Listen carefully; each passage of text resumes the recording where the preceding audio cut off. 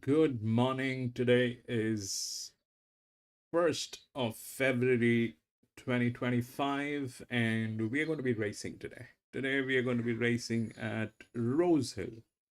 This is how the track looks like. It's in New South Wales.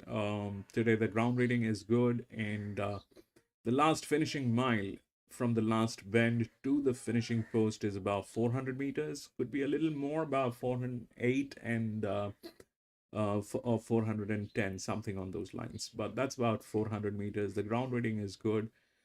And we've got some good races today here. We've tried racing at this ground for quite a few times, and every time we did that, we always had a problem with the weather. But today, this is where we're going to be racing, and that's what we have to deal with.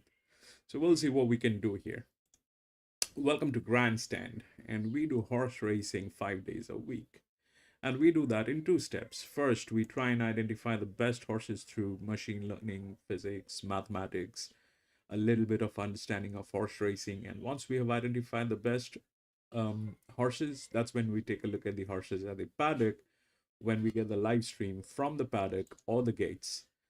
Uh, this is we do make changes when we find there are circumstantial changes and there are better horses at the paddock. It's horse racing, so we need to be vigilant and we need to be making quick decisions that are in favor of us, and that's exactly what we try and do. So I've got three tabs opened here. The first one is where we get to see the feed. The second one is where we get to see the scratchings and the odds. This third one is where we get to see the results. And that's what we have, right? And without any further ado, we'll get on with the first race today and see the number of scratchings. We've got 22 minutes to go. 4, 5, 7, 10, 15, 18, 19. 4, 5, 7, 4, 5, 7,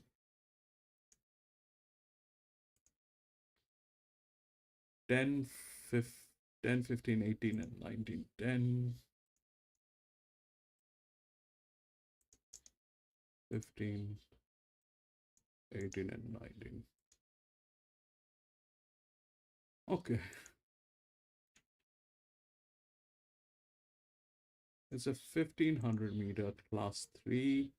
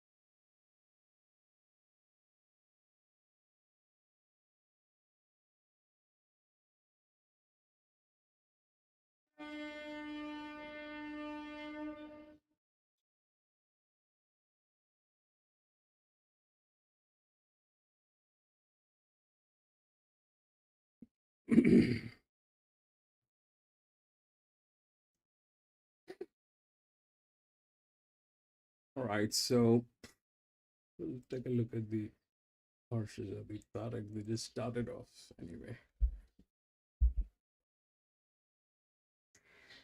That 12 is the favorite. It's a 5-year-old mare.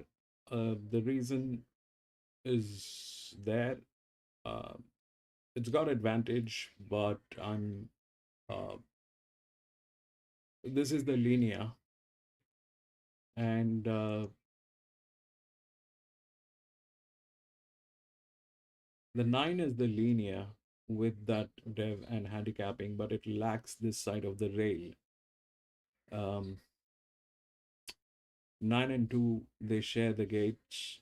12 and 3 they share the gates, and 3 is the highest linear. There's this 14 which is there with the highest outer drift, but that 1 is there in some form.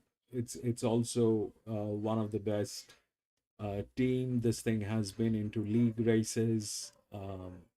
That's how it is, but um, it's a 6-year-old gelding.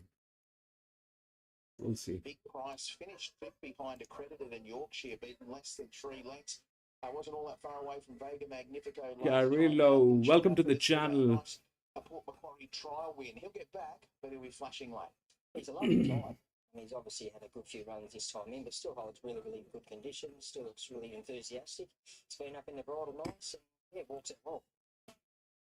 Office number 2, Tim Clark on for Matthew Dale. Good winner in the nation's capital going back to the 6th of December, defeating Breakaway Creek, and then was brave last time out at Randwick when fifth behind Maritz Girl, only beaten 2 lengths. There doesn't look to be a lot of speed on paper here. He should be able to kick through from an inside draw and give a sight. Looks terrific in the yard here today. He's got dapples on a high quarter. He's another one. Seems to be working out well. Holds good condition. Looks well. The right rein number 3, Rebecca Bronette Prag on for Pat Murphy. He's got his fair share of talent. His 6 weeks between runs has been freshened up off a runner-up finish at Warwick Farm behind Impunity last time out over the 2,200 metres. Back to 1,500 today, I think can run well. He looks nice. She's been since he's walked into the yard. Getting slightly warm, but not over. Next is Tapros number 6, Benny Looker for Craig Martin. Yeah, I did note there had been a little bit of specking around for this 4-year-old by Blue Point, who's relatively lightly raced. He's only had the 8 starts for 3 wins and 4 minor placings. He's won 2 out of his last 3. His victory over the mile at Tamworth last time out, defeating Charlie Barley, was full of merit. Really nice horse. He's a really athletic type of horse. He's not overly big, but holds good condition. Yeah, I really like him. 1 for Ian number 8, Kieran McAvoy and Nick Olive. Well, he's hardly put a foot wrong in his 3 runs this preparation. One first up at Queanbeyan, hit the line well at Randwick behind Sir Remlap, and then last time out here at Rosehill Gardens a fortnight back, just ran into a few traffic issues in the straight. Should have finished closer when 4th behind Swift Charm. Out to the 1,500 metres on a firmer track today. Looks ideal.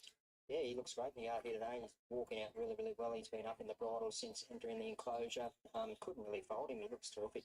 Tapper kick number 9, Zach Lloyd for the Masara Gavranich yard. You had to give him a pass mark of his first up run at Muswellbrook there in a benchmark 58 over 1,280 metres. Was asked to carry 64.5 kilos and tried really hard.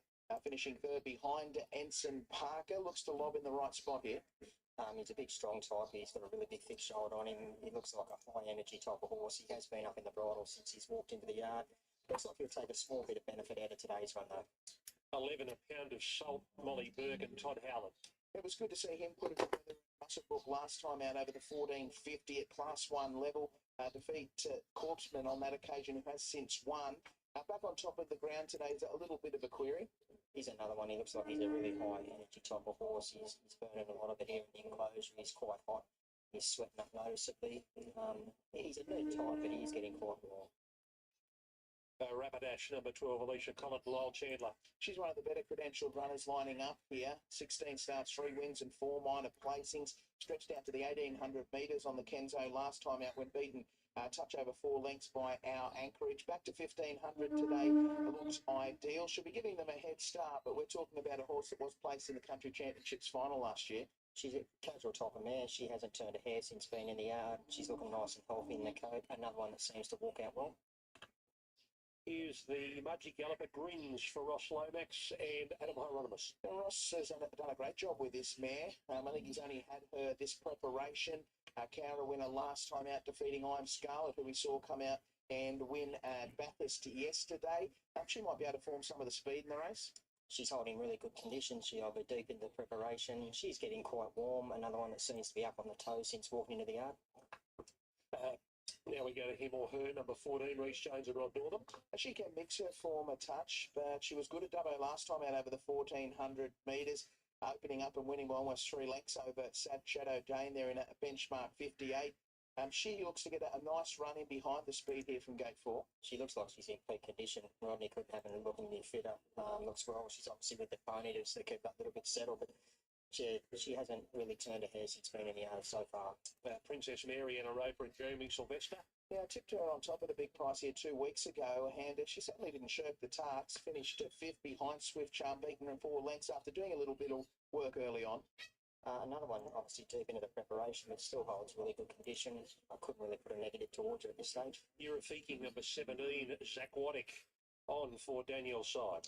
Good winner first up on the Riverside track there at Wagga before placing at Albury last start behind Choice Witness. The bad gate makes it tricky. Another really athletic type. Doesn't hold any extra conditions. Getting quite warm. That would be the only negative. What is a very open highway. Let's have a chat to Rod Northam with him or her coming off a very easy win at Dubbo. Yeah, it was nice. Good to see her back in form. She showed good form last time in. Then all went wrong Stone Cup day. She got upset in the tie-ups, and when we were saddling her, it had to be scratched before the race. That's why we gave her an extended spell. And now she's third up and probably at a peak. Yeah. Just before Scone, you brought her down for a highway, but things didn't go well that day. Yeah, probably she was a bit underdone that day as well. We were sort of planning on having a cherry ripe for Scone. So, yeah, probably had a few excuses as well on the running. But I expect her to run quite well today. Good luck. Thank you. Here's Rod Northam. $16, him or her, this 5-year-old mare. Now, Corey, who do you like? I like number 1, I'm a true star. Deep into the preparation, it still holds really, really good condition. I think the claim from Matty Owens is going to definitely help. It's going to need a little bit of luck from that tricky barrier, but back-marking horse, but should be getting home late. Label numbers here, 12, 14, 8 and 1. Happy to go with Rapidash on top. She's a very fit race mare. She's going back in trip today, but I don't see that as any real issue. She's the kind of horse that you can't bustle early. If she can just get a little bit of cover and be produced late, I think she looks as good a chance as any. 14, him or her in for second. This 5-year-old mare trained by Rod Northam. She was very good. Had Dubbo last time out over the 1400 metres, easily accounting for Shadow Dane and company. Obviously, a bit of a step up for her today, but she's in good form. 8-1 for Ian. I thought was a little unlucky here 2 weeks ago when finishing 4th behind Swift Charm.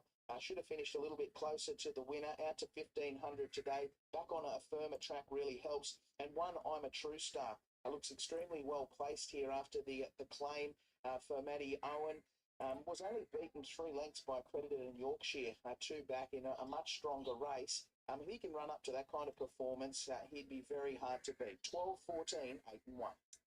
Next tip, Rapidash is the best firm here. Went up second pick when I first put up markets on Wednesday. It was a $4.80 chance, still second pick there this morning, but it's the clear favourite now, Rapidash. $4.80 into $4, and it is definitely going to start favourite here in the first, the Tab Highway Plate. I'm a True Star, my early favourite on Wednesday. It's been quite soft today, $4.60 out to $5.50. It's been pretty hard to lay. It's actually a big winner in our book, I'm a True Star. I'm a True Star and Rapidash both very, very well placed here. The set weights, conditions of this Tab Highway Plate, albeit they both look to get back in a race without a lot of pace. So just a little bit of a negative there around the top two picks from my perspective, which led me into the horse that we liked in Adolphus, who looks to get a pretty soft lead here. Tim Clark on from barrier one.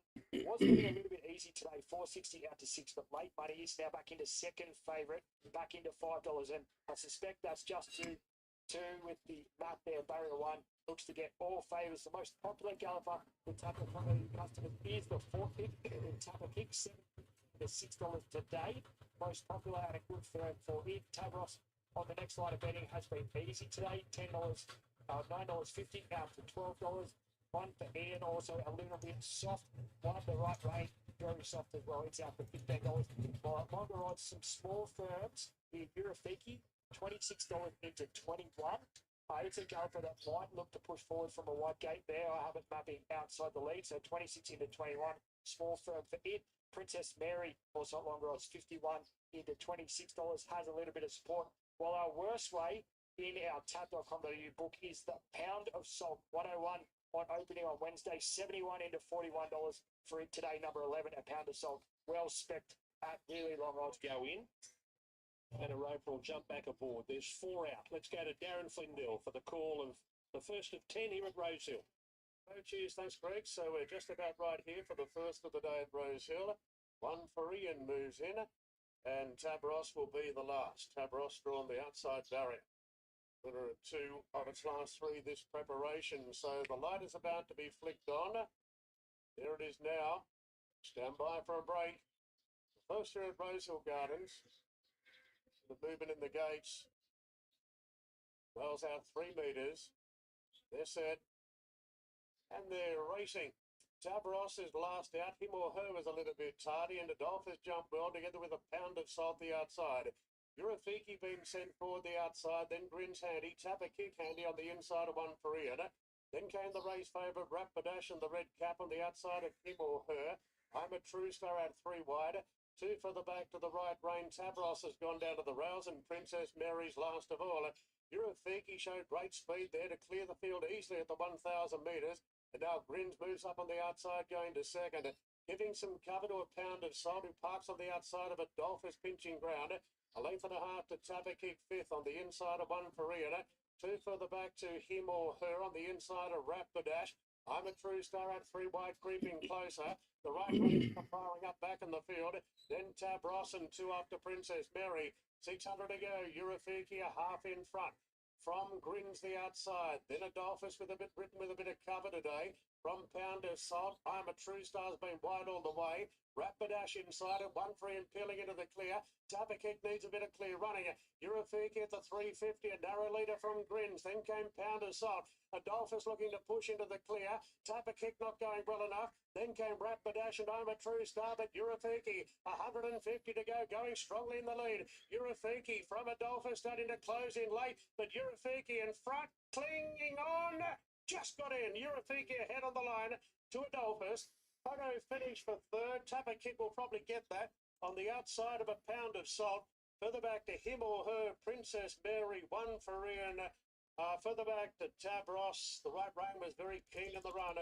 And no close. Urafiki by a narrow margin.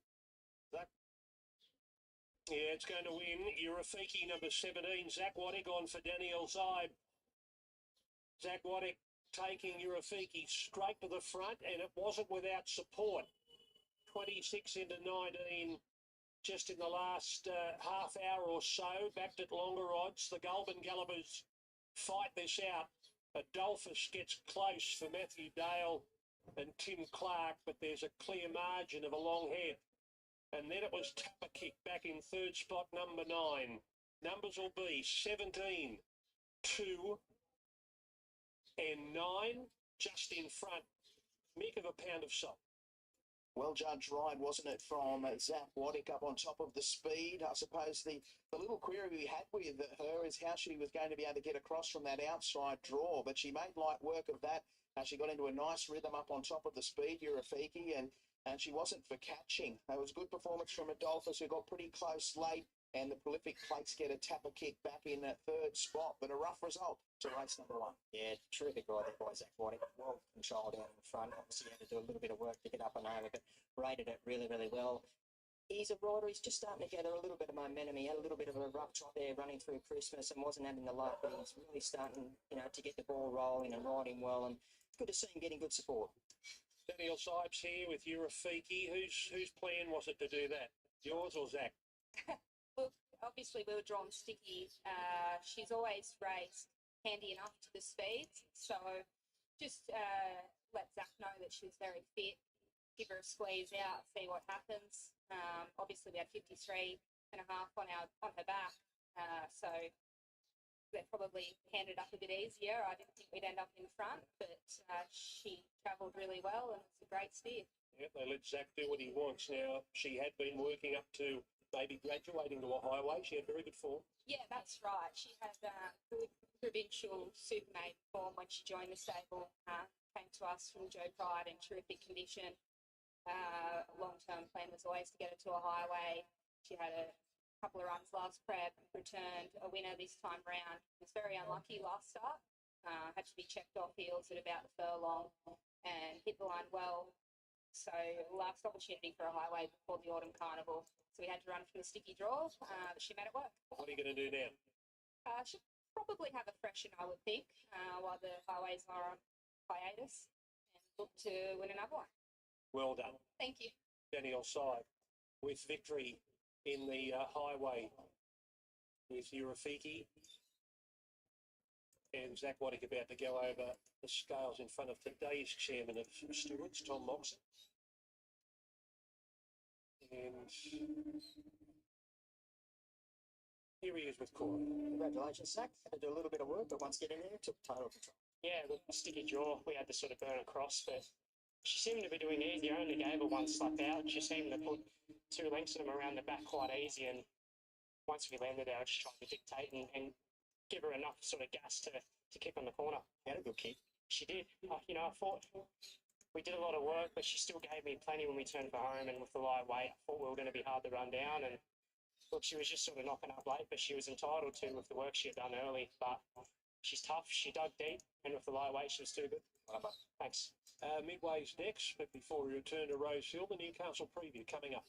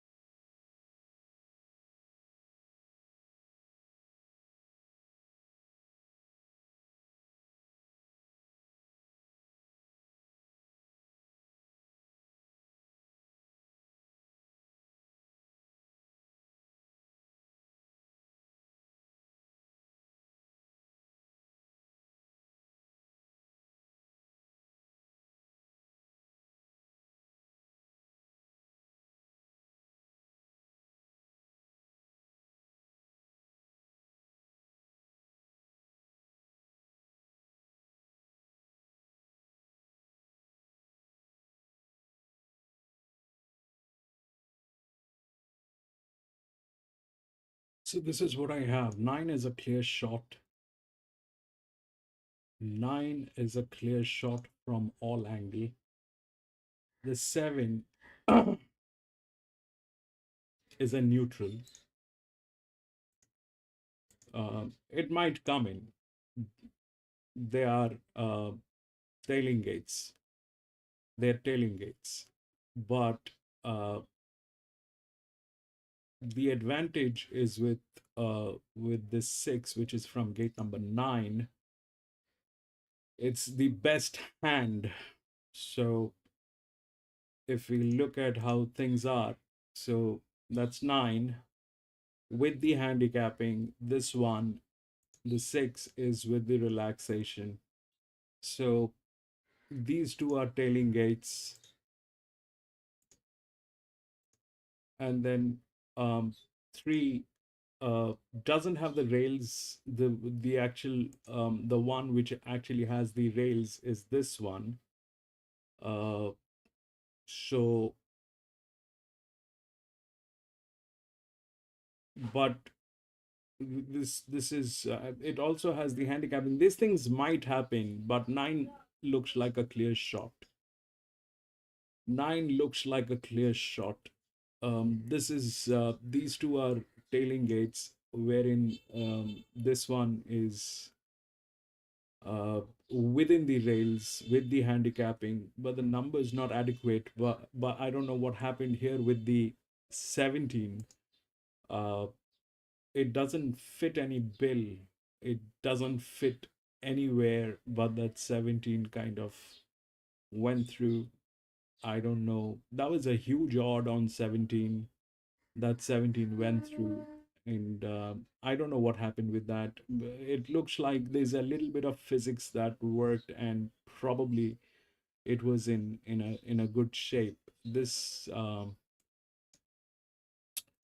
thing was there with 6 and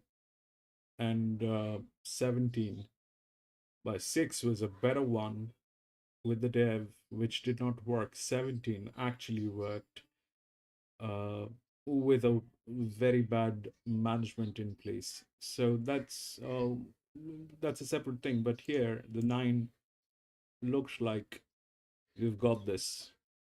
I'm going to put a win bet on 9 if that 9 doesn't get tailed at the paddock.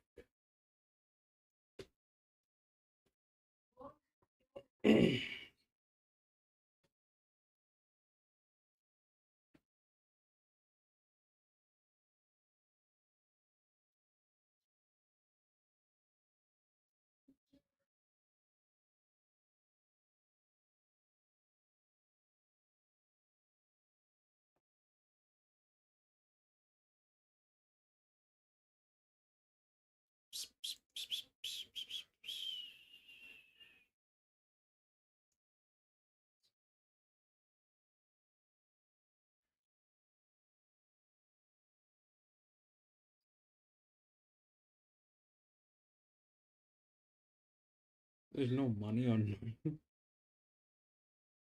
290, Summer Soiree at 460, and then down to Oolong Guai first up, $6, and he's at $14 in race 7. Yeah, they do. Look, the two I'm with Hell to Pay was a winner of a $250,000 maiden at the Sunshine Coast over the Magic Million time after sitting 3rd at the trip. I thought the effort was very good there. Then they set him to the Magic Millions Guineas, where he was put up the fence at around the 700-metre mark and didn't have much luck coming into the top of the straight, and did a pretty good job, all things considered, to only be beaten a touch under 4 lengths. So we come back from a $3 million race to a Class 1 at the Provincials with a nice gate and a claim for break knock. He does look the one to beat. From Zunaka, who done a good job to win first up and back that up with a solid performance out of Maiden Company last start. Should run well. The 2 Summer Soiree bolted in by around 8 lengths, 2 back. Probably wasn't the strongest maiden there at Wyong, but I thought the effort here was okay last start. And Oolong Guai, I didn't mind the efforts from that galloper. Was a winner first up last preparation at Canberra over the 1,000 and looked no hope at the top of the straight, got the job done. The trials have been nice leading into this. 1, 5, 2 and 6. And the final event this afternoon to wrap up the program and round out the quaddie, due to go at 5:40 local time, benchmark 64. This is over the mile, so Decimus favourite here. Keegan Latham riding for Richard Litt 380, Hinge Jive 460, as to his Monomoa. Beza at $5, the Oakfield Prince at $5.50, Awesome Tycoon at $9, and the only other one is Tygon Princess, stablemate of Oakfield Prince, $15 in the last. Well, I went Monomoa looking for some kind of value, but she continues to trim up. I thought her run was really good here too, back on the soft track. The money came for her when the rain did come on that occasion. And Lewis, welcome back, Lewis. On that occasion, we sent a couple of winners out of the race. She gets him 52 kilos after Molly's claim. It is a race with 0 speed on paper, so that's a little niggle, but I feel like Molly probably just has to get on her bike at around the 500-metre mark. If she's in striking distance at the top of the straight, I think she finds a winnable race. The 4 Hinch and Jive, probably wants the track to continue to improve. Her better form has been on top of the ground, but she's here third up, stepping to a mile back to the provincials. I think she gets her chance. The top weight Oakfield Prince, he doesn't win out of turn, but he's really far away. He'll appreciate the soft track here this afternoon. He does have to carry the 61.5 kilos, but Aaron Bullock knows him well. He was luckless last start. And our favourite Decimus, just due for a change of luck, been not all that far off, all preparation, terribly unlucky the past couple. If things go his way today, he could certainly win 9, 4, 1 and 7. Okay, so you're keen on a couple early. Yes, race 1, number 1, Barracuda. Good to see him get the job done. First up for the new stable. And race 2, number 3, Serious Legend.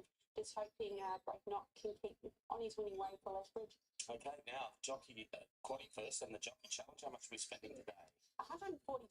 So first leg 4, 5 and 6. The second leg 1, 2 and 4. The third 1, 5, 2 and 6. And the fourth 9, 4, 1 and 7. $144 for 100%. Okay, now the jockey challenge market will be open until the first race gets underway at 125. Breaknock 230 in favour. Molly Fitzgerald at 420. Linda Garane at 550. Keegan Latham at 6. Andrew Atkins at 9. JB Ellis at 10. Bullock $81. When was the last time you saw that? Any other? $101 for that jockey challenge market today. So row that 8. We start on a soft 6 with an improving 6 with a top of about 27 degrees, and I think it's about that out there now. Yeah, beautiful day for racing. Let's hope we can find a few winners for you punters at home. All right, we'll see you back here when runners are in the yard, which is not that far away prior to race 1.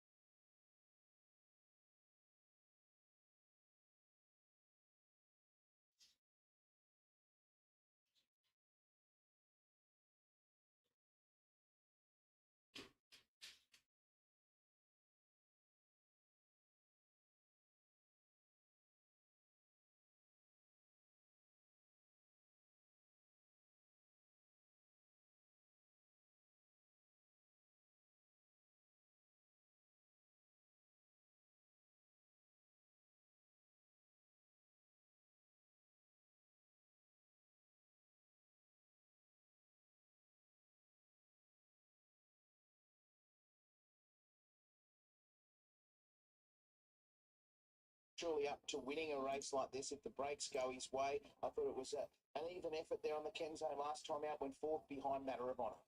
He's a really big, strong, thick set type of horse. Holds really, really good condition. Still seems nice and bright and alert. Obviously, he's deep into the preparation, but still looks terrific. Silent Star number 3, Zach Waddick, for Ryan and Alexia. He was racing quite consistently with a series of minor placings before failing last time out at Wyong. And the race won by Yorkshire. Box seated, you could see he was under pressure a fair way from home. You can forgive him one bad run, I suppose. Zach Waddick's claim will offer some assistance. He's a nice little horse. He's another one. He's deep into the preparation, had a good few runs, but still holds terrific condition. Still nice and bright and alert, and another one that walks out really freely. Broadway bouncer number 4 and a roper on for Christian Buchanan. Was responsible for a tradesman-like win there at Port Macquarie, 2 back over the 1,200 metres late in December. And then last time out here at Rosehill Gardens was beaten around 5 lengths into a 7th spot. That was behind Shohisha. A little bit scratchy away that day, I think, with a clean break this afternoon, possibly a place chance. He's walked in the yard with a real presence about him today. He looks terrific. He's really healthy in the coat. He's walking out really, really well, but it just seems really nice and bright and alert. He looks great. Here's herd number 5, Jay Bob, welcome back, Bob. A little bit more from him when resuming here at Rosehill Gardens last time out behind Shohisha. Was beaten around 6 lengths. Does race well here at Rosehill, having had 5 starts at the track for a win and a minor placing, and does have some pretty good second up stats. He's a casual type of horse. He's second up. Obviously, still holds a little bit of condition, but he'll improve on what he does today. But wouldn't be surprised if he run well. Resilient number 6, Jason Collett for Claire Collett. Like the way this fellow's Welcome back, Bob. Back from a spell and just continues to improve with racing. Was good at If the 9 doesn't get tailed, behind Walker, then we have a clear shot on that 9. Coming out and winning it last night. It was a scratching from the Canterbury Beating last night in preference for this race. A little bit of luck early from an awkward draw. He's a lovely big horse. I've only got one little negative about him today. He's getting slightly warm. Compared to the others, he's sweated up noticeably. Spicy Hot Pot, Reece Jones and Sarah Ryan.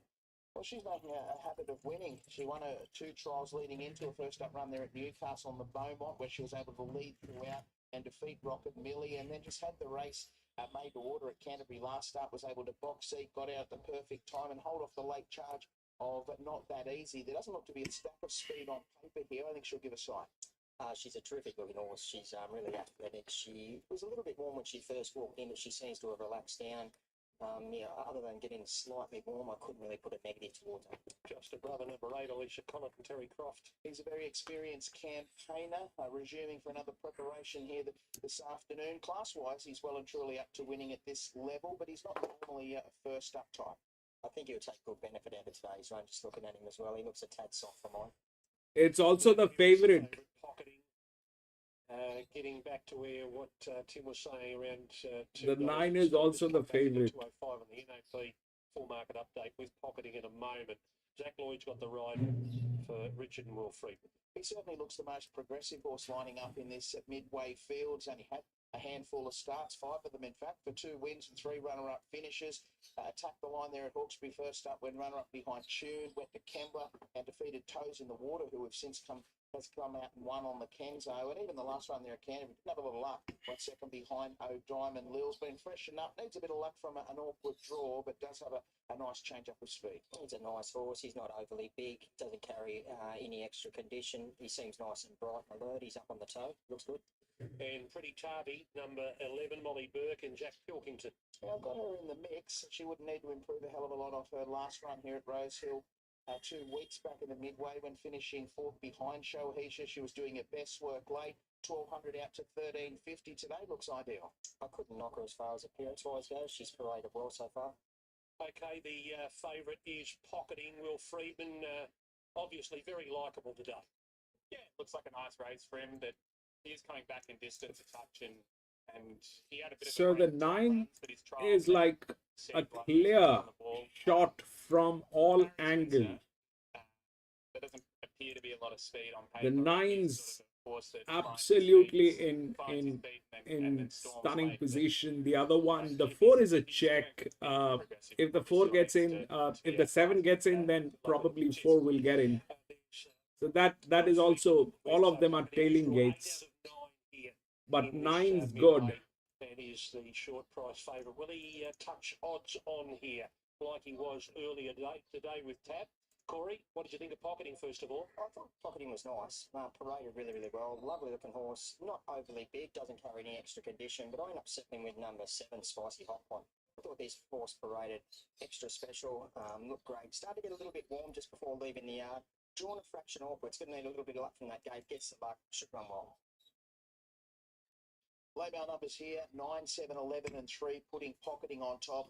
The favourite looks like he's on the upward spiral. He's had a gap between runs, but had a recent trial to keep him up to the mark, and he looked pretty dialed in there, finishing second behind Wineglass Bay there at Rosehill on the 23rd of January. 7 Spicy Hot Pot, one at Newcastle on the Beaumont, followed that up with a really good win at Canterbury last time out. If she can carve across and find the lead, she'll be hard to run down. 11 Pretty Tarvey, wouldn't need to come on too much from that last run, which saw her finish fourth behind Shohisha.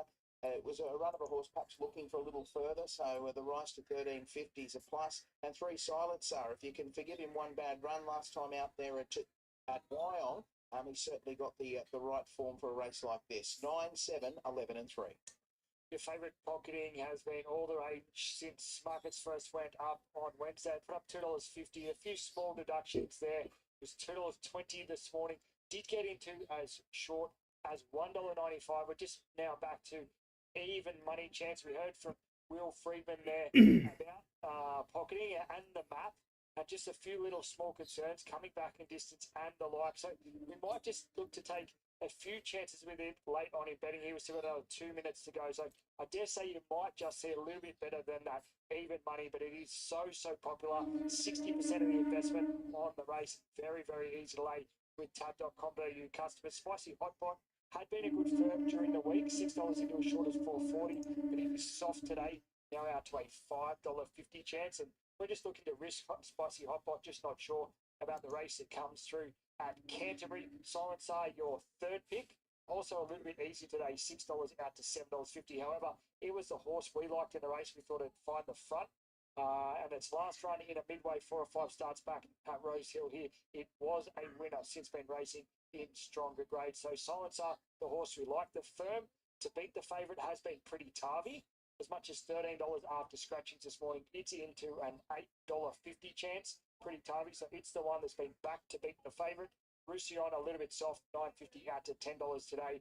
And we're out to Broadway Bouncer, who's seen a little bit of support just late in betting here, $19 into $17. Can't give you much of a push for the rest. But still, your favourite holds at that even money quote. The NOP's just come down to meet us there. So even money, the NOP, even money with Tab. Maybe we might just see it a little bit better later on here, but geez, the figures are stacking up here on Pocketing. Still over 60% of the hold on the race. Very, very easy to lay at a big liability here. Just to trim up now for Silencer, that's $7.50 on your screen. Just trimming up now to $7. I repeat, it's the horse we like in the race. And Pretty Tarvey, the firm today, $13 into now $8. So it's come in again, another roll here. Pretty Tarvey, 13 into 8. All right, keep Tim's mic open and you just butt in here if you see any changes to the mark you want to mention as Silencer comes up. Pocketing is in the Yulong colours. 5 starts, 2 wins. They were at Nowra and Kembla in a maiden and benchmark 64. 3 placings, including a last start second at Canterbury. Unlucky. It's had a trial in that 31 days since running second at Canterbury. Pocketing drawn 8 out of 9 here, and there's only about 3 out. Spicy Hot Pot about to come up for Sarah Ryan. It's looking for a hat trick after winning it on the Beaumont at Canterbury.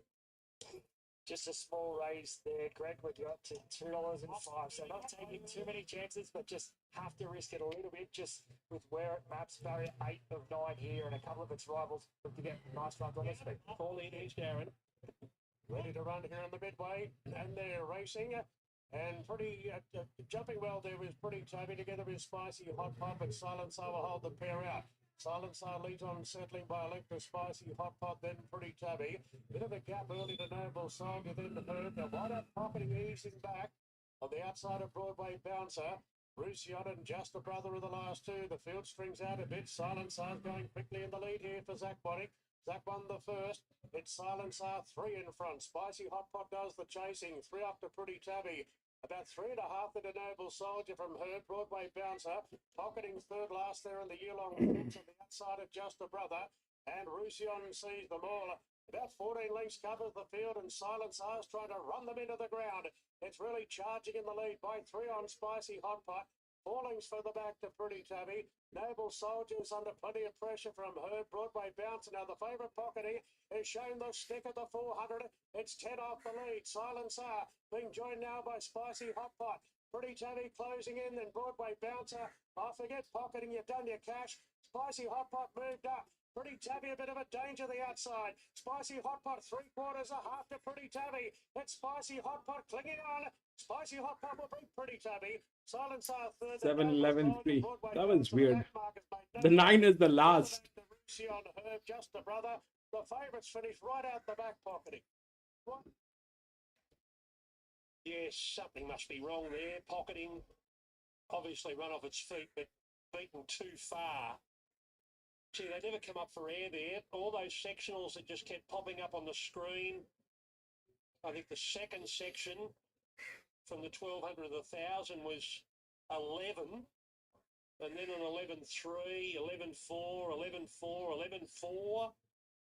And still 11.8's very quick the last 200 metres when Spicy Hot Pot eventually grabbed the lead and went on with it. Pretty Tabby's going to run second. The leader has done a good job to run third. And fourth home was Noble Soldier. We'll need a steward's report and a vet's report for Pocketing.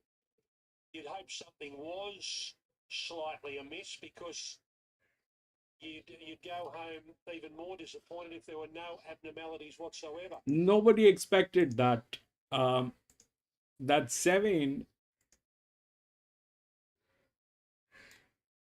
7 was good, all right? That 7 was running neutral. The 7 was not bad. It was okay. But what happened with 9 is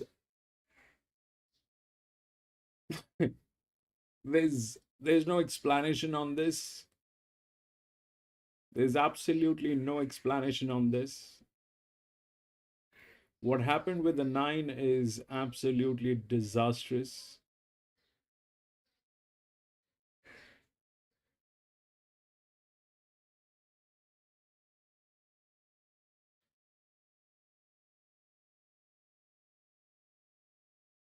Lewis, back that 7. Brilliant. Lewis. Brilliant. We kind of lost it.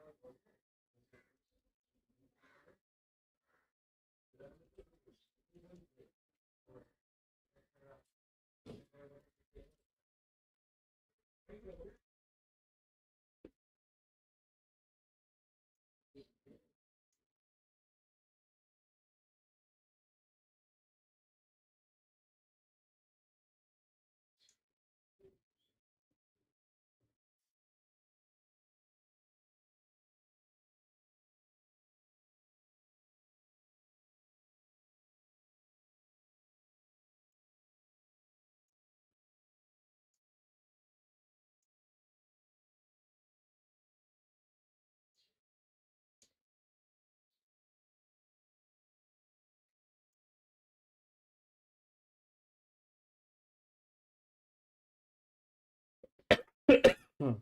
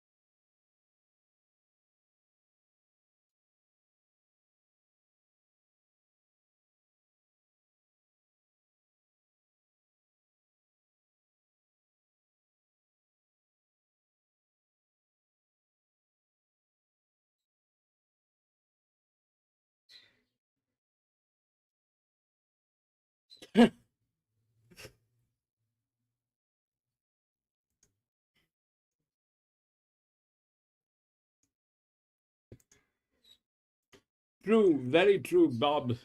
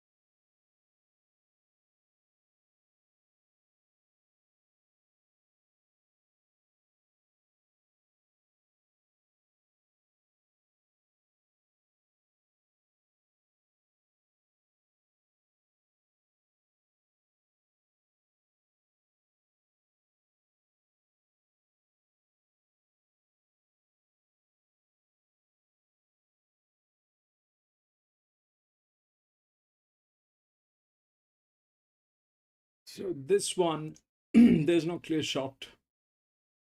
That 7 is there.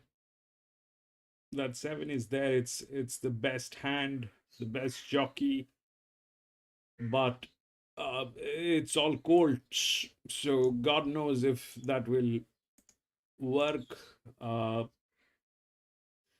2 is actually something that has been to this track, been to this distance, and that's got the handicapping. Now, having said that, it's weird, and the strongest one which is here is this 2.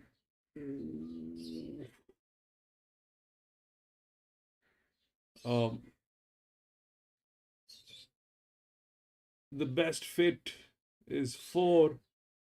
1 is that's also the next inline handicapping. There's no clear shot in this. The 7 probably has the best people and some advantage in terms of the fact that this is the only horse that is within the rails. This is the only horse that is within the rails, but that doesn't guarantee anything. This horse has not run a single race. The one which has actually run um, are these horses 1, 2, and 3, wherein 2 is with the handicapping and has been to this distance. Everything looks all good, but there's a huge amount of if this is the negative, this is the positive, and all of them are in the same situation. One has a strong handicapping, but this uh, can go any direction. I don't want to put money on this. I just put money on the 9 in the last one. It backfired royally, and uh, it was just not me who thought that the 9 is going to win. I think the entire world thought the 9 is going to win. Um, Lewis made money out of the last race, so I am not sure. There's no clear shot on this. The 7 is a good one. There's no doubt that the 7 is the only one which is within the rails, but that's not enough. That is not enough to believe that this is going to win. I like the 2 because of the fact that this has been to this distance, and probably um, you know that's the only thing, and it's a 1100 meter. That gate is not suitable. That gate is not suitable. Suitable gate is definitely 1, then 2. These are the gates which are suitable, but I don't have numbers to support this. So I'll be out.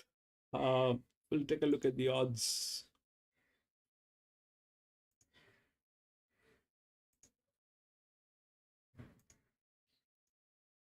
Three, 7, 1, and 2.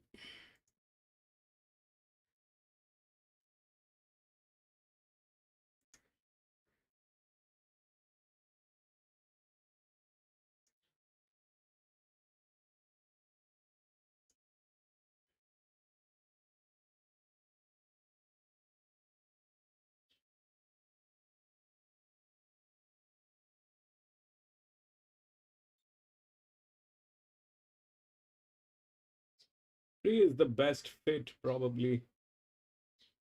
Uh, but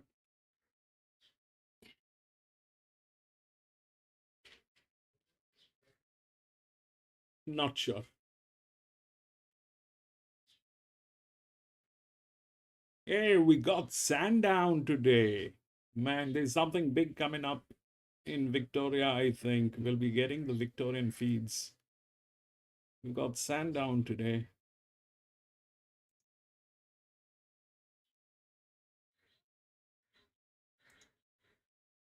think, well, why was that? So hopefully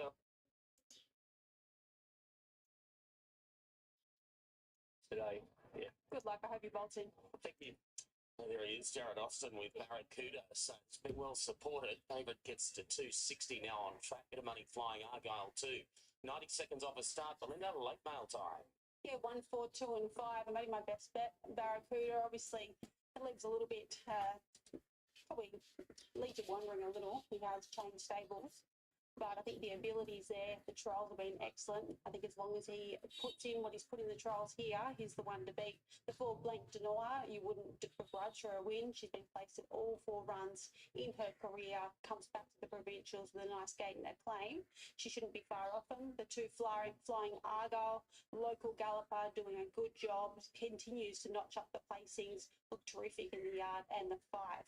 Ocean Joy, really big built gelding, this guy, filly, sorry, and should have taken a nice natural improvement from that first run, and inside gate's a big plus. 1, 4, 2 and 5. Okay, they've arrived at the start loading process shortly to get underway as we head to Tim Ryan from TAB and say good afternoon. Tim, what's happening here in race 1?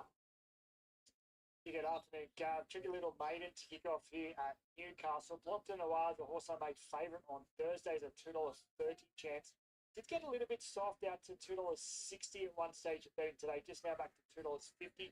I think the money might come from this late with Barracuda just starting to get a little bit soft. But Blockton Noir comes through a pretty strong race there, and the Kenzo Bold Bidder came through that form line. It won at Kembla on Thursday. So I think it's hardest to beat, $2.50. I think that might just trim up a little bit late. Barracuda, been interesting betting flux on it. I put up $2.50, did get to $3.30 this morning, back into $2.50.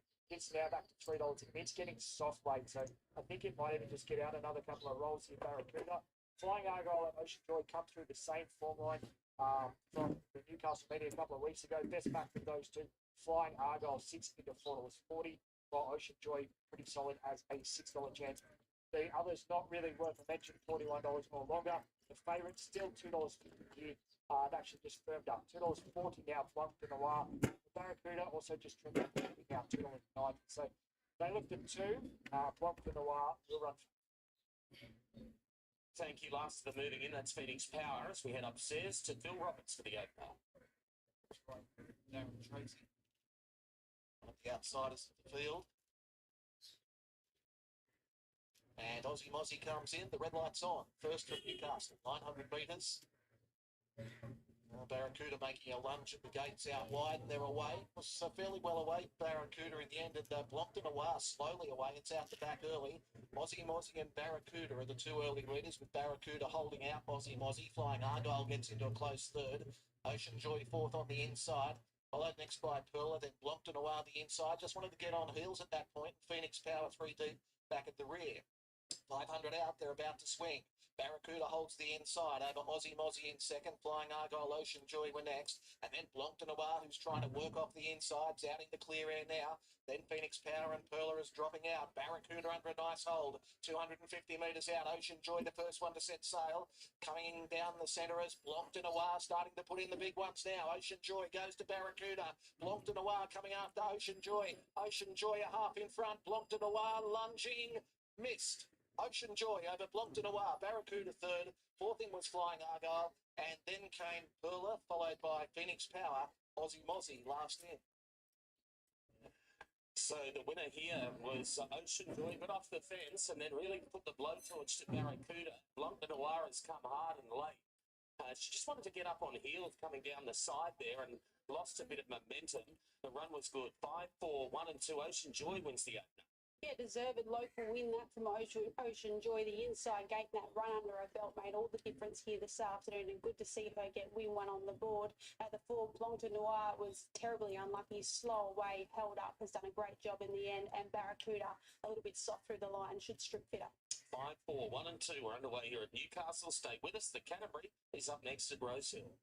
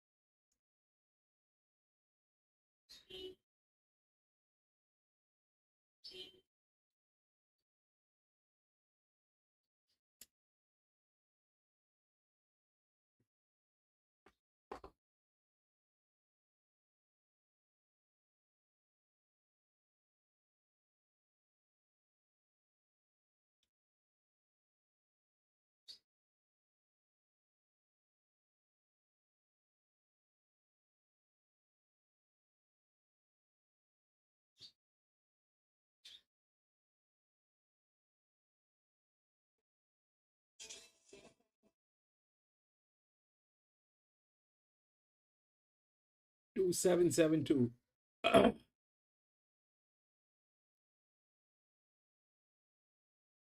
God knows what will happen in this one.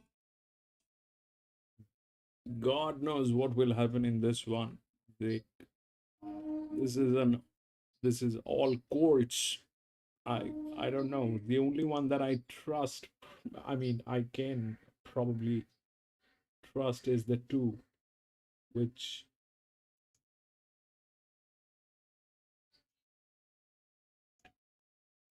With the vet's report from pocketing, pulled up with cardiac arrhythmia pocketing, so it'll have to have a vet's clearance before it runs again. Tailed off running last in the previous cardiac arrhythmia from the vet's previous favourite. Now this Canterbury Stakes, Burma Star, the clear favourite over Tropic and Blitzberg, and then out to Fermoy. Mounting out for Harvey Norman, all you need in furniture, bedding, electrical and technology. Blitzberg, the most experienced of all the two-year-olds here, lining up for start number 4. Trained by Gerald Ryan and Sterling Alexio. Tyler Schiller. He's got off to a pretty good start to his career. He's a winner at Newcastle on debut, and I thought there was plenty of merit in his performance in the Wyong Magic Millions Classic when beaten 2 lengths there by O'Lay. Did track 3 wide facing the breeze for much of that race, and he stuck on bravely. Had 6 weeks between runs before turning up at Eagle Farm last start. When third behind Space Rider, was comfortably held, but I think probably needed that run. He strips fitter today from a good draw. He's a major player. He's a nice, neat-looking horse. He's obviously nowhere near the finished product yet. He is getting slightly warm, but you couldn't knock him other than that. His appearance is great. He seems to have a terrific attitude. Obviously, he's had the 3 runs already, so he knows what it's all about now. But yeah, as far as appearance-wise goes, you couldn't find him. Just getting slightly warm, that's all. Here's a $1.9 million Easter by Kilmoy's Zoostar, Chris Waller trains, and Kieran McAvoy wears the Coolmore blue. Yeah, he just looks like a real racehorse, doesn't he? This colt by Zoostar, he's only had the 1 race start at Rosehill going back to the 30th of November. Finished third on that occasion behind the Playwright. He worked to the line well. His latest trial here at Rosehill was good on the 23rd of January. He was under a good hold from Kieran McAvoy and worked between horses nicely and was pretty strong through the line. He'll be better for the run, no doubt about it, but I'm surprised he's so easy in the market. He will improve on what he does today for mine. He looks a tad soft, but he's a beautiful big horse. He's still got lots of furnishing to do, but he's not awkward at all. He walks out well, and he's got a terrific attitude, although he's got the 2 handlers on him. He hasn't blinked since he's been in the yard. Here's the favourite, number 3 Burma Star by Exceed and Excel, Tim Clark and James Cummings. 1 race start at Warwick Farm going back to the 16th of December and finished second there behind I Carry and Dream, only beaten a narrow margin. His recent trial win, which is what's caught the attention of many punters, was very good. He showed a really good turn of foot to beat Far-Sighted. We know he's got tactical speed. I suspect he'll roll forward here. It'll be very hard to gun down. He's a real lad. Since walking into the enclosure, he's been up on the toe. He's been showing off, kicking out. He's not getting hot at all. He's managed to keep a lid on that. Well, he's just started to walk now as I'm talking about him, but he's a beautiful looking animal, well put together, got muscles upon muscles. A little bit of an attitude, but yeah, no negative for me. Hillier, number 4, Chad Schofield for Annabelle Neesham and Rob Archibald. Yeah, he's clearly had a good education. He's had 2 trials through the month of January. Circled the field, got wide on the turn and was doing his best work late, went 5th at Warwick Farm on the 3rd of January behind Namaste. And then the latest trial led into the straight and just got tired the last little bit, beaten around 4 lengths by Majorca Sunset. So it'll be interesting to see how they ride him today. He's a lovely looking horse. To be honest, he doesn't really look like a 2-year-old. He's sort of muscled up. His coat's looking terrific. His attitude's been good, although he's got the 2 handlers on him. He's still very, quite sedate. I like him. He's a beautiful horse. Melanite, number 5, Zach Lloyd for John Thompson. Yeah, can't wait to see what he can produce here at start number 1. He's only had the 1 trial at Canterbury on the 9th of January. There were only 4 in it.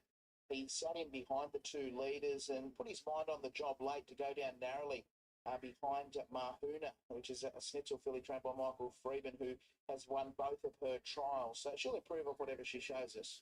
He's a beautiful looking horse. He's big, he's strong. He still looks a touch sort of immature. He's having a little bit of a look around, but as far as body-wise goes, he's a big, strong, robust type of horse. He'll take a little bit of improvement out of today, but again, good looker. We get to Peleus now, number 6, Jason Connett's on Phoenician and Archibald. I think he'll run well. I was trying to fit him into the numbers. This colt by Pariah had the 1 trial there at Hawkesbury over 800 metres and pushed up nicely late between horses and was very strong past the post, finishing 3rd behind North England, of course, was the Golden Gift winner.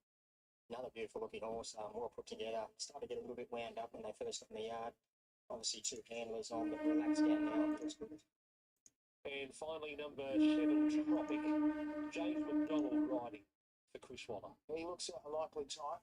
This colt by Star. He's had 2 trials. He stretched out nicely at Rosehill Gardens to win his first trial, defeating Miss Orth going back to the 18th of October. And his most recent trial on the 23rd of January, again, he was up on top of the speed and was just outbobbed by Feel the Breeze. Always like it when these youngsters come up with inside gate. I know it's only a small field, but gives them something to follow. James McDonald on board's a big tick. Yeah, he's another lovely looking horse. He's paraded really, really well. Just starting to get a little bit playful now as James wanted to get up on board.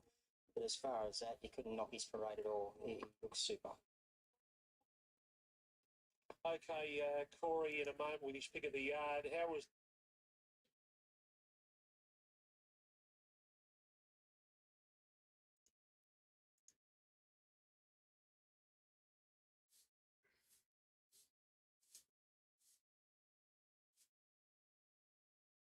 He trialled beautifully.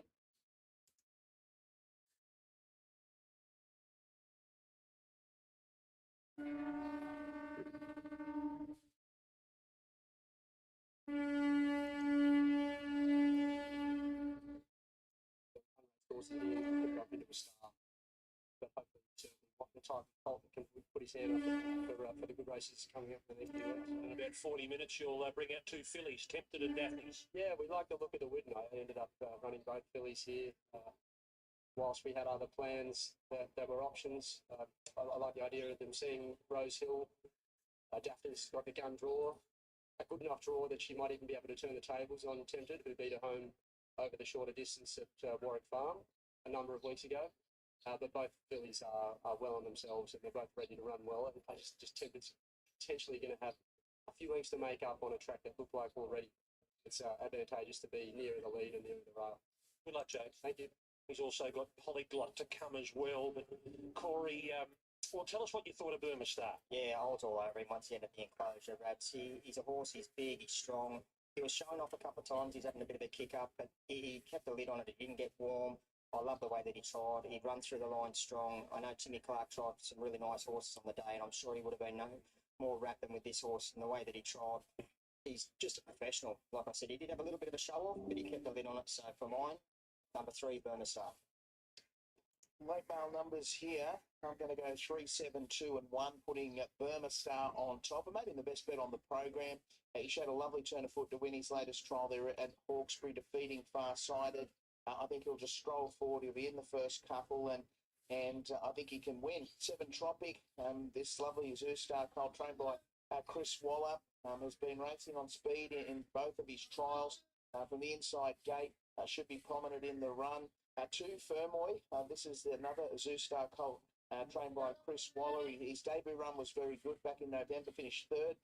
To the playwright here over this track and distance, and looks ready to run a decent race here. I would have thought of the recent trial, which saw him finish 4th behind Tempted, where he was under a decent grip. 1 Blitzberg will certainly strip fitter off the least recent run up there in Queensland.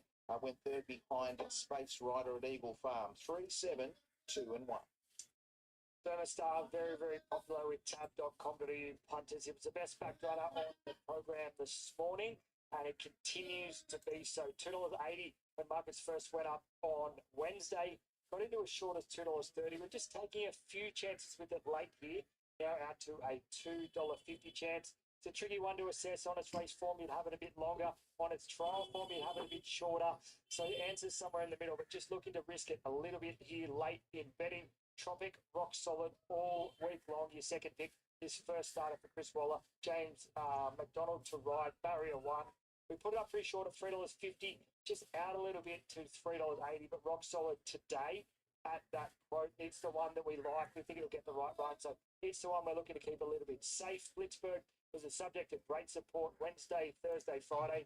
$8 into as short as $3.60. We're looking to bet against it a little bit today. We've pushed it out to $4.80. And for Moy, went up the same price as stablemate Tropic at $3.50 on Wednesday. It's been really quite friendly. Did get to $7.50 though. Late trim up to $6.50. But its race form looks the pick here for our thoughts. But $6.50, the barrier 7, maybe a little bit against $14 there about your next pick, Peleus, and $21 about Helia, who's a little bit of a trim up today, 34 into $21. But $2.50 about your favourite here, Burma Star. $26 in Tab Gold Slipper betting. $34 about Tropic. Tab.com.au under futures. Oh, it's a big race. The Henry Field Newgate team, they're all here. All of Godolphin are here. It looks like all of Coolmore are here. Who will show off? In the Canonbury, another important slipper lead up. We're 7 weeks out from the $5 million Tab Golden Slipper, the world's richest race for juveniles. As Fermoy comes up, here's Darren for our first of our 2-year-old features. Three. Burma Star, a solid favourite in their racing. Tropic began only fairly. Blitzberg rustled out of the gates. Blitzberg is going to lead. Tropic pushes from the inside of Melanite. And Burma Star is right there in fourth. 2 lengths for the back to Hilly. Racing there on the inside of Peleus. And Fermoy, last of all, racing a touch keen. But the pace not overly strong. And Blitzberg shows the way by 3/4. Now length on Melanite. Tropic in the third. Burma Star a clear fourth. 2 up to Hillier. Still over racing on the inside of Peleus. And a length and a half too for Moira and Stone Cold as they come inside the 500 metres. And Blitzberg is the front runner out by a length and a half to Melanite. Tropic locked up on the inside. Now Burma Star ridden up by Clark coming off heels. Blitzberg at the 300, a length clear from Melanite. Then Tropic only plodding on the inside. Burma Star needs to lift then Hillier. And Peleus down the outside, but Blitzberg's the one to get inside the 150. Blitzberg's on further in front. Hillier and Peleus fighting out the minors, but Blitzberg led all the way in the hands of Tyler Schiller. That was a dominant win today by Blitzberg. Got up by a length and a half to Hillier, then Peleus. Burma Star didn't pick up. A gap to Melanite. Fermoy was always towards the rear, and Tropic who had the gap weakened out. Sabir, welcome back. Well, a few bubbles burst there. Blitzberg, the most experienced colt in the field, lining up for start number 4. Debuted at Newcastle on the 27th of November. Then went to Wyong and finished 5th behind Olay in the Magic Millions there on the Central Coast. And then up at Eagle Farm 35 days ago, we're in 3rd behind Space Rider. Winkers going on today. This $500,000 Magic Millions purchased by Schnitzel. Blitzberg has led all the way, beating Hillier, and then Peleus, then Burma Star, then Melanite, then Fermoy, and then Tropic. And Fermoy and Tropic have been beaten a long way, and so is Burma Star. 146, yes. So, Mick, what do you make of that? I think So, was just simply anyways, we were I was out of this one. They were all colts. That one, that 2 definitely had chance, but you never know. I mean, that's a very difficult gate for 1100 to deliver, especially for horses that has no experience. But that's exactly what happened. This one went through because of some advantage that it had, but that's you it's very difficult to work out on. Uh, I mean, I don't trust Colts. That's as simple and straight as that. I do not trust Colts. I don't know what they'll do unless I get uh, a Colt that is absolutely spotless. This is a filly. This is the same situation just with fillies.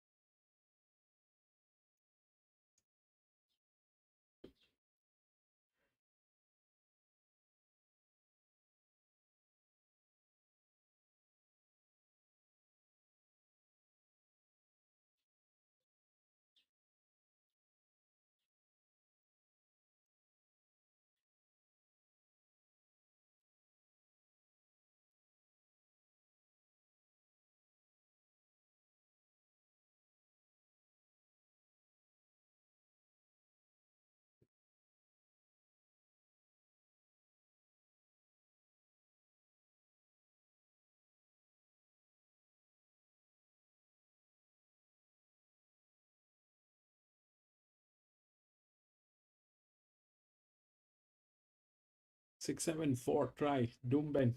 Best of luck, Louis.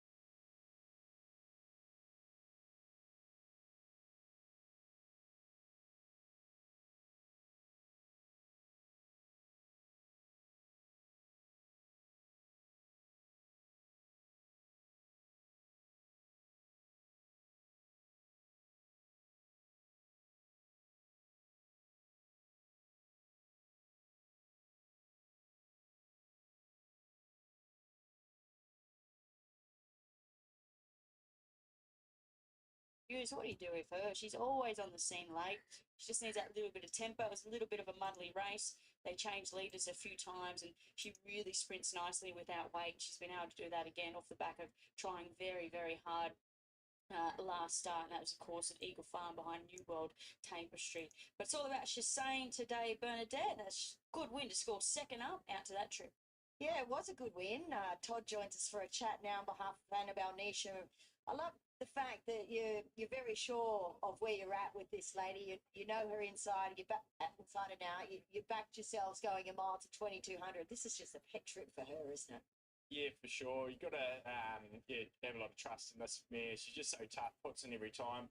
It was probably a bit of an ass sticking up straight to 2200, and but she just stays all day.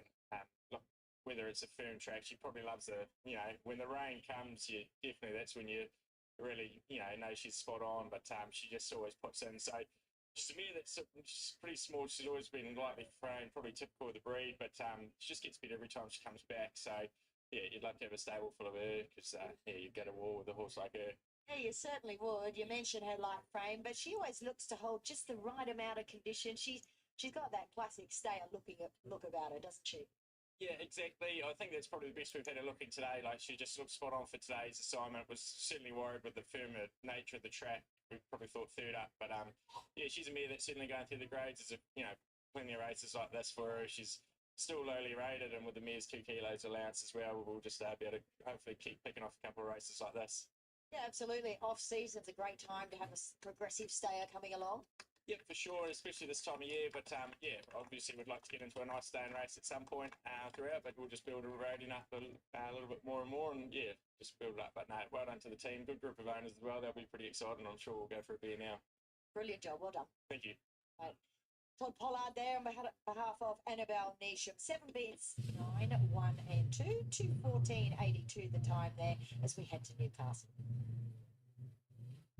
Race number 2 here this afternoon from Newcastle. Got a super maiden worth $60,000 over 1,500 metres. And we start Belinda with the favourite, and that is Omni. Could today be the day for Kieran Maher and Molly Fitzgerald? Well, hopefully. He's had the 8 goes for the 5 placings, and I thought he was probably a little bit subpar last start. That was on the Kenzo, but he was a touch keen with the blinkers going off. So they come back off today. He gets in well after the claim for Molly Fitzgerald. Looking at him, he's a bit of an unorthodox type. He is a little strangely built, but he's very healthy in the coat. Number 2 is the first starter. This is Gallant Rush for David Payne and Keegan Lakeford. So the 3 trials to prepare, the 2 this preparation, where he has improved each time he's stepped out. The best of them was the most recent, where he begun on terms. I like him kicking off over the 1,500. Nice style of horse to look at. A little bit up on the toes, but not going over the top. Number 3 is Serious Legend for Liz Fridge and Brooke Knock. Yeah, he's a cold by done deal, and it was a brilliant run from him on debut. He got back, he went across the base of the field to find clear running at the top of the straight, and he just kept coming late. He comes back to the provincials, gets in well with the claim. He's still a cold, but lovely and relaxed, and you wouldn't get him any healthier here. Now he moved to Ben Droy, who was second up front of Blake for Chris Waller and Lee McGorry. And he knows what he's here for. He comes for the same race as Serious Legend, and he was just unlucky last start. He set a worse in midfield, and just as he was building into the race, he ran into traffic. He's drawn to get a bit of a better run. If he gets the slits when he needs them, he only has to run up to his looks to be very competitive. 5 is the debutant Hot Miss, Chris Waller, combining with Jet Penza. Having her first day at the races, she's had the 3 trials overall. The 2 this prep, where they've been okay, as she's ridden along in the most recent to be beaten a few lengths there. Beaten by the Autumn Sun, suggests that she will need a trip, so that's why they kick her out over the 1,500. She was an expensive purchase. Just want to see what she does today. All right, this is what I have. 1, 3, 4. These are within the rails. It's a better race than this one, the previous one. We've got the 1, 3, 4. The 9 is the following one, which is there. It's the best maiden. It's the best maiden in a very good hand. But now the thing is, the advantage is with 1. Okay, that's 1 from gate number 3. 4 is there. It's a tailing gate.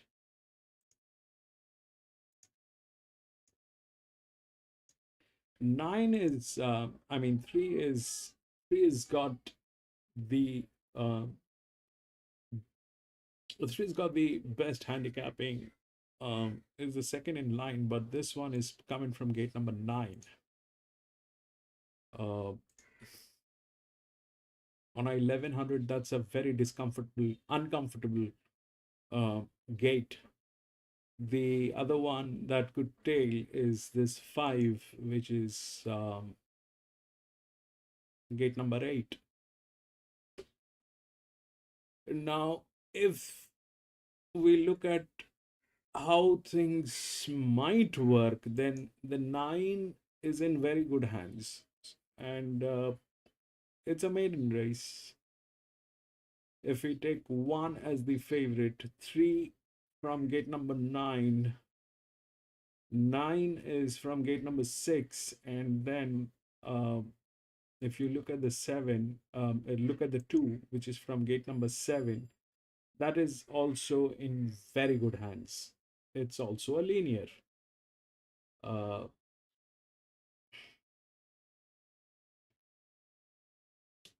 The 8 is the largest outer drift, but that large outer drift is no match here in front of that 1, or that's not something that can work.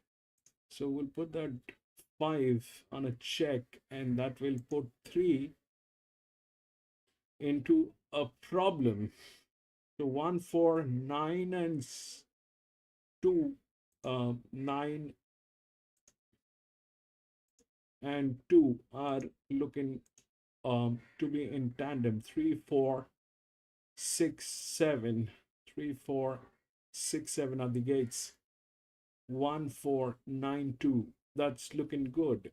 But these are all that are possibilities. If we look at what happened here, that 1 won, the physics that was laid on was here. Nothing else worked.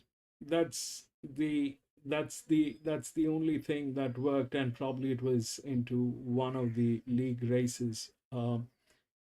This is the one which is got the league races.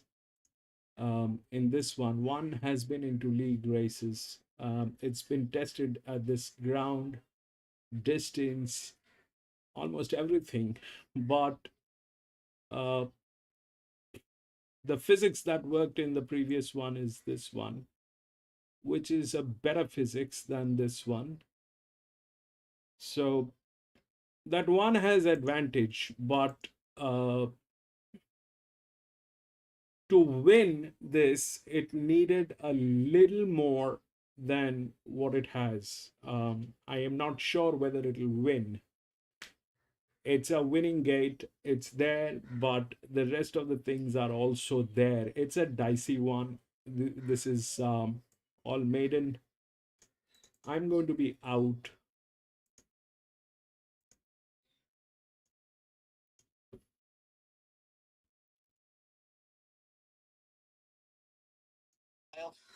Probably 8, 9 lengths off the leader, who is Omnic, as they run inside the 1100 metres. And Omnic led by 2 lengths. Second on the outside, Smart Lily. Mossamore getting a nice run. Third back on the inside.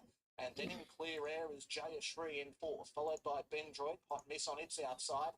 A length and a half to Gallant Rush. 3/4 away on its outer is Serious Legend. Down the side, 800 metres out. And it's Omnic in control. It extends its lead now, 3 lengths in front. Over Smart Lily, Mossamore, Jayashri, Bendroid the inside, and then Hot Mess, followed by Gallant Rush and Serious Legend going to the outside now as they run towards the bend inside the 600 metres. Omnic still with a nice lead. Still 2.5 in front over Smart Lily, Mossamore, Jayashri working to the outside, then Bendroid, Hot Mess, Serious Legend starting to loop the field, and Gallant Rush back to last. Omnic sets sail for home. 2.5 lengths in front. Jayashri working out of the pack, coming after it. Serious Legend coming down the outside. Omnic giving its head now. Still led by 2 lengths over Jayashri. Serious Legend continues to make ground. Bendroid getting up nearer the inside.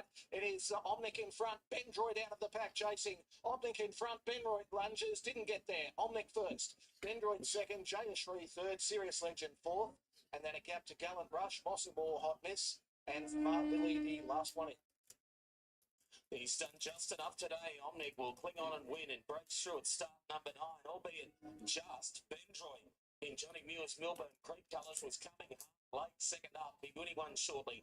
James 3 will wind up in third spot. And Serious Legend was down the outside and wind up fourth. Yeah, beautifully rated by Molly Fitzgerald there. The blinkers off made all the difference. He's settled. He got an uncontested lead. He's given a good kick to get the job done. JS3 was great. As you said, won't be far off winning one. And also Bendroid finishes up in second then. So the numbers here, 1, 4, 6 and 3 on race 2 at Newcastle. Very shortly we'll be headed back to Rosehill. Previously, Blitzburg bolted in the Canterbury. We'll hear from both Gerald Ryan and Tyler Schiller.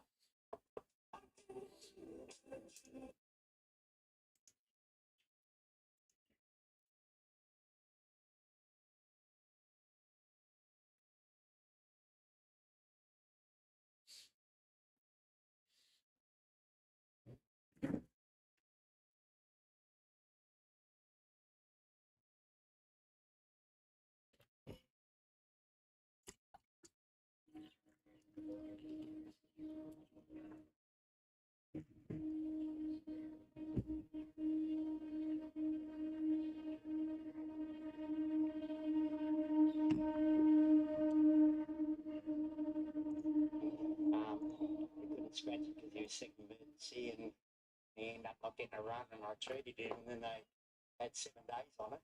So when they changed it to Friday night, I couldn't run him anyway.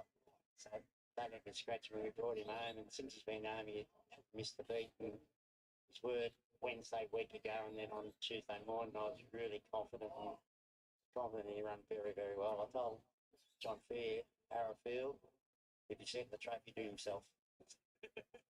What about the speed out of the gates today, pinging so quickly? That's his asset. No, if you go back and watch his 900 metre race, he pinged out the gates quick that day and he pinged out the gates quick at the Wyong, but he was wide.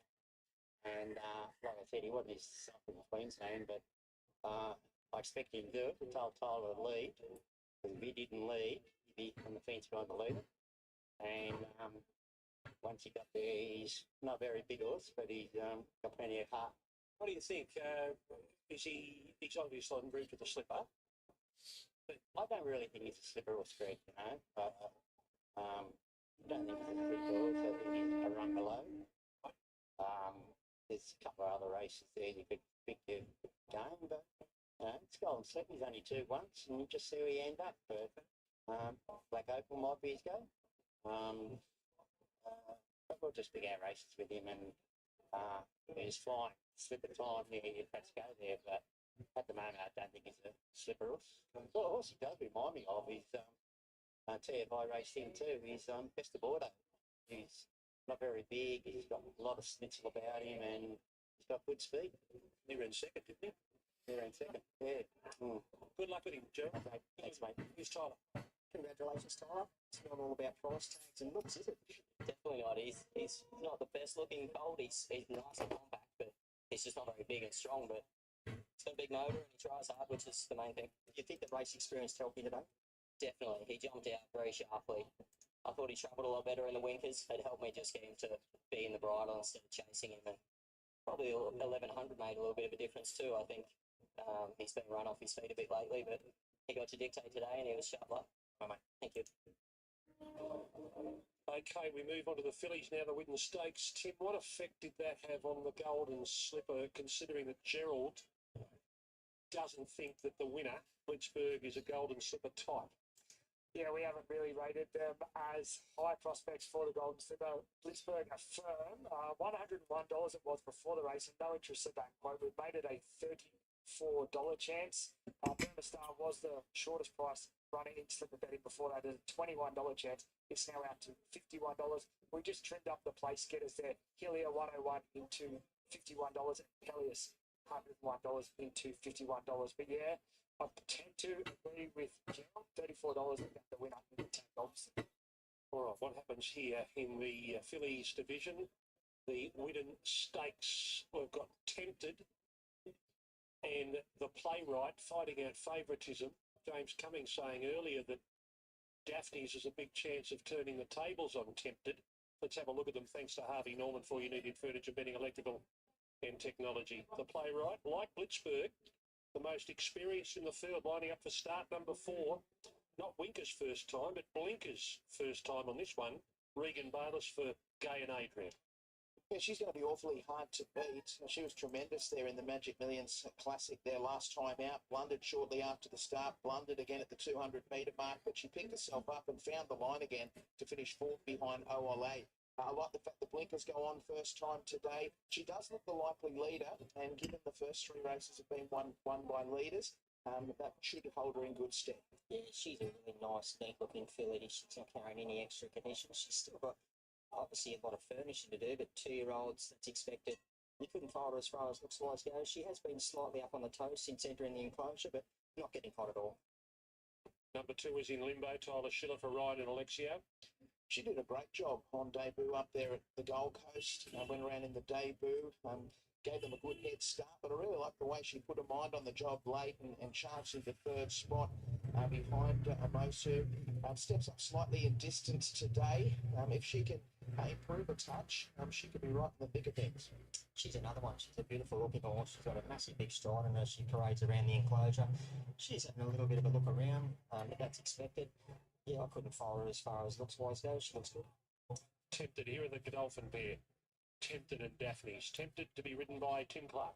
She was a good winner 6 weeks back to Warwick Farm over the 1,000 metres. She was heavily supported in the betting that day when accounting for stablemate Daphne's, who also lines up here.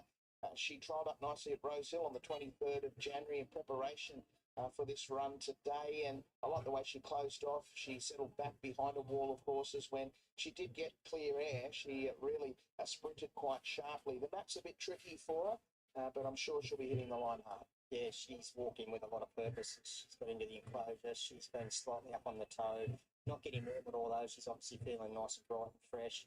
Yeah, she's a lovely looking horse. She's another one that's got muscle, up on muscle. Couldn't follow. Daphne's white cap for Ash Morgan. She did enough on debut at Warwick Farm when second behind Tempted. I thought her most recent trial effort was good at Rosehill behind Snitzel Miss. She just ran up behind a wall of horses, had nowhere to go, and she went down to the line largely untested. I think she'll race on speed today, and she'll be very hard to beat. She's slightly different to the stablemate. She's a little bit more leggy, a little bit more length about her, but she's paraded really, really well. She's been a professional since getting into the yard. She's another one. She looks magnificent. Sequel, Kerry McAvoy and Chris Waller. She was okay in her first run for the Waller stable here at Rosehill on the 18th of January. Got back and worked to the line steadily behind Watton, beaten around 9.5 lengths. She might be a filly that's perhaps looking for 1,400 metres in time. She's a nice horse. I couldn't really follow her as far as looks-wise goes. She has had a little bit of nervousness since running into the enclosure, but that's probably expected. Again, yeah, I couldn't knock her. Intelligentsia number 6, Colin on for Ma. Yeah, I wouldn't be surprised if she did run a cheeky race here. Her 2 trials in January have been quite good. They've both been pretty quiet. The latest at Warwick Farm on the 20th of January finished 4th behind Kilbrannan, only beaten a length and a half, and she was never really let go. Yeah, she's been showing a lot of nervous energy since getting in the enclosure. She's not getting hot at all, but she's obviously busy, as you can see there. She latched onto the pony, but didn't want to go with the pony. She's still learning, obviously, but she's a nice enough horse. Yeah, she's doing her own thing at the moment. Now she's going to be led out by one of the barrier attendants. Okay, here's McDaddy Flex, number 7. Chad Schofield for Nishman Archibald. She's an interesting filly. She's had 2 trials. Her first trial, she actually went around with the race name Migaloo, had a change of name for her second trial, finishing 4th there behind Far Sighted, beaten 3 lengths and showed good improvement, was diving between runners late, was pretty strong through the line. She's capable of running a race here. She's obviously got the earmuffs on, but she's been the ultimate professional since she walked into the yard. She's a lovely looking horse. She's paraded super. couldn't put a negative towards it. She's great. Make mine know it. Number 8, Zach Lloyd, Chris Waller. She was made to find the line in her first trial at Rosehill, when second there. And the latest trial at Rosehill Gardens just had to back out of a pack late when having no racing room, was only 2.5 lengths off, attempted in that trial. And it was grabbed hold of late. So hard to know what she's got under the bonnet. She's a lightly framed type of filly. She's got, a fair bit of furnishing to do. She seems to have a nice enough attitude, but yeah, again, she just looks a little bit behind the others. Schnitzel miss. McDonald on for Waller. Yeah, she's a nice filly by Schnitzel, as the name would suggest, and she managed to win her recent trial on the 23rd of January here at Rosehill, defeating Within the Law, who is the equal favourite for the English Millennium next weekend. She looks a likely type, and we'll be watching the betting closely. Yeah, she's a nice horse. She's a real Schnitzel as well. She's got a terrific attitude. She's just starting to get a little bit wound up as James McDonald got on board, but another one that I couldn't really put a negative towards. Okay, Adrian Bott. I think it's the first time we've seen you since you're a dad. Yeah, it's been a busy few weeks, that's for sure. So, yeah, great to be back at the track. Congratulations. What about the play ride here? What's the thought with putting blinkers on at start number 4?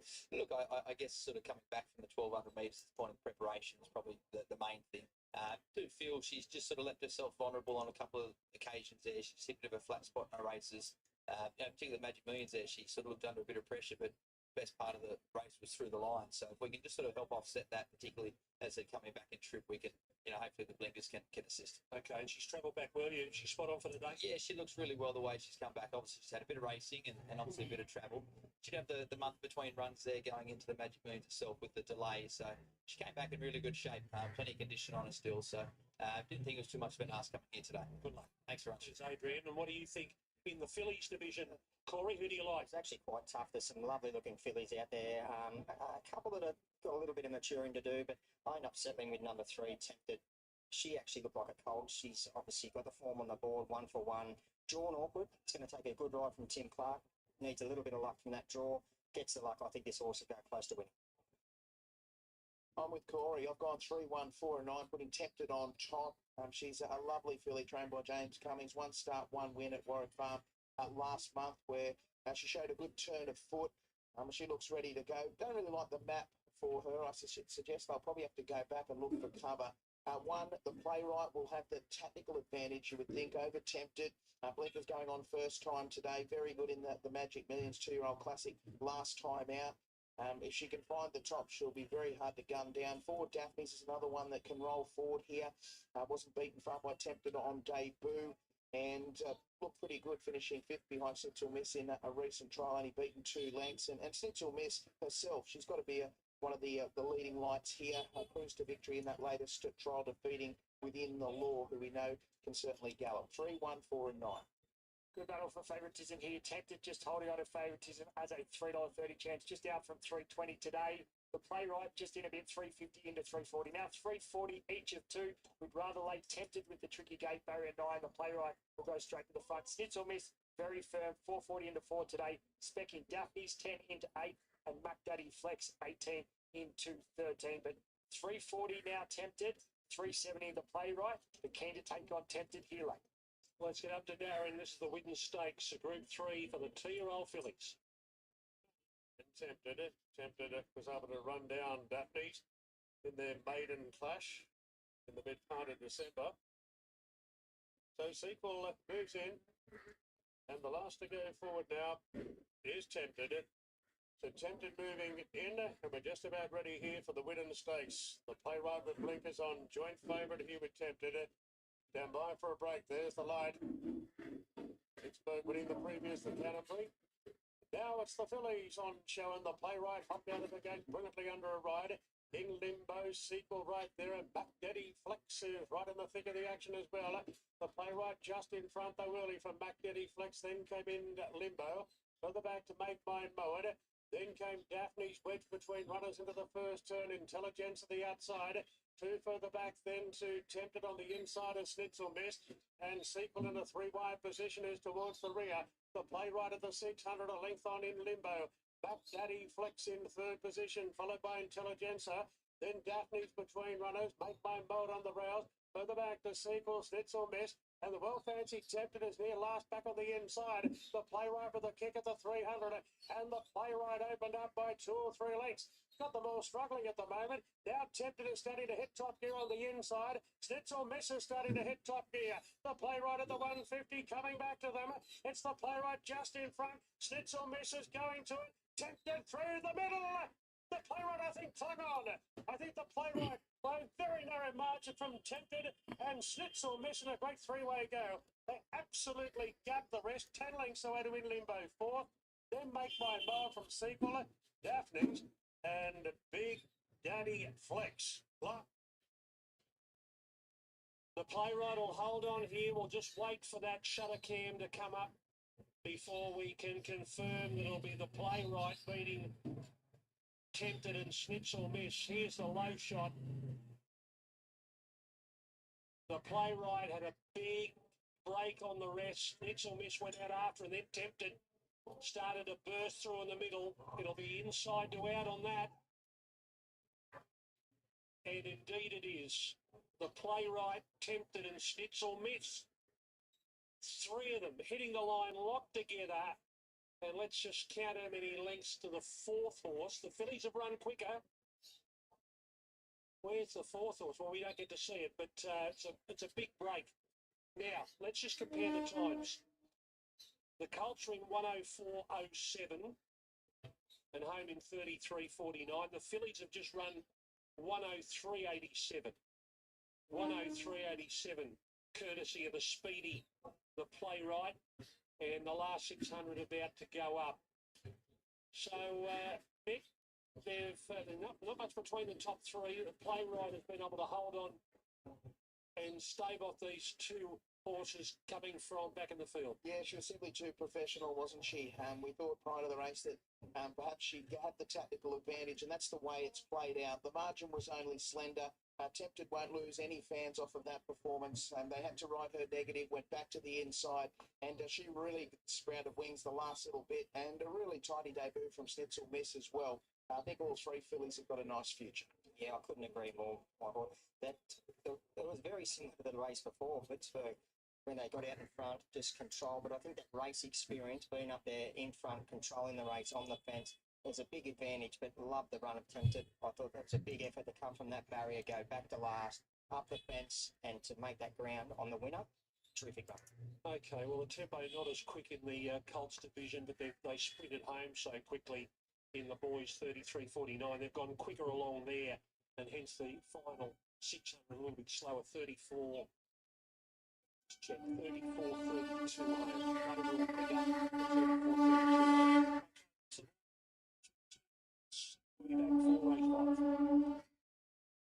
Well, back to Doomben. We've got the horses in the yard for the 3rd.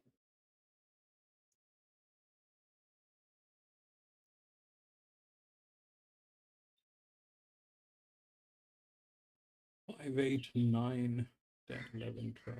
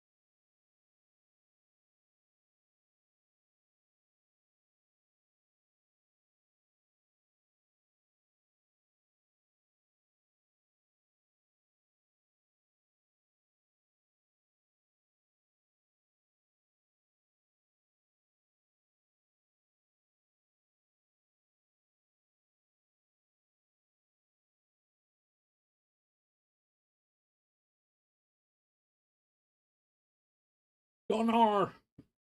Welcome back, Connor.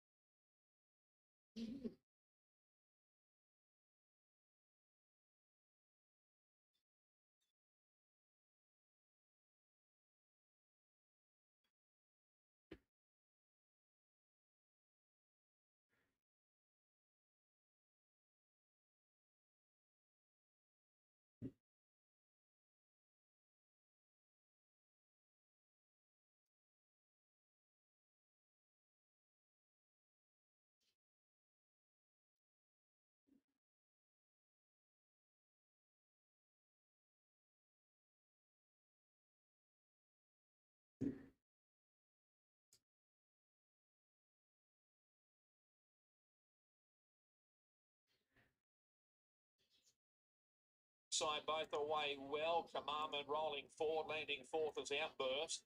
Going forward, Tambourine Man drifting back as Cooler Tania.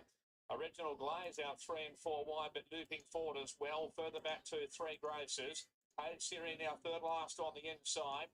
A length and a half to Chinchilla ahead. And last of all is the second of Port Sea, who went back from the bad barrier. So My China's in front, second Commandment. Up into third, Original Glaze, Smart Action fourth, and Tambourine Man fifth the outside. 2 lengths away to Outburst. 1 to Cooler Tania, further back to Three Graces over on the outside of Hayden Siri. A length and a half to Chinchilla ahead, and 2 lengths away to the second of Port Sea. So just in front, My China down the side, second Commandment. Original Glaze third out 3 wide, Smart Action fourth, and fifth the outside Tambourine Man. Outburst out 3 and 4 deep as well. A length and a half to Cooler Tania. Chinchilla ahead, Three Graces. Hayden Series second last on the inside, last of all. Second to Port Sea up to 450. The inside, My China, Commandment. Original Glaze has been wide. Smart Action further back. Outburst, Chinchilla ahead. Looking for the way clear, Tambourine Man. Hay Series sneaks up the inside. Out wide, Commandment. Smart Action. Hey Siri driving home the inside, just in front, Smart Action kicking well. Smart Action's in front by a length and a half for Wall, trying to get to Smart Action, but Smart Action's won. Second's a real blanket go.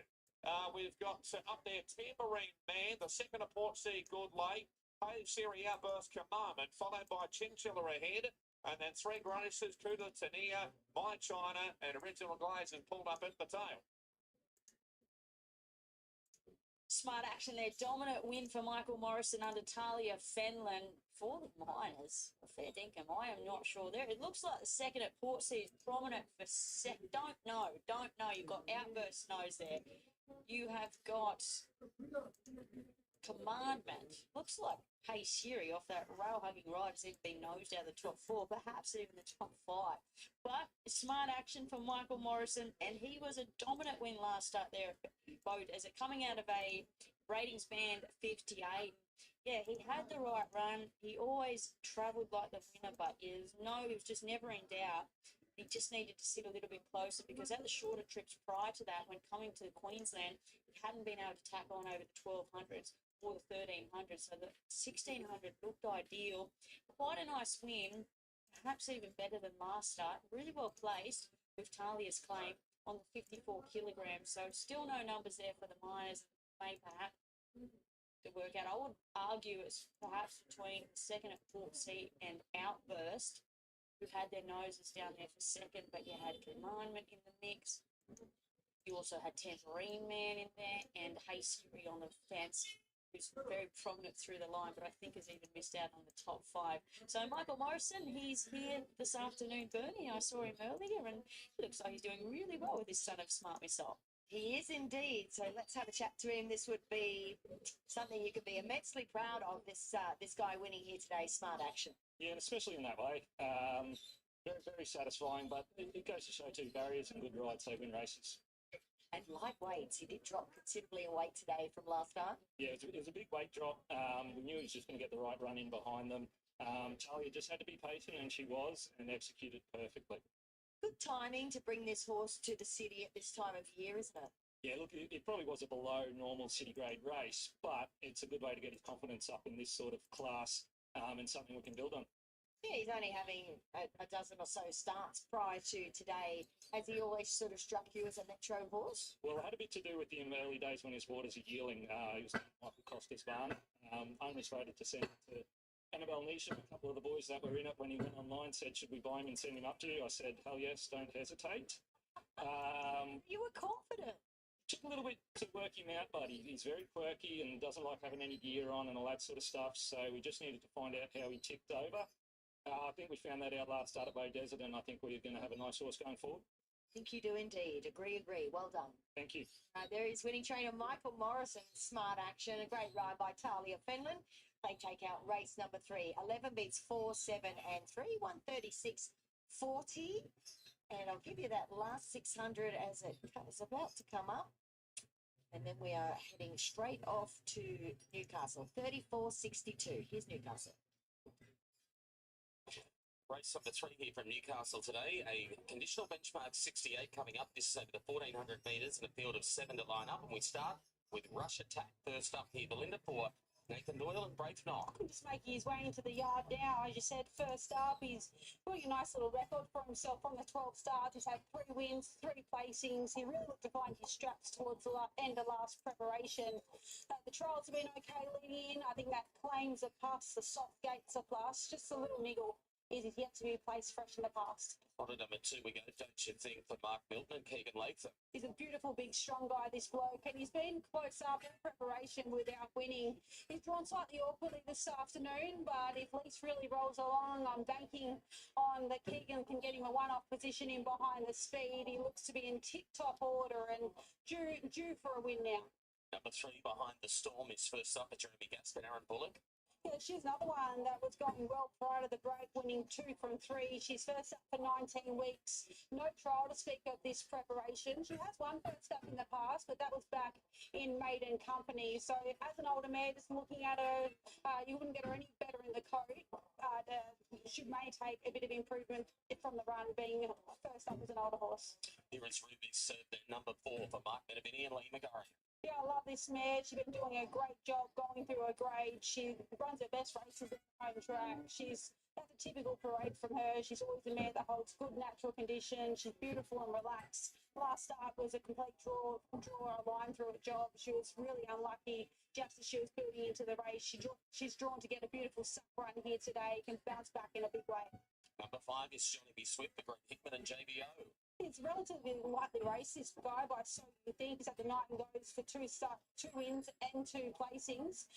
Interestingly enough, they kicked him off first up last preparation without a trial, but he brings the fitness advantage of 2 trials under his belt this preparation to kick it off. He races well fresh, a bit of moisture about. Certainly won't hurt him. Definitely don't think he's out of it. He could be an each way play at odds. Carrying last number 6 then for Matt Smith and Ronan Whelan. She's had 2 runs back, this mare by Sebring, yet to really put her foot to the tool this preparation. I suppose the benefit is all her best form is on rain-affected ground. She finds herself on a soft 6. Maybe that can help her turn things around a little. At least right in the market down the bottom for Alan Keogh and Olivia Chambers. Well, his win record's not great, but he's been so ultra-consistent all preparation. He's run up a string of placings, 46 goes for 2 wins. 8 seconds and 9 thirds. It's a typical parade from him. He never really overexerts himself. He's holding his condition beautifully. He looks to find the lead with the rail out 8 today. A bit of toe on his ground certainly won't hurt. Wouldn't be surprised to see him be too hard to catch here this afternoon. It's under 3.5 minutes out. Haven't left the yard yet. A third event, 3:30 here on track. Equal favourites, Ruby Serve and also Lease and Rush Attack. This goes 3:20 out to 4:20, prepared by Nathan Doyle. Dave Dyson is on track for the stable today, speaking about their chances. Well, Rush Attack's first up here. The trials have been okay. Probably the little niggle in the back of your mind is he's yet to place fresh in the past. Yeah, it probably is, but he's done plenty of work leading into today, Belinda. His trials have been good, as you said. 1,400 first up. I expect Lease to roll along a little bit, so the speed's going to be on. He's probably a horse that's looking for a mile in time, so I don't see that as a real issue. If he gets the right run in the race, he'll certainly be hitting the line. In race 4, you have Coastal Groove. Thought it was just too bad to be true last day at the start, albeit it did cover a bit of territory. Yeah, he got a horrible run in transit. He goes to barrier 1 today, and we're going to ride him aggressive out of the gate. He doesn't get barrier 1 very often, so we've got to use it. When he's run his best races, he's been forward. He may lead, that's our intention, but if they go silly up front, well, obviously you'll take a sit behind them, but you'll see a different horse parade today. He's been a little bit burly his first 2. Nathan's really screwed him down the last couple of weeks, so I would expect to see a far better performance today. In race 5, Literature Tycoon, first up, a couple of trials, hasn't been asked for much. Probably gave the impression last preparation, as she gets into her prep, she could be looking for further. Yeah, she'll be looking for a mile in time, probably even stretch beyond that this prep, but 1300 today is a really good starting point. Once again, if the favourite rolls forward and sets a genuine tempo, if there's a chink in their armour late, she may well be able to find it over 13. Who do you like most? The one Rush Attack. Luck. David Dyson there with the Nathan Doyle gallopers here this afternoon. He's really keen on the top weight here in Rush Attack. And my numbers are 2, 4, 7. Right, this is what I and have. really could have made a case for either one of these 4 gallopers. This is what I have. That 6 is the favorite. The 6 is in the best hands. It's at 1200 meter. Now 6 and 1, they are within the rails. The 14 is within the rails. 14's got the highest dev, the best handicapping. 6 is the best fit, and after that 14 is the best fit. It's a 10 horse race, and the midfield is 14-5. So if we look at a match for this gate, that would be either gate number 6, which is the next one, riding neutral, or 7, which is gate number 4, which I don't know. It doesn't fit any bill. 13 probably has a chance, but that's far-fetched. Now, that's also one of the best hands, I think. 13, yes, 13 is the second best hand. So they they know their business, so that 13 is there. They also match the gates. The question is about 1 and 6. Now the 6 is the favorite. They both have the same advantage. 6 has better handicapping. It's the best fit. Everything looks good, but the 1 is also there with the advantage. So the matching gate for 9 is this 16, which is a gate number 8. It's running neutral. Not that it's a great horse. I mean, out of all this, there's nothing that is happening. Then 4 is the other one, which is a linear, but this one is the largest. The last one we saw was also from gate number 9 and one of the inner gates. So this is gate number 9 and this is one of the inner gates. So this is going to be tough, but 6 is the favorite, and 6 has the required stuff. They both have the same advantage, 219, but definitely 6 is a better horse, and that's what it is.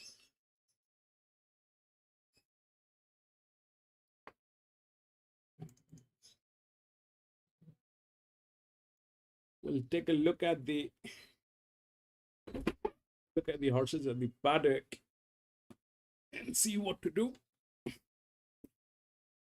Don't you think it's working down the centre of the track, and then Ruby Serve, Lease in front, being tackled left, right and centre now. Rush Attack, and don't you think Ruby Serve getting up on the inside. Rush Attack going to Lease, then Ruby Serve, don't you think the outer. We've got 4 across. Lease hasn't given it away.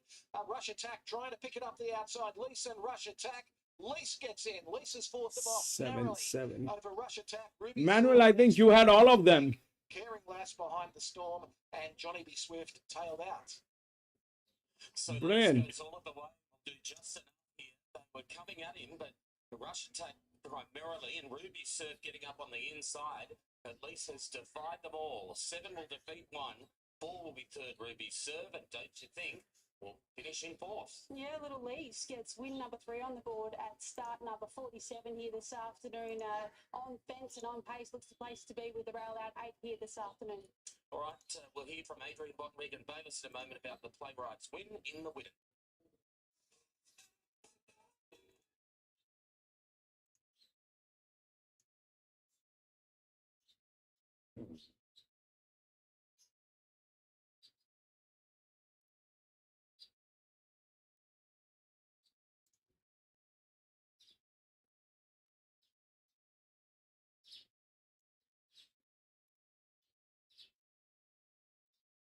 You begun brilliantly, showed that customary speed. You could just see in those first few furlongs of the race, just coming back from the 1200 metres, she needed that assistance. It took Regan a bit of urging to get her to the front, and obviously sort of had to use a bit, had her at the top for a long way in the race. But in fairness, I guess going into it, that's what the style of the race we wanted to run, using that fitness advantage and I guess the race experience that she had. Well, both 2-year-old winners today have been the most experienced, both having their 4th start. So what do you do with a filly like her now so deep into this preparation? Debuted in November, wins at a 4th start. Yeah, look, not easy to do. So we'll just have to see how she comes through this one. This was certainly one of the races we wanted to get, just sort of taking advantage of everything we spoke of before. It's a nice race to capitalise. She's got some black type now for a residual. So if this happens to be the last run of her campaign, she's done a great job. But the way she is, the constitution that she's got, I do feel she could keep going. I was just saying to Ray, we won this race last year with Lady Camelot. She pushed onto a Blue Diamond. She's amongst the acceptances, whether we look to do that or whether there's something still in Sydney for her. But everything will be determined how she pulls up. Well done. Thanks, Rush. Here's Corey. Gutsy win, Regan, but that race experience is a big plus. Absolutely, Brownie. She's one out of the box, this filly, and she feels small everywhere until you jump out of the barriers on her, and she's got so much heart. And of course, it's sort of only had 4 starts. She's really out of the money. And she's just gutsy, but as you touched on, that race experience is golden, and she was able to drop him at the top of the straight, and when they challenged, she was able to pin her ears back and have a crack right through the line. She didn't hit the ground running, but once she took that bit of urging and got there, she controlled well. Yeah, absolutely. I just want to make sure it was a nice, even flowing tempo today, and I was on the fittest horse in the race, and she proved that today. Wow. Thank you.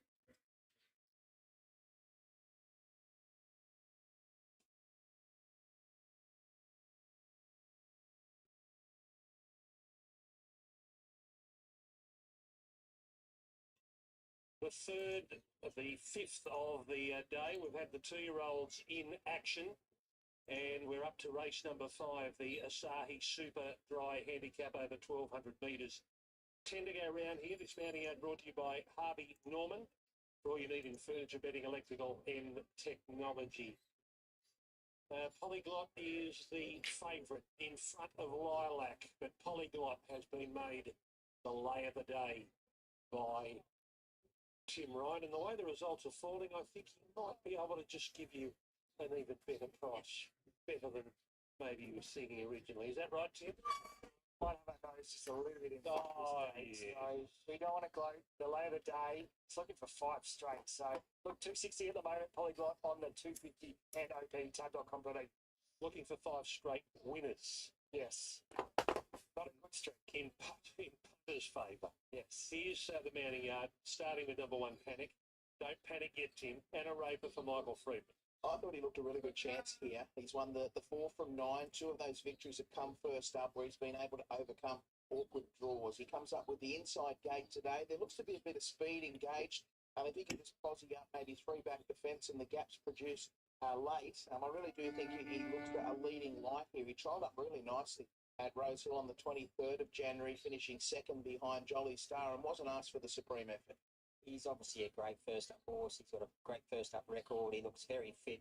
But I will say, whatever he does today, he will improve a lot on. He's still not quite there yet in the coat, so this run under his belt, he'll definitely improve a lot. Storm the Ramparts, number 2, Adam Hieronymus, Joe Pride. He's racing well. I might be ready to peak. Third run back from a spell today. Was brave at Canterbury last time out when finishing third there behind Balkans.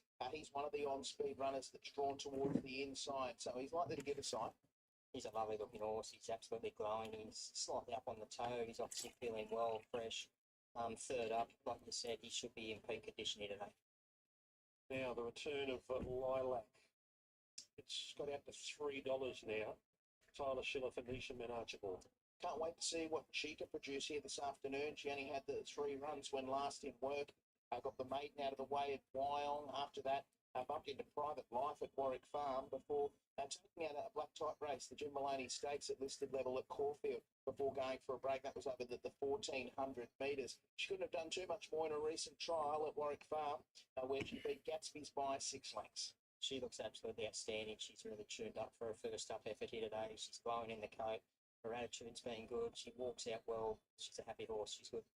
Now, here's a galloper up from Albury, Canny Hill, Kim Davison, the trainer, and Simon Miller, the rider. Certainly can't blame Kim for having a throw at the stumps here with this fellow. It's had 10 starts for 4 wins and 2 minor placings. 2 of those victories have come first up, where he remains unbeaten. A bit of a sticky gait here, but does have some good technical speed. He's a nice horse. He looks a bit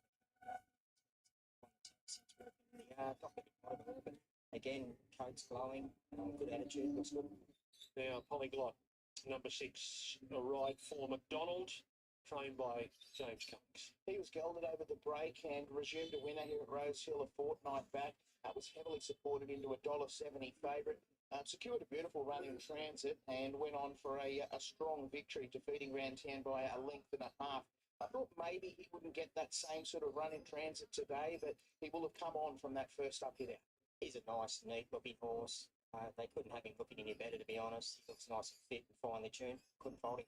Zurich, number 7, Chad Schofield, John Thompson. This is one of the odds that I thought could be a big improver today. Finished 8th at Rosehill behind Shahisha in a midway last time out, beaten 5.5 lengths, but I just don't think he was all that comfortable on the rain-affected going that day. Back on a firm deck here this afternoon. Don't be surprised if he turns his form around. Yeah, third up, they look like they've got him in peak condition. He couldn't have been turned out in any better fashion from the John Thompson yard. Now we jump over to number 13, Stagnum, Zach Lloyd for Team Hawks. He's only had the 2 race starts. It was a tidy enough debut win at Canterbury, going back to the 20th of December, beating V12, and then couldn't quite repeat the dose at the same track last time out, finishing down the track behind Walken and Torkin. We'll just have a watch of him today. He's a big, strong, nice type of horse, well put together, great attitude, and another one that walked out well. O'Leary, number 14, Kerry McAvoy, Chris Lees. She got off to a bit of a slow start to her career when beaten at Scone and Taree, but since then she's really hit its straps. Was placed on the Kenzo behind Alinea, then was a dominant winner of a maiden up there at Newcastle on the Beaumont track, and then went to the next level last time out, easily accounting for All Too Lucky and Altercation on the Kenzo. She'll be up there in the first 3 or 4, but I do think she's a good each-way chance. Yeah, she's a horse that she doesn't carry any sort of extra condition. There's not a lot of her. She's quite a sort of a lighter type, but still holds good condition considering how deep into the preparation she is. Hearts Alive, Jay Ford, Brad Witter. This filly, she's only had the 10 goes for 2 wins and a minor placing.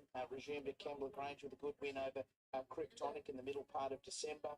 In 2 subsequent runs, has been there and thereabouts. Gets a good draw here, maybe a close chance. Yeah, she's a nice little horse. She didn't carry any extra conditions. Quite a highly strung type of horse. She got a little bit toey once the jockey got up on board, but couldn't really put a negative towards her. Stratify, Winona Costa, Neil Ward. She's racing well. A Wyong maiden winner first up, and then solid enough at Newcastle last time out when finishing 4th there behind Kryptonic, only beaten 2.5 lengths. A little bit of luck early from a sticky game. Looked well, couldn't put a negative on. Okay, let's look at these runners going to the gates here for race number 5. We're about 3 minutes out, about 3.5 out. And we'll get to Tim Ryan and see how this battle for favouritism is playing out between Polyglot and Lilac. But first, let's get Polly's thoughts after looking at them in the yard. Yeah, I'm with number 3, Lilac. Really like the way this horse parade. Obviously, first up, they look like they've got a good bit of work in it. Looks finely tuned. Going to take a good ride from Tyler Schiller. A little bit of a tricky draw, but gets the luck. It should look the winner somewhere. Late mail numbers here. I'm going 1, 3, 6 and 14. Putting Panic on top. He'll benefit off whatever he shows us here today with the run under the belt. But his trials have been really good. He's got a pretty good win strike rate, having won 4 from 9. The 3 kilos off for Anna Roper, I think, will really help. And he should just be afforded a nice run, you would think, from gate number 1. 3 Lilac arrives here off a dominant trial win over Gatsby's. Opened right up and won by 6 lengths. So she's obviously feeling pretty good within herself. She's a lightly raced filly who was very good last preparation. Went for a spell after defeating Delici Boulevard in the Jim Maloney Stakes there at Caulfield. 6 Polyglot can certainly go on with it here after winning at Rosehill first up, defeating Rantan. I think there's a bit more depth here, and it has drawn towards the outside. 14 O'Leary, just getting a little hot under the collar. Filly on the upward spiral, shooting for a hat-trick of wins here. She'll make her own luck up on top of the speed. 1, 3, 6 and 14. Thanks, Mick. Yeah, let's start here with Polyglot, who isn't the favourite anymore. It is now Lilac, who's been really quite well back. We'll kick off with Polyglot. There was an even money chance after scratchings this morning. We identified it as the horse most under the odds today. We made it the tab.com.au lay of the day, and we've currently got it out to a $2.90 chance. That is on a 280 NOP. So tab.com.au, best price in the country about this galloper. We were keen to take it on just from the wide gate today. We've seen horses up near the speed and close to the rail, being a little bit favoured here at Rosehill with the rail out 3 metres. It's got a really tricky map with speed drawn inside it. So we think that's tricky. We also see it on a dry track for the first time, and we also doubt a little bit what it beat first up. So keen to take it on. We are top odds about it. The go for Lilac has been huge. It is almost as popular with tab.com.au punters as the favourite Polyglot. $3.80 into $2.80 today. And as much as $4.60 bet about it earlier in the week, less a few deductions. So big go for Lilac first up from a spell. Panic next tip is a big firm. $10 into $7.50 today. Barrier 1. That'll certainly be no disadvantage the way the track's playing. Then we're out to O'Leary, who's also a firm today, 12 into $9.50. She'll push forward, maybe the likely leader. Storm the Ramparts, a horse that I didn't mind. I thought he'd get a great run from Barrier 2, but it's a bit soft, $9 out to 11. And the rest are all quite easy, maybe Stagnum actually, just holding pretty solid there as a $14 chance today, but it'll look to get back and run on a little bit from that middle gate. Your favourite, still Lilac at $2.80. We've gone a bit further now with Polyglot, $3 on a $2.80 NOP. So we haven't got enough out of this our second favourite Polyglot. So we're looking to just get even more out of it. $3 on a $2.80 NOP is a stack of money for Lilac here first up. So $2 out to $3 Polyglot today. And Lilac $3.80 into $2.80 today. Polyglot the lay of the day. Lilac now runs favourite. Here's the Albury galloper, Canny Hill coming up. And let's get up to Darren. First leg of the big 6. Racing now. Canny at last out with Zoo Ripper together with Stagnum and Canny Hill being taken back. Storm the Ramparts jump very sharply, and Hieronymus has it a clear leader. Out by a length or so at the early part with Stratify coming across the park on the outside. Panic holding his spot together there with the favourite Lilac and Arcelite just between them. So it looks as though Lilac scored 3 wide going into that first bend. They're followed by Polyglot a bit deep. Back on the inside, O'Leary. 2 lengths to Stagnum from Zoo Ripper, and Canny Hell is the last one. Storm the Rampart, 650 out, leads from Stratify. Panic gets a good run on the back of the speed. Lilac the outside, then came Arcelite, Polyglot. Further back to O'Leary, not racing well coming around the corner. So Storm the Ramparts in control from Stratify. Panic needs room now as Lilac gets going the outside and Polyglot pulls to the extreme outside. Storm the Ramparts at the 250. A length clear from Polyglot. Lilac closing in. Panic is squeezing through a gap and Stagnum running on late. Many chances here. Polyglot. Lilac, the outside Stagnum, Panic the inside, Polyglot and Arcelite. Arcelite and Stagnum, they're the two. Arcelite, Stagnum, I'm not really sure they both got the Polyglot late. Then came Panic from Lilac. We've got a bit weary late. Then Stratify, Storm the Ramparts, dropped out with O'Leary, Zoo Ripper, and it was one of the last ones to finish there with Canny Hill. Bookies will get the lot either way here. Look, Arch Alive has burst through just as Stagnum got to the lead. Arch Alive has got to him. This 3-year-old filly beating the 3-year-old gelding, I reckon. But it's heads up and heads down. It's one or the other. Stagnum and Arch Alive. Has she got the dive in late? On that she has. And there's the photo. Arch Alive has won it at 50 to 1, or is it 60 to 1? 50 to 1 NOP, 48.70 and 8.20 on the tote. Beats Stagnum $3.40. It's been a big blowout here by 15 Arch Alive. Jay Ford and Brad Witter beats 13 Stagnum, which is Zach Lloyd and Team Hawks. 6 Polyglot, McDonald and Cummings at 4th home number 1. Panic 109.93, 34.37. It's a blowout. The first half of the program might be better forgotten by punters. The second half to begin shortly. Welcome back to Doomben. Let's take a look at the horses in the yard for the fourth. This is the Thanks Neville Bell Class 6 handicap. Neville, of course.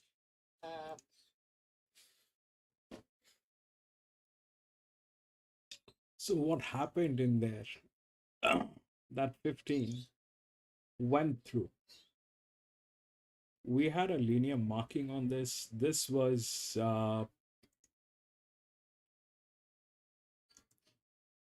the 14 had the handicap. This one was relaxed. 15 was relaxed. The thing is, they have some very good horses today here. So you have to be a little. This is a place chance. This is a place chance. 15 definitely had the chance to get a place. And what the reason why I stepped out is because if we look at how things have been laid out, is that one is a huge drift. That one is a huge drift. They do not know the dynamics of this track. They're kind of new to this. New to this track. They have no clue about what is happening. The 6 was good. The six was good. It had everything with it, but the 6 did not have a matching gait. The 6 did not have a tailing gait. That was not there. So what happens basically is, with best of the horses, they need a support line to run. They need a support line to run. And if we look at how things were with 15, this was a place chance. This was a place chance. And because this handicapping did not work with tails, this thing got in. It was from an inner gate. The 13, we had the 13 because of 14, but the 14 didn't do it. What happened was 15 and 13. This was a neutral. This was the advantage. So this played a little weird, because none of the gates are tailing gates, but the 15 definitely took the advantage of them being handicapped and not having a tailing gate. The jockey was very smart on this, and I think it was Jay Ford on this, who's absolutely a disaster when it comes to jockeys. But today it played. Today it played.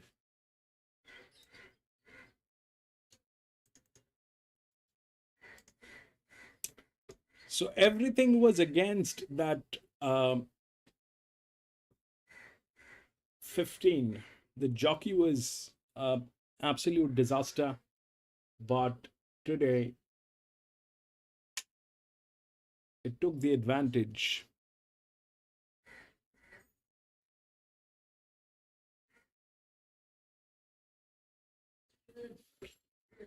I will go to the next.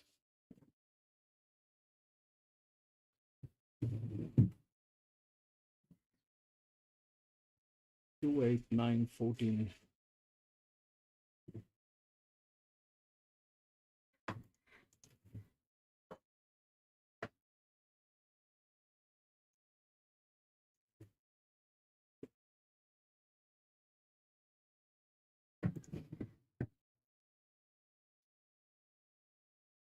Trying to bet it also just out of touch today, 480 out to $5.50. Of the double figures chances, really not a whole lot of interest there. Either Naval Seal and Tenzing, both a little bit soft there. Solar Apex is holding its price at a $23 chance. We've got to 165. See that on your screen, but that's gone now. We just wrote a few big bets there at the 165. So back into 160, it's really firm here. Late is favourite. Not much back to beat it. Thank you very much, Jim. Last couple are loading. Let's get upstairs to Josh for the You can. Light turned on. Torabella the favourite, gate number 3. Racing now. Torabella hopped away well. Likewise, Harbour Master 3 wide held along, booting up Cunnamulla Fella. Tenzing sliding over, drifting back. Solar Ray Pence, likewise Naval Seal and Bean Foggy a length and a half away. So Torabella's in front, crosses Cunnamulla Fella. Going forward, Harbour Master. A length and a half to Tenzing, Solar Ray Pence, and one further back to Naval Seal. A length and a half to Bean Foggy. So Torabella. Cunnamulla Fella third and side Tenzing. Further back to Solar Ray Pence on the inside. Naval Seal second last and 2 lengths away to Bean Foggy. So Torabella by a long next, second Harbour Master. Cunnamulla Fella third, fourth the outside Tenzing. Further back to Solar Ray Pence and Naval Seal, and still Bean Foggy a length and a half away. So Torabella down the side, roll clear by a length and 3/4 now. Second Harbour Master, Cunnamulla Fella, Tenzing the outside, no change in the order. Further back to Solar Ray Pence on the inside of Naval Seal, and Bean Foggy is still last of all. So young Emily Lang clicking up on Torabella, led by 2 lengths at the 4:25. Under pressure, Harbour Master being passed by Cunnamulla Fella. Riding the rail, Solar Ray Pence and Tenzing down the outside. Torabella went by the 300. Got a good leg. She's over 2 lengths in front. Trying hard down the outside. Tenzing, Cunnamulla Fella. Further back to Naval Seal. Torabella's in front. Closing in. Tenzing down the outside between them. Cunnamulla Fella. But Torabella still just in front and gets in. Torabella's running in by a neck. A photo of the miners. Either Cunnamulla Fella or Tenzing, followed by Naval Seal, Bean Foggy, Solar Apex and Harbour Master.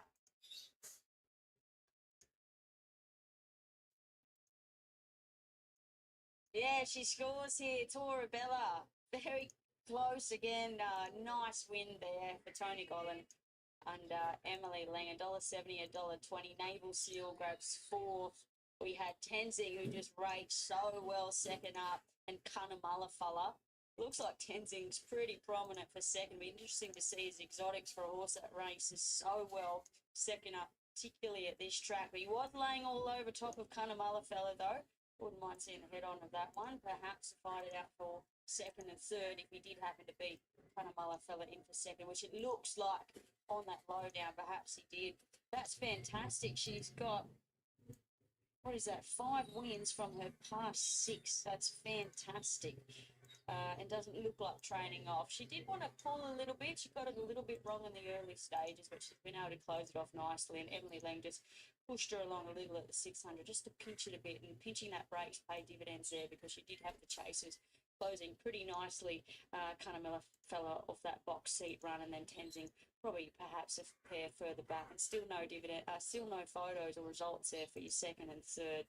All right, there it is. Tenzing does go into the frame.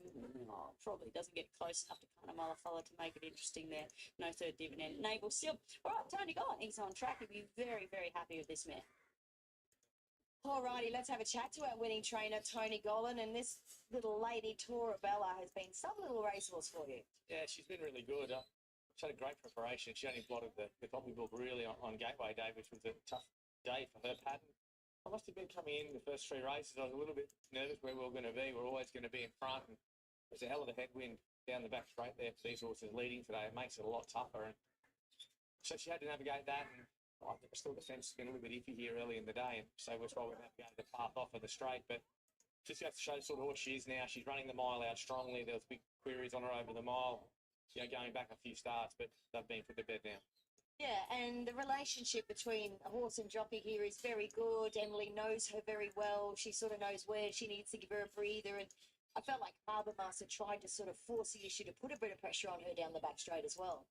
Yeah, well, they clearly got that wrong, didn't they? So that happens. But she's a nice mare. Emily's first ride down here over a mile, she was quite aggressive and wanted to be keen for her. And I think what you said was Burton and Bernie, like that rider-horse relationship really improved to the point where she's really listening to Emily's, sort of commands in the run. So it's been the change into this preparation, but she's destined for better races than off-season races, and we'll back off for now, and hopefully we'll see her present during the carnival. Look forward to that. Well done, Tone. Thank you. Yeah, there is our leading trainer, Tony Gollan. Toraboa, the hot favourite, gets home 2 beats 4, 3 and 8 as we head to Newcastle. Race number 4 this afternoon here from Newcastle. Provincial Class 1 coming up. This is over the 1,500 metre trip, and we start with Coastal Groove, third run into the prep. Keegan Latham riding for Nathan Doyle. I thought he was quite good here first up behind Apache Breeze. And then last time, really, he covered a bit of territory, but he was kind of too bad to be true. But the reports from the stable are good. He looks well. He draws an inside gate. And I'm expecting him to show a bit more intent here this afternoon. He can improve. Number 3 is Tono for Kerry Parker and Lee McGorian. Had a change of stable between runs. It was the last start winner when former I'd done a good job to win there, and the third horse, Money Wheel, did come out to frank the form at Kembla Grange. Really well put together, this filly by the autumn sun. You'd expect a slight step up in trip to only 8 over chances, and draws a nice gate. Heron is the last start winner, also number 5 for Blake Ryan and JVO. Yeah, she's a little free-moving girl. She's really wanting to get on with things here this afternoon, but I thought the win was good enough last start on the heavy track at Nowra. But prior to that, she really caught my eye, finishing second to O'Leary that did go on to frank the form on the Kensington track. So drawn a little awkwardly, but has shown the spec to overcome it in the past. If she finds a front from out there, she looks to be the one to beat. Number 6 is Calix Rose for Brad Whittup and Ronan Wheeler. Another last start winner, broke the maiden at Cara ahead of Tomcat Flowers there. Was a big improver, being ridden a little bit more aggressively early, so I wouldn't expect her to be all that far off. Hit them here this afternoon. She's drawn okay. She can run a place. Number 7 is Great Secret for Mitch Beer and Andy Atkins. Yeah, was put the first one on the board at start 2 in the career, was ridden more aggressively to posse up outside the leader there at Maruya, and done enough to get the job done from the outside gate. A nice flashy type, really well put together, drawn a beautiful barrier and has the right racing pattern, so certainly not out of it. Number 8 is December Sky for Jay Hopkins and Will Stanley. He's nice and healthy in the Cobra Sky, but just looking at him physically, he's a little bit weak behind. He's been getting back and finding the line. The claim helps here this afternoon. Just how far back does he get from the gate, and is the track playing in his favour? I'm worried it's not. Apache Bryway, the last of them. Jeff Penzer riding for Wayne Sealand. The win record doesn't jump out at you, and prior to last start, she really earned her long price this afternoon, but it was a little bit better last start where she led and was beaten around 3 lengths behind Dark Vader. This isn't the strongest Class 1 assignment, maybe not the worst with where she'll put herself.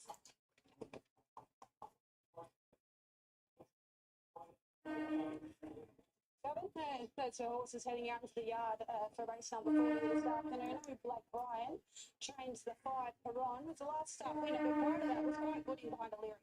Yeah, no, she was. She's a filly that's progressive, and we've given her a lot of time over the last 18 months, taking her time with her, and she's gone the right way. She was good first up and improved again second up, and then got to the front up to 1,400 on a softish track the other day at Nowra and kept finding. She was tough. It was a good win.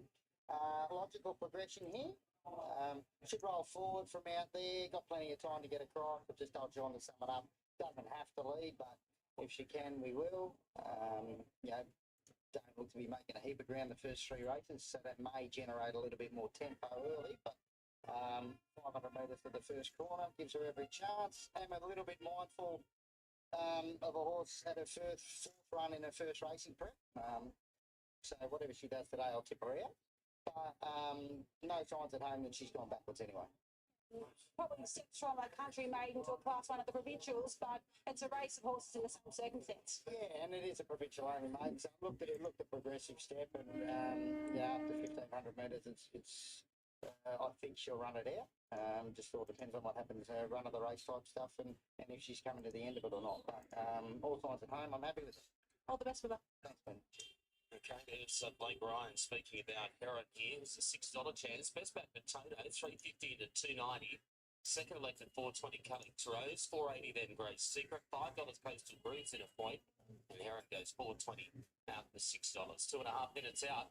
They're getting around to the start. It is late mail time. 5, 3, 6 and 7. Probably a little query now with the track playing on speed. I think Blake summed it up pretty well there. Is the last couple of races they've been on speed into the fence. Does that seem go absolutely mad early, and does that post her on a limb? But prior to today, she had been showing good speed enough to cross from the barrier. So banking she gets across, where at least can find some kind of position close to the rail, and I think she only has to run up to what she done 2 starts back here to be hard to beat again. The 3 Tono can definitely run well. I thought the win was good last start. Another one taking the next step, but the gates are positive. The 6 Calix Rose coming through at Cowra Maiden. Done a good job there. Shouldn't be all that far off them.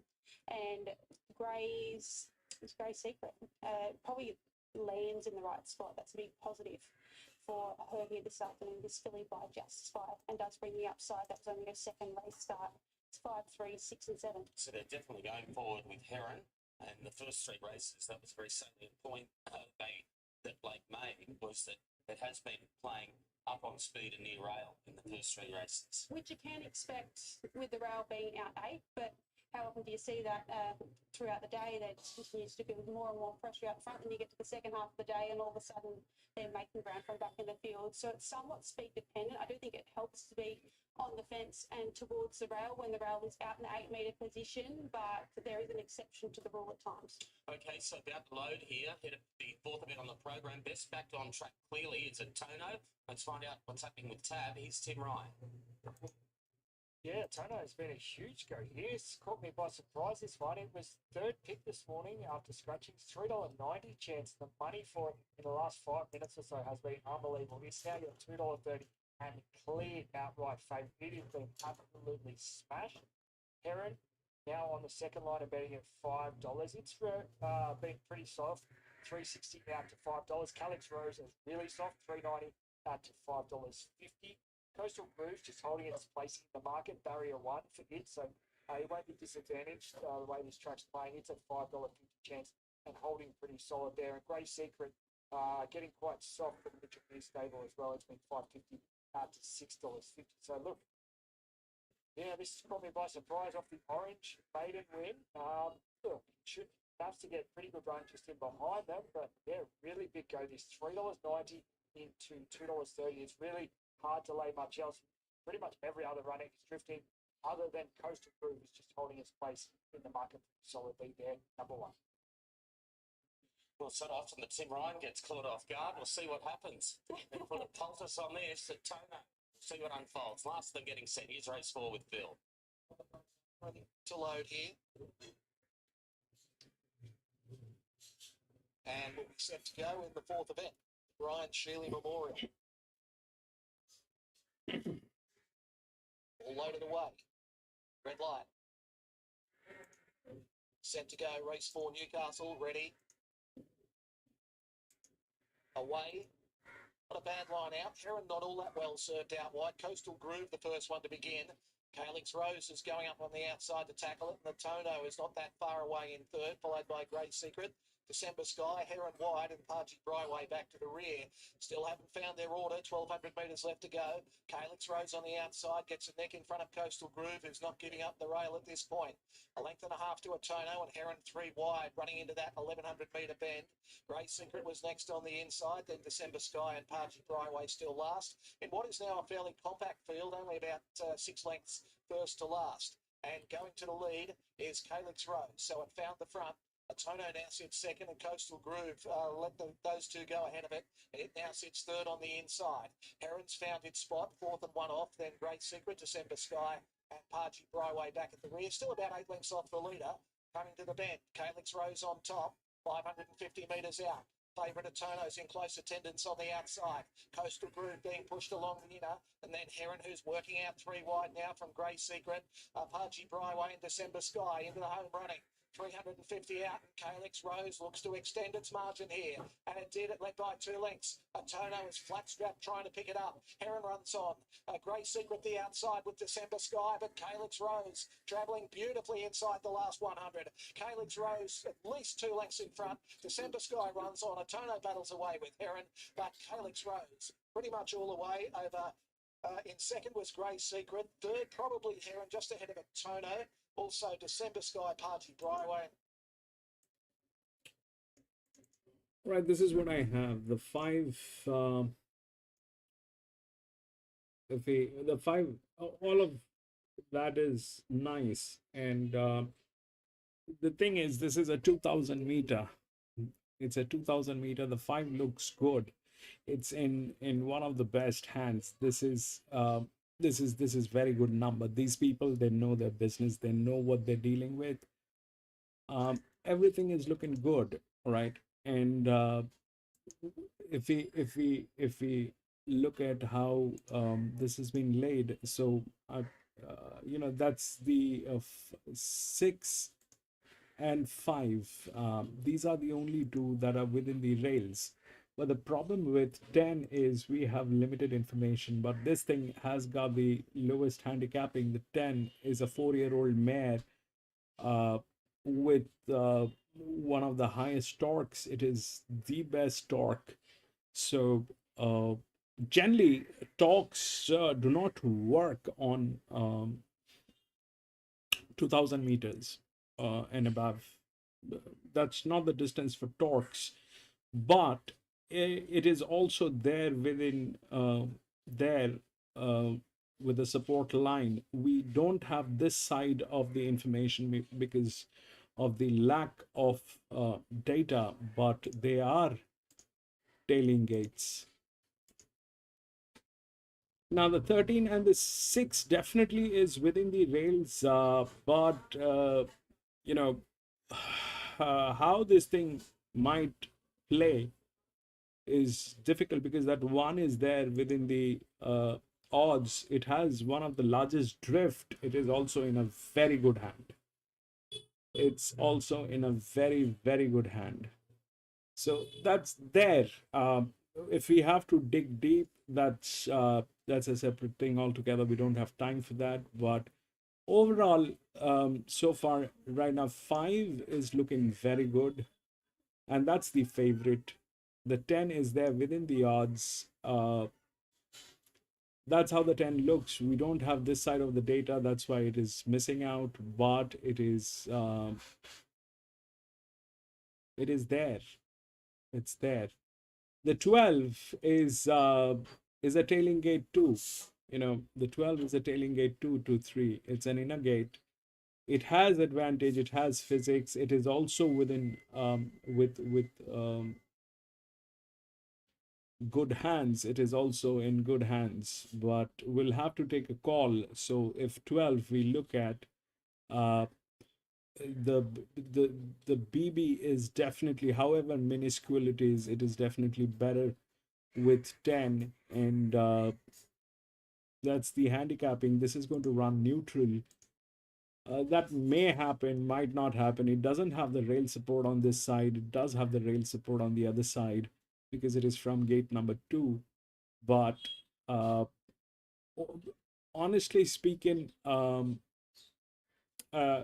these things might happen. But the 5 looks like it is a go, but it is not a clear go.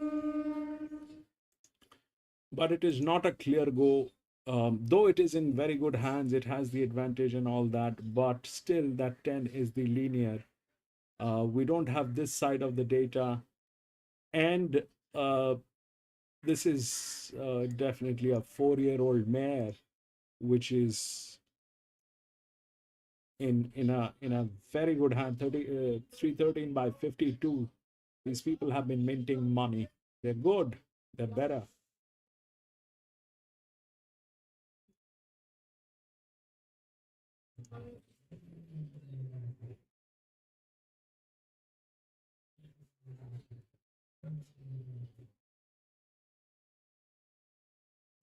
Up in the past. He's a lovely looking horse. He's a horse that always holds good condition. You could probably be mistaken to think that he probably needs one more, but he's glowing in the coat. Attitude's good, walks out well. Monarch Spray, number 4 for Chris Waller, the rider, Reece Jones. Well, we know Monarch Spray loves Canterbury, but also races quite well here at Rosehill. So Tree goes here for 2 minor placings. Thought toughed it out really well at Randwick last time out. When finishing second behind our Anchorage, meets that horse a kilo off better at the weights after being beaten a half length last time out. If you're making a case for our Anchorage, well, certainly have to make a case for Monarch Spray. He's always a really quiet, classic type of horse. He never burns any nervous energy, just goes about his business. Looks terrific. Couldn't find him as far as his appearance-wise go. He's been turned out in terrific fashion. Kapakiri, number 5, is the favourite for James McDonald and Chris Waller. Yeah, it was a great return here at Rosehill Gardens first up over the 1,500 metres. It went up a big price in early markets, but it was specced heavily. Got the inside passage and looked the winner there at one stage before Zondi descended out under the arches. Obviously, that run will have really brought him on. Gets a good draw here. 2,000 metres looks suitable. No, it's one of those old timers who goes about his business, never really turns a hair once entering the enclosure. He's always been a big leggy type, doesn't hold really any extra condition. It's type of lean, athletic type of horse. Always parades well. Sole choice, number 6, Tim Clark, Waterhouse and Bott. She turned in her best performance this preparation last time out at Randwick, went finishing second behind Unlimited, was only beaten at a slender margin. Might have just taken her a few runs to really hit her straps and reach peak fitness this time round. She's got a bit of an awkward draw, but she's got the speed to offset that. Obviously didn't see her last time out there at Randwick, but she's getting quite warm in the yard. She's not bouncing about or getting hot like that, but she's just starting to sweat quite noticeably. Sign of Peace, number 7, Chad Schofield, Chris Waller. Yeah, she's an interesting runner. She hasn't exactly set the world on fire in her 2 runs back from a spell so far, but you would think getting out to 2,000 metres will give her an opportunity to improve. And with the blinkers coming off today, I think they'll just ride her quiet and see where she ends up. Yeah, she's another one. She's obviously fairly lightly raced. As a 4-year-old, you couldn't fault her as far as appearance-wise goes. She's had a little bit of a look around, but yeah, again, I couldn't really put a negative towards her. She looks good. Here's the info, so Nucci thinks, number 10, Jose Severo, on for Chris Leeds. Yeah, hasn't she really hit her straps in recent starts? A good winner there at Warwick Farm too, back on the heavy 8 track, and you're wondering whether she was flattered a little bit that day by the wet surface, but then last time out on the Kenzo, settled a long way off them, joined in and went straight past them, defeating El Hudson and Captain Maverick by 2 lengths. She's in a rich vein of form. This will be her last run before she goes and becomes a mum, so she'll be looking to go out a winner. Yeah, she's obviously racing really confident and feeling confident as well. She's great. She's had a bit of a prance around the enclosure, just got a little bit slightly stirred up as the jockey got up on board, but another one you couldn't really knock. She looks great. Here's one that Tim Tyler's has been backed in at longer odds, 50 to 1 at the start of the week. $13 now, Decadent Tail, Jason Collett and Matthew Smith. Gets out to 2,000 metres for the first time this preparation. 3 of her 6 career wins have been at distances beyond 10 furlongs, so she might have just needed a couple of runs back from a spell to really build up and be ready to perform. You've got to take note when there's a horse that's been that well backed at a long price in. She looks terrific. She walked in the enclosure. She slightly got up under the toe, but she's really relaxed down. She's obviously gone with a pony now. She's used to that, but appearance-wise, looks terrific. Piggyback, Tyler Schiller and Kieran Marr. Yeah, I thought there was a sense of timing with this galloper today. Was been good in 2 runs back over unsuitable distances. Last time out at Randwick over 1,500 metres. Finished 5th behind Vega Magnifico, beaten around 2 lengths. Probably should have finished a little bit closer. Was just squeezed up when trying to improve in the straight. 2,000 metres is the big plus for her. I think she might be able to settle a little bit closer to the speed.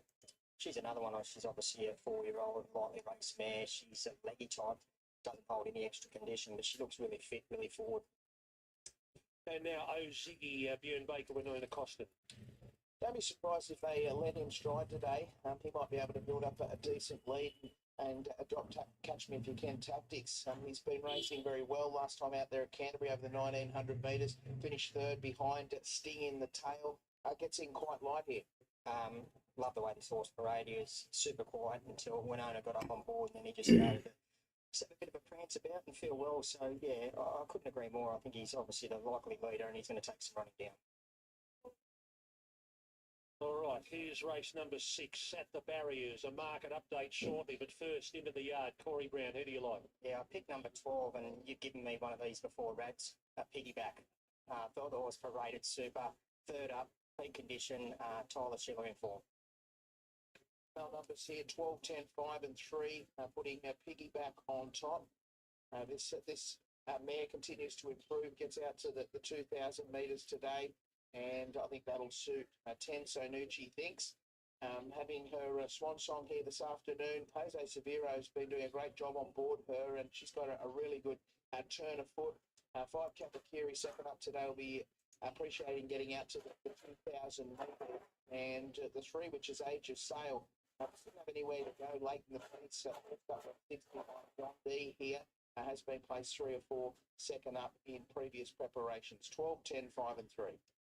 Money for Kapakiri at the top of betting, your $3.60 favourite is becoming almost relentless. $8, I bet about it when Marcus first went up on Wednesday. I didn't rate it a real frontline chance, but money for it all week. $4.20 after scratches this morning. I thought, maybe it'll have to get out a little bit. I'll look to push against this latest betting, but I'm just holding too much money for it. $4.20 into $3.60. I've had to turn off the $3.80, now $3.60.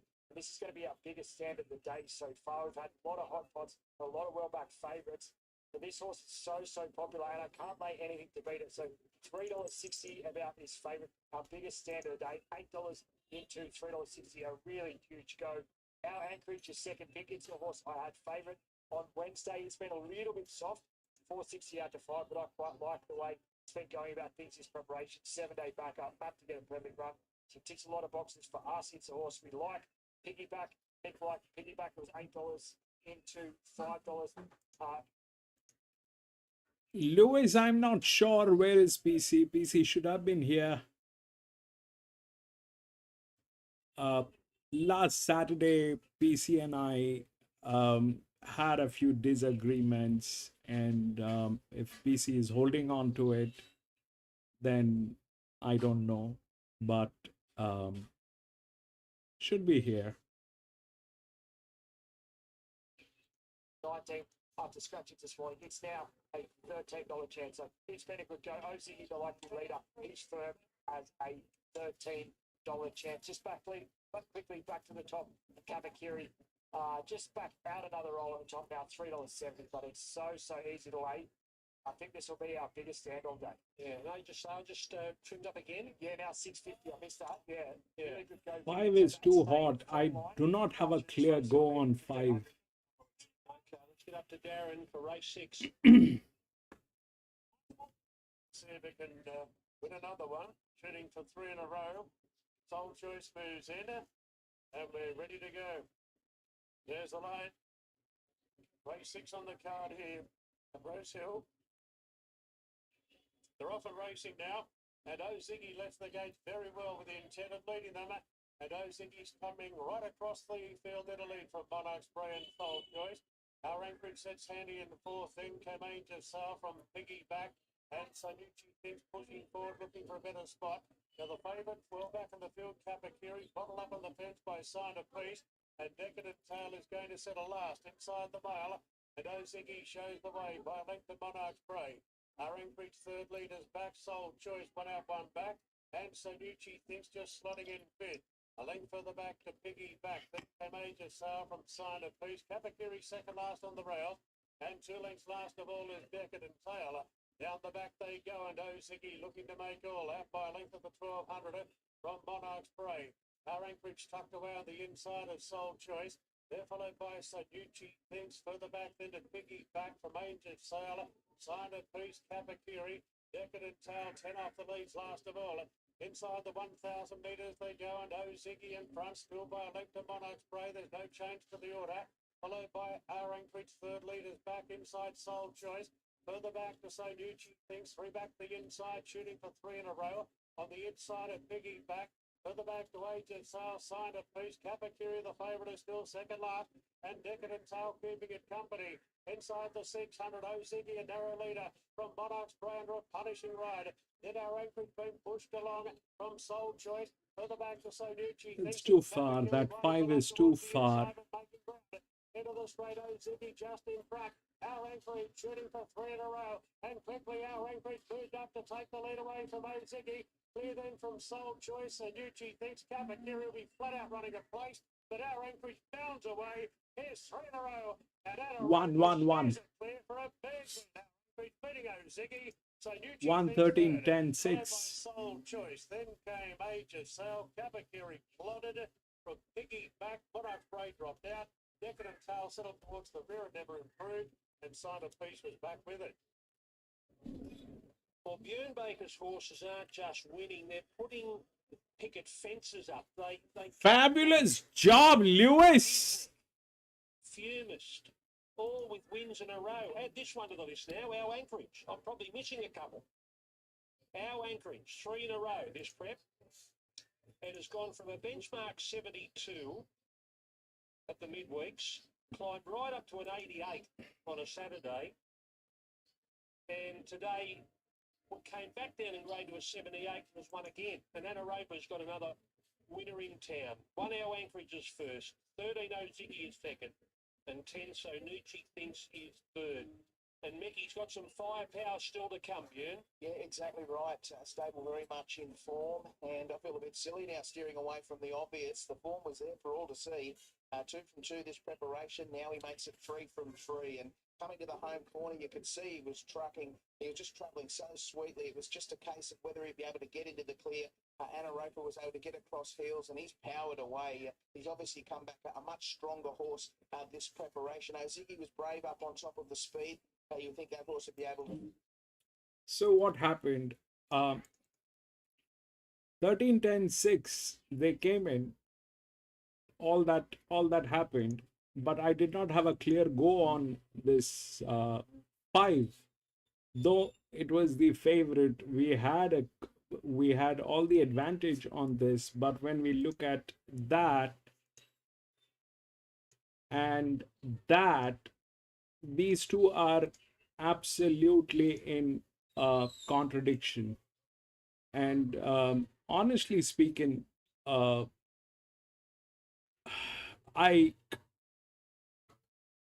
had doubts about both 1 and 5. I had doubts about both. This is the largest outer drift.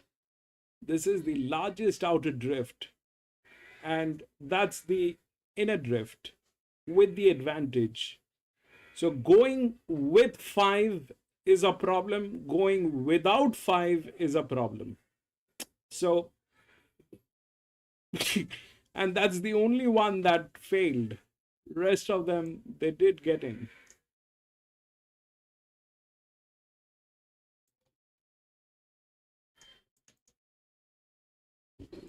But brilliant job, Lewis. Boom.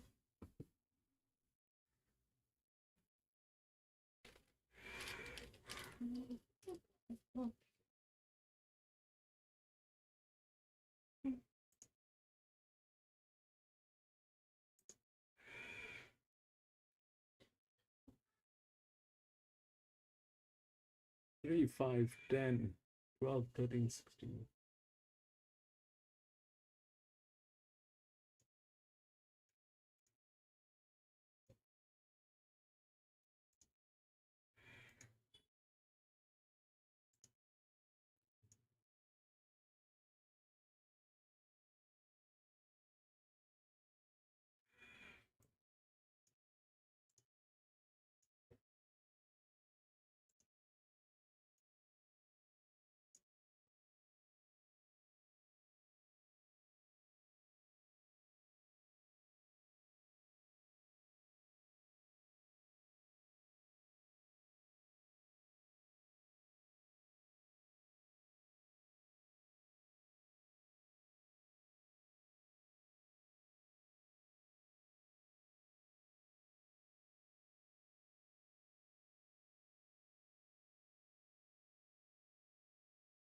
Ladies and gentlemen, I've if you go to the channel, I've started a group by the name of Learn Handicapping. If you want to learn how handicapping works, uh, you can join that group. I'll be doing special streaming for that group once I have at least one member in that group. We also have started the gang, which is another group for us to be um, for all of us who are racing every day. It's about $2 a month, I think. Handicapping is expensive, but the other one is not expensive. So it would be nice to see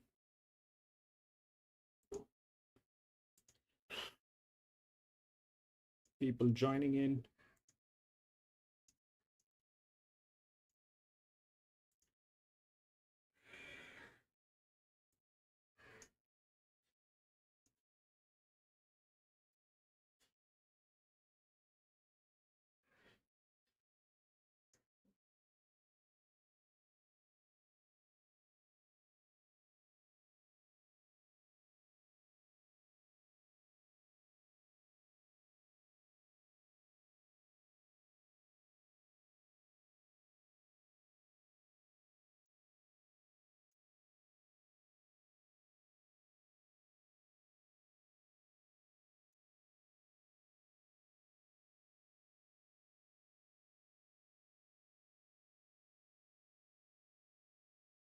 So Tarps in front, second the fixer.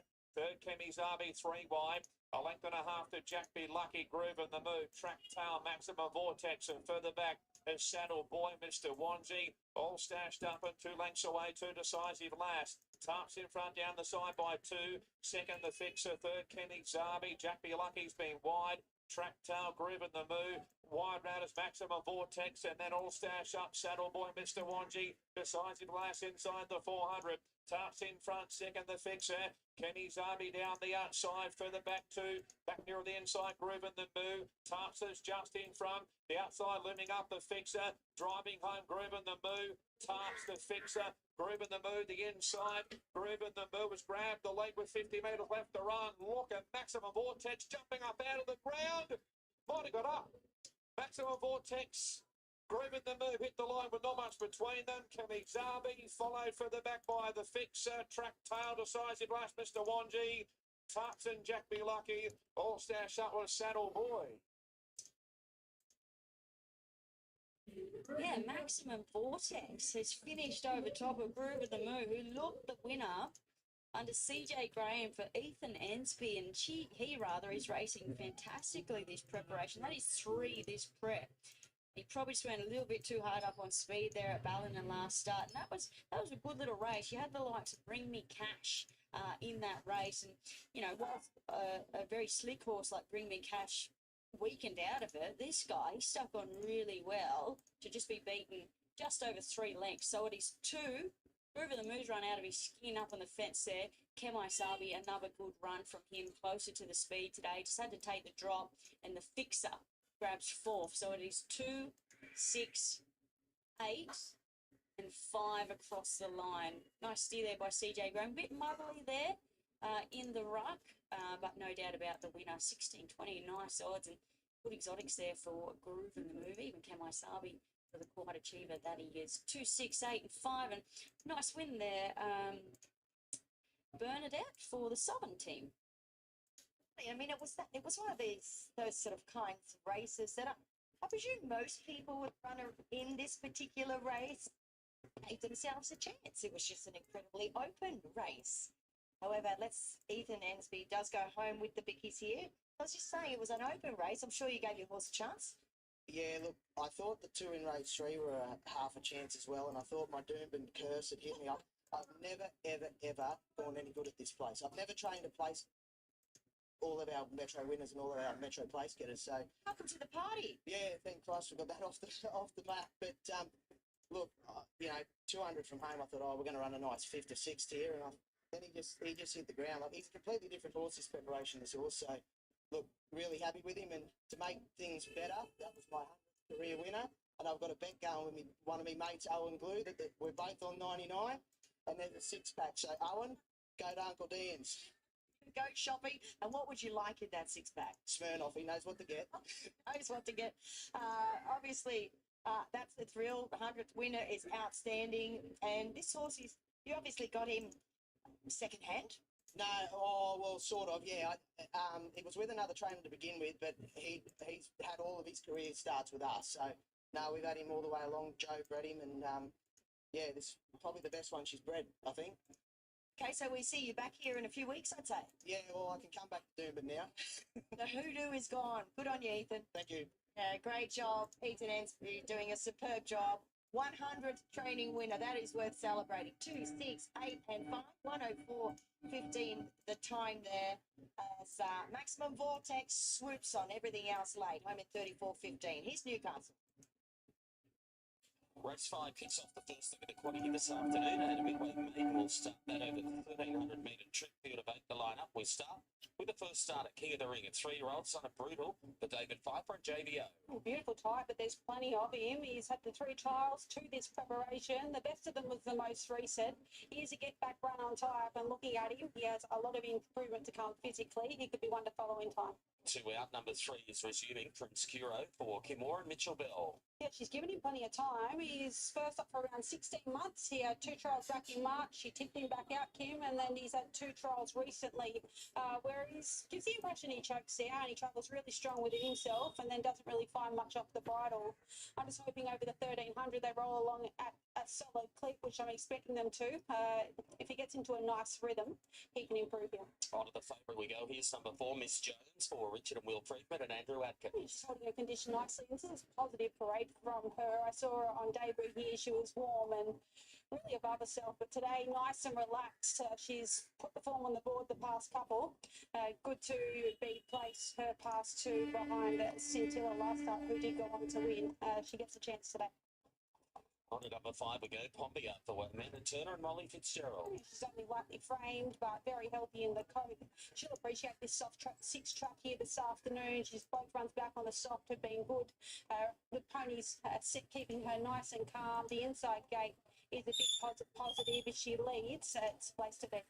Number 6 then is Literature Tycoon for Nathan Doyle and Keegan Latham. First up today, it was a little costly to punt his last preparation. Started favourite on 2 occasions and was beaten, but was giving every impression that would be looking for a trip. We're first up today. We're fresh at our home track. The trials have been okay.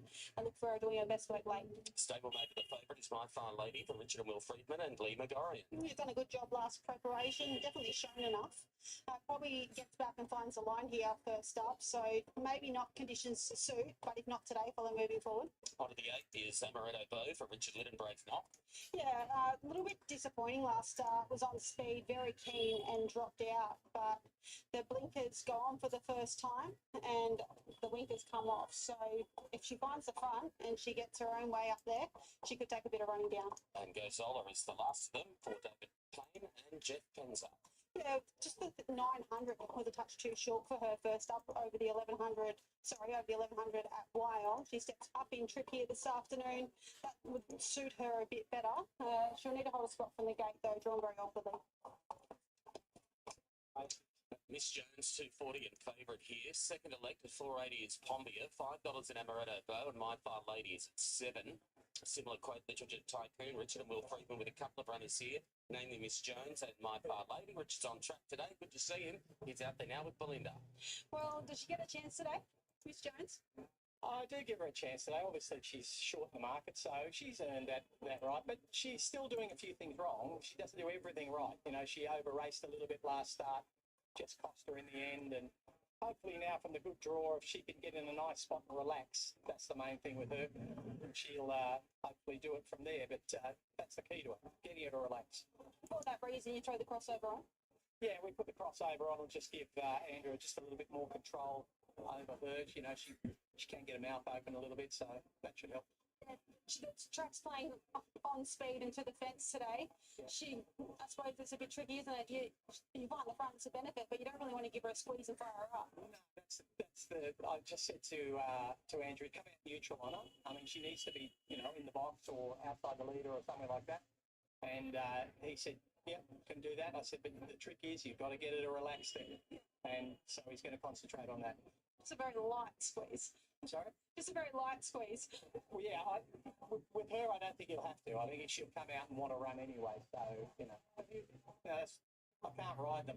I can only tell him what they're like.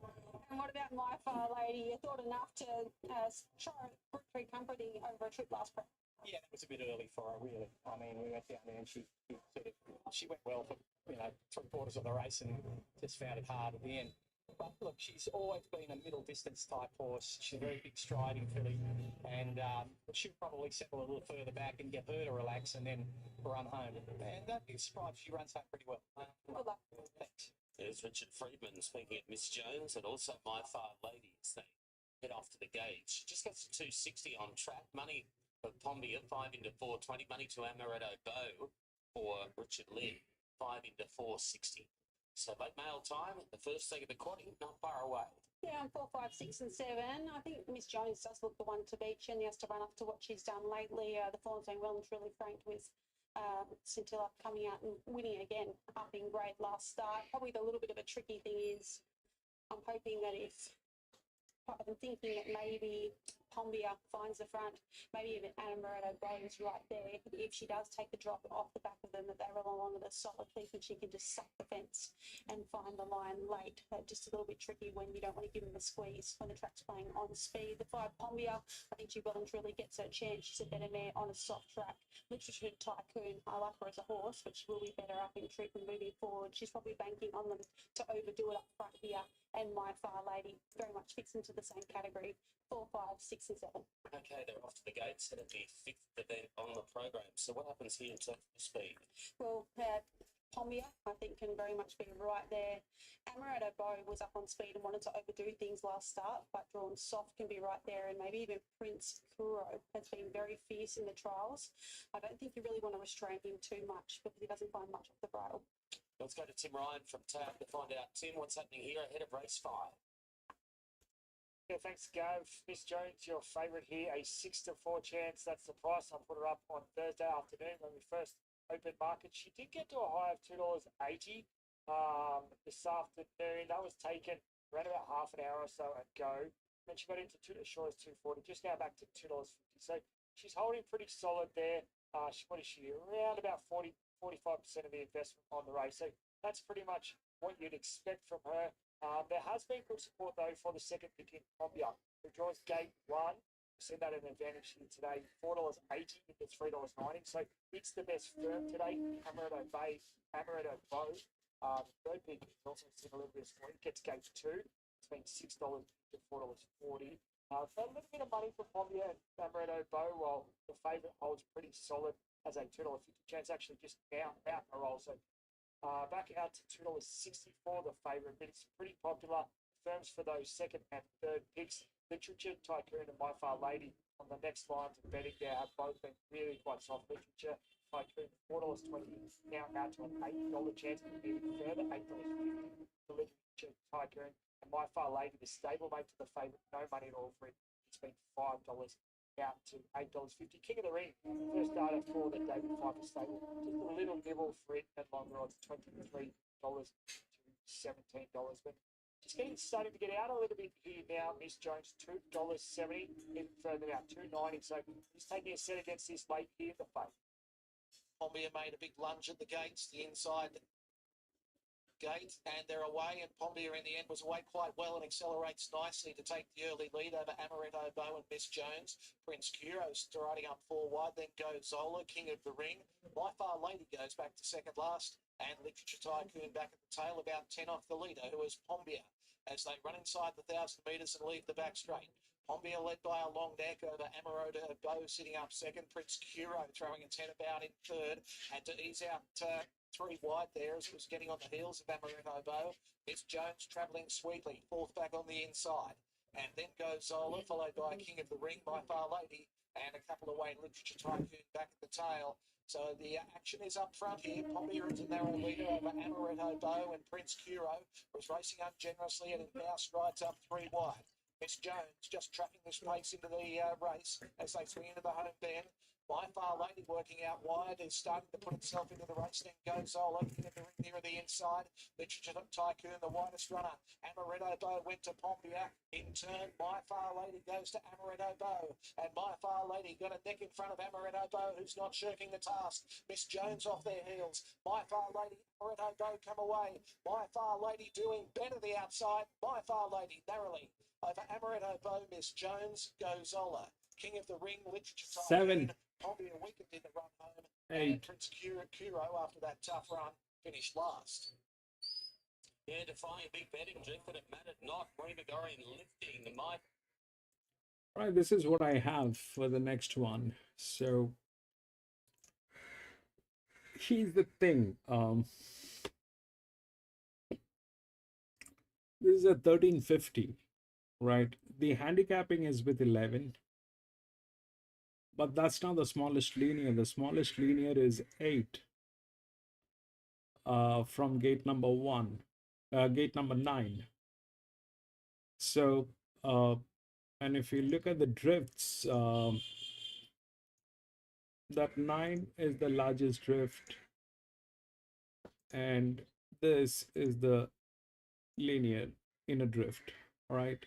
Now, honestly speaking, this thing is well within the gates, within the rails, all right? That 9 is well within the rails. So, and that 9 is also there within the odds. So there's a thing which is a physics which will work here. But to handle this thing, they do not have the management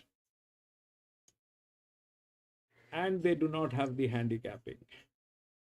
The handicapping is with 11, 14. The advantage is with 6.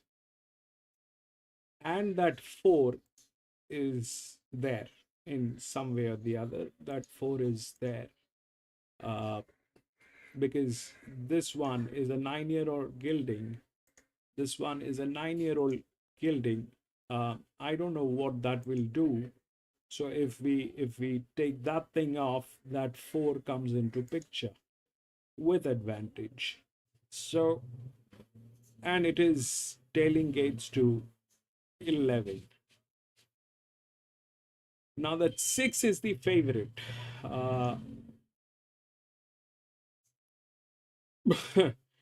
This thing can go very wrong, and I don't know, because nothing matches. All right, nothing is matching. If we look at this advantage, they do not have the handicapping to carry this thing out. They do not have the handicapping. The entire thing is going to be on the horse itself. There's no advantage on this horse. There's no, apart from the fact that it is here, this is an advantage. It's a physics, but this physics needs to come with this physics, which is not there. So it's in a good hand. 14 is in good hand. 11 is in good hand. 4 is not, but this thing can play very, very wrong. This thing can play very wrong. I am not sure what it would play. The 8 is a check. If 8 is a check, it is gate number 9. Then 9 is a check, because that's the outer drift. So 8 and 9, they also share the gates. 8 and 9, they also share the gates. They have, this is the linear one, but they're not the best fit for this thing. So this is a hodgepodge. This thing is a hodgepodge. I'm not sure what will happen. I don't know. I will be out. Probably need a run or two before he reaches peak fitness. But his recent trial win on the Beaumont was very good. He led up and powered away from his rivals late to defeat Just on Fire by a healthy margin. He's one of those horses. Early days, he was always sort of big and awkward, but he's grown into himself really, really well. Obviously, first up, he'll improve on what he does today. I know he's won first up before, but looks slightly soft in the yard, but yeah, that would be the only small negative.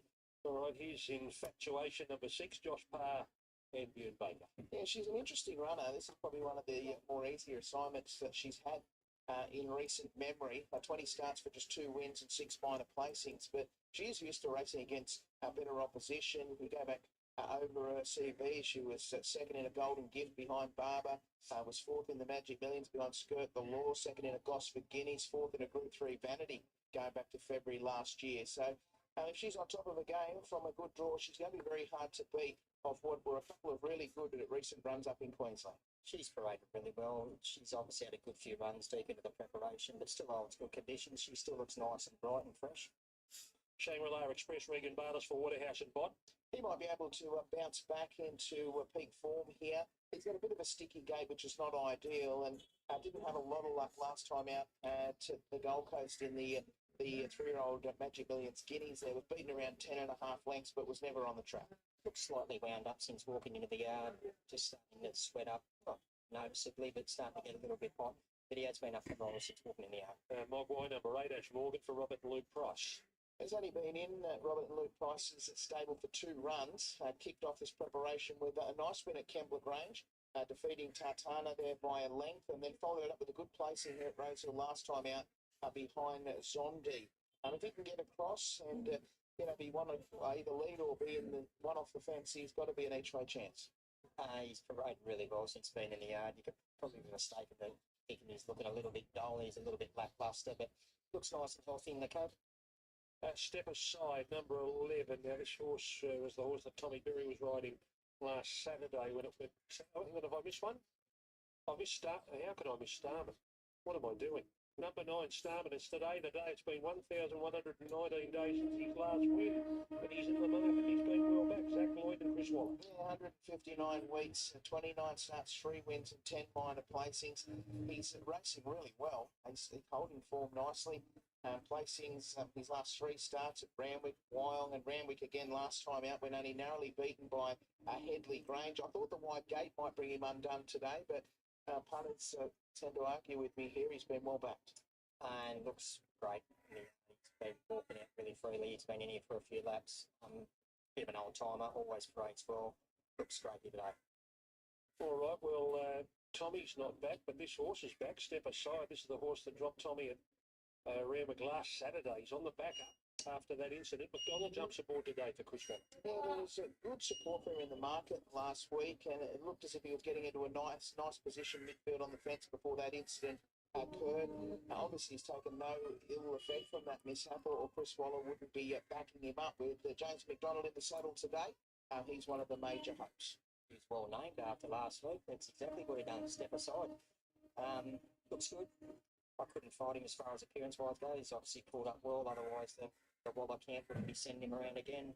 Yeah, you couldn't really find him. It's okay. Lady Boss, 14, Tyler Schiller, Kieran Marr. Yeah, I think she might be a big improver today. She ended up in front by default there at Wyong, over 1,300 metres first up, and just faded late.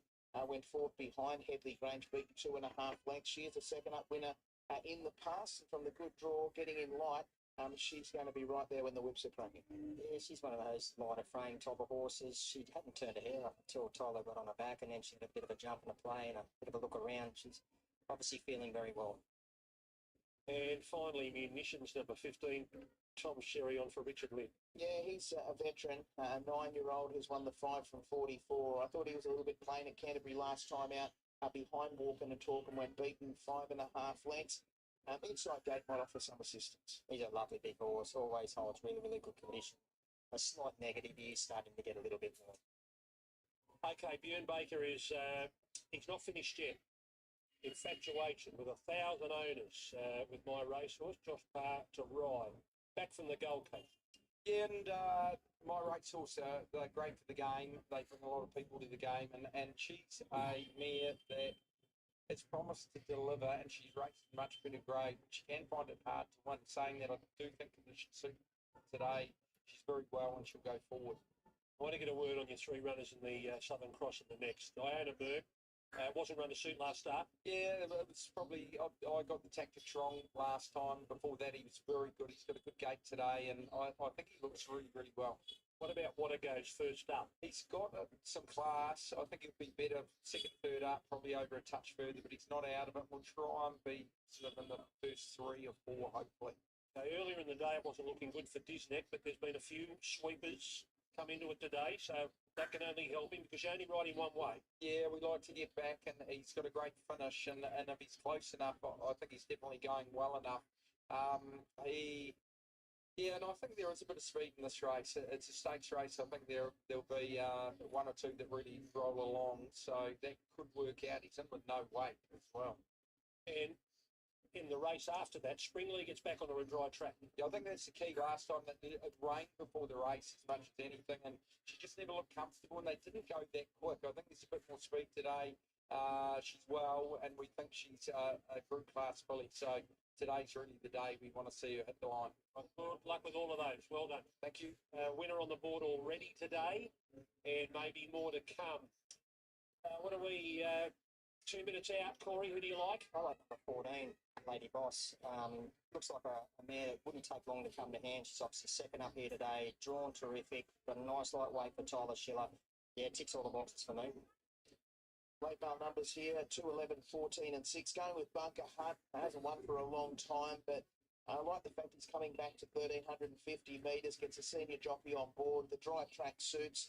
I think he gets a great opportunity to break back into the winner's circle. 11 step aside in the market last week, and unfortunately, Tommy Berry fell off at mid-race, and that obviously he went around without a jockey, but he's obviously come through that okay. The 14 Lady Boss was okay at Weil and resuming, beaten 2.5 lengths by Headley Grange, can improve his second up, and 6 Infatuation finds herself in a winnable race. 2, 11, 14 and 6. Yeah, a long time between drinks for a few of these here. Mick, your favourite Infatuation, actually, the last win was on this day last year in the corresponding race, so she's looking to salute victory here 1 year apart. She was a $3.60 chance this morning. She's just a little bit easy, $3.60 back to $3.90. The best back runner is your tip, Bunker Hutt, $6 after scratchings this morning. It's now a $4 chance. It's going to challenge for favouritism late here, Bunker Hutt. It's been a really, really good go. Step aside.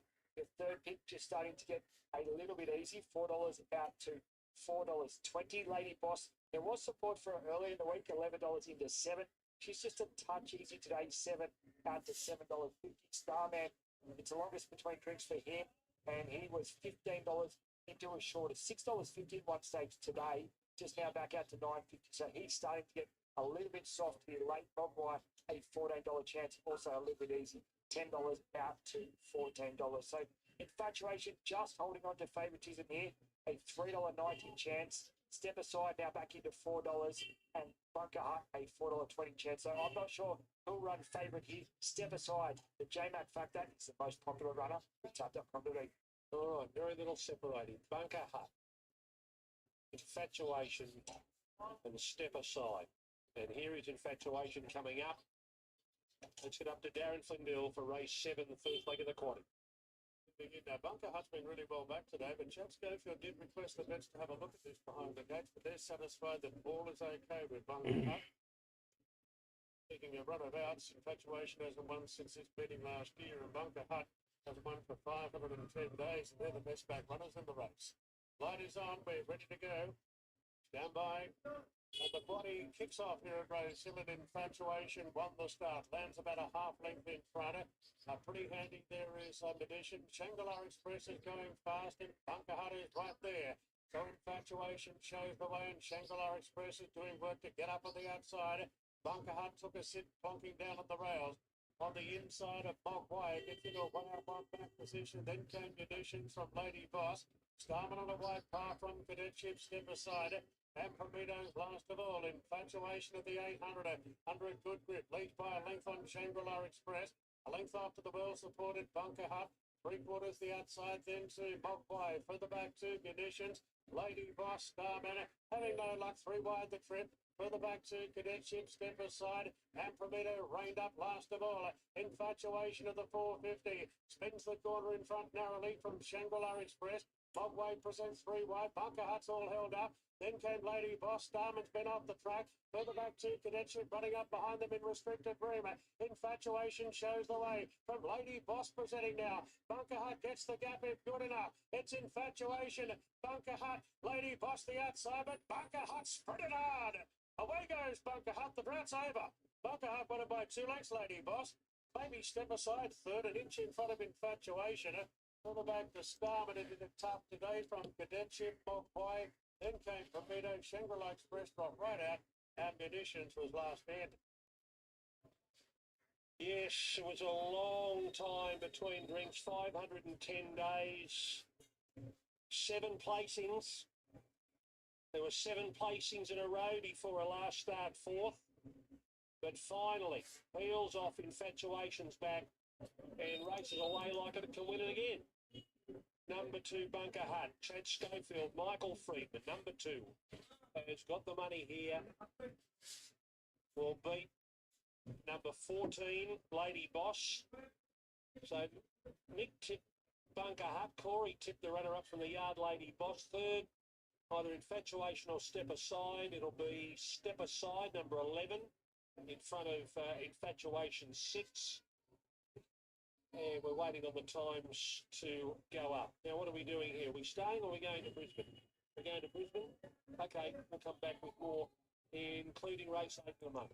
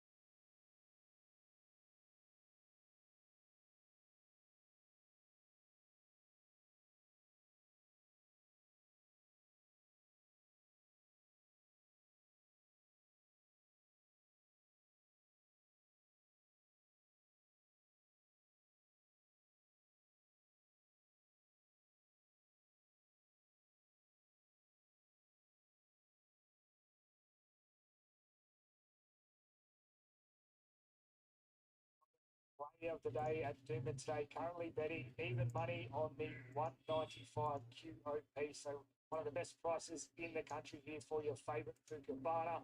Really well placed in the set weights class too, but we were just keen to take it on. In fact, we thought it was a bit short. It's got barrier one. We think it might get buried back on the inside. We have doubts about that. That's also second up from a very long spell. It had a year off the track. We think it's ready to peak third up, heading towards a country championship. So we thought it's vulnerable today and really keen to take it on. At the short today, that even money no longer with us.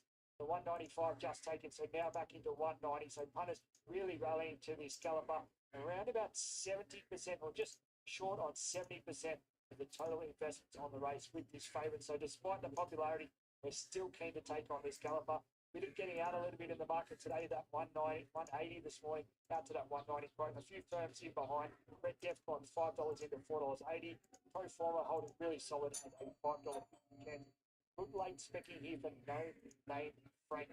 $10 bet about it after scratchings this morning. It's the late firm up and then $8.50 chance currently with tab.com.au. Fukubana just gone back out again. 195 now. So that's still top odds about Fukubana on the 190 open. Much for that, Tim. We have a jockey out of saddle on Isle Ornsay. That is Luke Dempsey. Now, they are leading her way. The vet looking at her. She has mixed feelings about being a racehorse. she didn't want to leave the yard here today, and I actually think I have seen her do that before. What are you thinking, Kian? Yeah, she's got a quirks, doesn't she? I wonder what's happened to warrant that vet just running the eye over. I mean, she does have the glue-on shoes on today. That's a bit of a question mark, isn't it? Albeit, she's got the master farrier and Barry Lockwood. Yes. Who would have put those glue-on shoes on? I think better than Reddy used to race in glue-on shoes, so they're not bar plates. No, that's true. But this filly on there, she may be out. It's scratched. Okay, scratched all in. Let's get up to Josh. Right at the 1350, racing Fukubana jumped away well, not as well as No Name Friend. So Bright going forward, handing to Gami. So Fukubana fourth now. 50 outside Pro Forma, trapped out Red Defcon 3 and 4 wide. Per capita, 1 length to Rampant Lion, Red Mile. Last of all is Bold Smuggler. So No Name Frank in front, the second So Bright, third Fukubana. They're walking early here. Red Defcon as a result of going forward, further back to Nagami. A length and a half to Pro Forma. Per capita, Red Mile 3 deep. Rampant Lion's a long way back. Likewise, Bold Smuggler has last of all. So No Name Frank in front, second the outside So Bright. Red Defcon jumped to third out 3 wide. Fukubana fourth on the rail. Nagami fifth and wider at Red Mile. Further back to Per Capita Pro Forma. A length and a half to Rampant Lion and Bold Smuggler. At the 450, the inside No Name Frank in front narrowly. From the outside, second So Bright. Fukubana travelling well, looking for the way clear, leading up Red Defcon. Further back to Nagami. He's out on Fukubana. No Name Frank in front, though. The inside Fukubana's about a neck away, looming up Red Defcon. Further back to coming home there, Pro Forma. The inside Fukubana driving through, grabbing the lead, comes away now Fukubana. Fukubana's won, second No Name Frank. Third Red Defcon, fourth the Pro Forma, followed by Nagami, Rampant Lion. Then we had Per Capita. Back behind those, Red Mile, Bold Smuggler, and the last one was So Brights. Yeah, Fukubana scores there. Nice win too. Great ride, aided by Barrier One. He was just able to get into that nice box seat trailing position and, under the 60 kilos. Whilst he was well weighted, there's not a lot of him and he's been able to cuddle him. He's given a really nice kick and been very strong at the 1350. No Name Frank has stuck on for second. Red Defcon was a fantastic run, absorbed plenty of pressure, sat 3 wide up on speed, and she stuck on nicely and even gave a cheeky little kick there. Got a photo for fourth, but it is all about Fukubana. Nice little horse, off the back of a 10-month layoff as well, and he's come back in great style, and the riding was certainly on the wall. First up, resuming there at Eagle Farm, just on that inferior part of the track, and given a really nice kick there, just trying to get your fourth number. It looks like perhaps Pro Forma didn't get a lot of tempo on. It was a bit sedate, so it's run on nice and relaxed a lot better. But Fukubana scores here after the running of race number 6 at Doomben. Now, Quaddy kicks off next. Race number 6 on the program from Newcastle today. A benchmark 64 coming up. This is over the 900 metres. Field of 8 the lineup. Good race. We start with Curl, who comes here second up for Paul Perry and Molly Fitzgerald. He's had one run back where he was excellent from back in the field. He's just a little awkward away and got a bit further back than he expected, but I like what he done late. I think the key to him today is the track raining in the soft range and him dropping 3 kilos with that plane from Molly Fitzgerald. The track has been playing on speed, so I suppose that's a little query, but good to see them make ground in the previous. He'll be doing his best work late. On to the favourite we go. This is 2 Shall Be for Mark Minamini and Will Stanley. What a beautiful little gelding he is. He's obviously got plenty of abilities at the full goes for 2 wins and a second. He was good to win first up. Take the claim here this afternoon, so he gets in with the same weight as what he did when he won here. The negative is the 2 main chances have also taken a claim, so it makes them 3 kilos worse off. Number 3 is Johns of War for Jason Deemer and Andrew Atkins. I do believe he's a better galloper when he can find himself on a rock hard track. He likes it here at home. He's a winner at home. He's drawn soft. He'll put himself in the right spot. Just a soft 6 track is a bit of a worry. I can't fault the parade though. Zoe Shark is number 4, stablemate of Curl for Paul Perry and Shay Wilkes. Yeah, doing Zoe Shark thing. She's up on the toe. Probably suppose the positive is she's not sweating up. This is a typical parade from her. She'll keep that pony very honest. They'll get the rider on and go straight out on the track. She's your likely leader here. I would have had her on top if the track was in heading towards a good range. But speaking to jockeys, I think it's a genuine soft here. Number 5 is Bourbon Flyer for Steve Hodge and Andrew Gibbons. He will appreciate a bit of sting out of the track. He's yet to really put his best foot forward in a little while. He's at the back of an 8-week freshen. He looks really well here. I just want to see him put his best foot forward. Number 6 has get some fun resuming today for Karen and Maddie Owen. She's done a great job in her first racing preparation. She was had 2 wins and 2 placings from her 5-race starts. Looking at her, she's only lightly framed and she's going to take good natural improvement from this run. She is a really stiff mover behind, so that's a little bit of a concern, but although a map's tricky for her, I'm sure she'll go through her grades quickly. 7 is out on to 8 REQ for Ron Clinton and Louise Day. Comes here first up for 28 weeks, no trial to speak of. I did look forward enough in the yard, so that's a positive. I just didn't have her in the mix here this afternoon. And finally, Shonda Mars is returning from a break today. Jeff Benza riding for Cloncarrick at Sons. Yeah, another one that resumes without a trial here this afternoon. It does look forward enough in the yard though. Nice and healthy, real flashy little type. Drawn soft, Jeff Benza on. A few things to like, but does meet a pretty strong field. Shelby is the favourite at 250. Second leg Curl solid at 360 and money for the stablemate Zoe Sharp. 4.40 into $4. Mark Minabini settles up Shelby. And on track today for Mark is Salim Akbar, who's out there now with Belinda. Well, he's building a nice little record for himself. He ran really well here first up. How'd he come through it? He come here very well today. He put it from his last start a few weeks ago very well. He carries some good condition and he's even fitter today. And he do the same thing? He just punch forward and try to hold a spot? So it doesn't look to have a lot of speed, the map today. I just tell the jockey to go with him. It's no rush. If he's in front, good for him. If not, we just follow what he wants to do and we want to hit the line strong. This is the main thing today. You take the claim here this afternoon just to give him a little bit of a weight reprieve. Is he a quiet little boy to ride? Yeah, it's an easy ride. He's still a racehorse. Will is a great rider. So if we can use 3 kg off, we might as well do it. And good for him to get a good ride from Mark as well. Thanks for joining me and good luck. Thank you very much. Salim Akbar there for Mark Minabini with the favourite Shelby, who's the winner at this track over the 900 metres last time in. First up from the race, he's looking to go back to back. So over 2 minutes out ahead of race number 6. Mail time. Nice. Trying not to fall off my chair. Let's try buoyant. I'm going to stick on my numbers. To be honest, with not a whole lot of confidence. I was reassuring to see them make a bit of ground in the previous. I think that when it came from a fair way back in the field and come down the middle of the track. So that was positive. On Curl on top, 1, 2, 4 and 6. He just looks absolutely sensational, this guy, just banking on the fact that he can be a little bit better into stride here today. I know he's going to be in the second half of the field, but seeing Molly can suck up in behind him, he looks terrific and he gets in well with the claim. The two Shall Be is going to take a lot of beating, beautiful type. As I said earlier, Minimity's horses generally improve as they get into their preparation. We saw that in the first race today, and this horse fits that mould. The for Zoe Shark, she gets them at favours. She finds the front from the inside gate, gets in, meets the favourite 3 kilos better off with that claim. Just seen her a couple of times on a soft track, but she hasn't been as effective. So that's a little niggle in the back of my mind, but wouldn't be surprised to see a win here.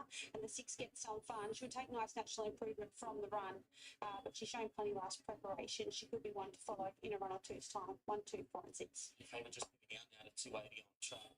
Curl is tripping up under a minute out.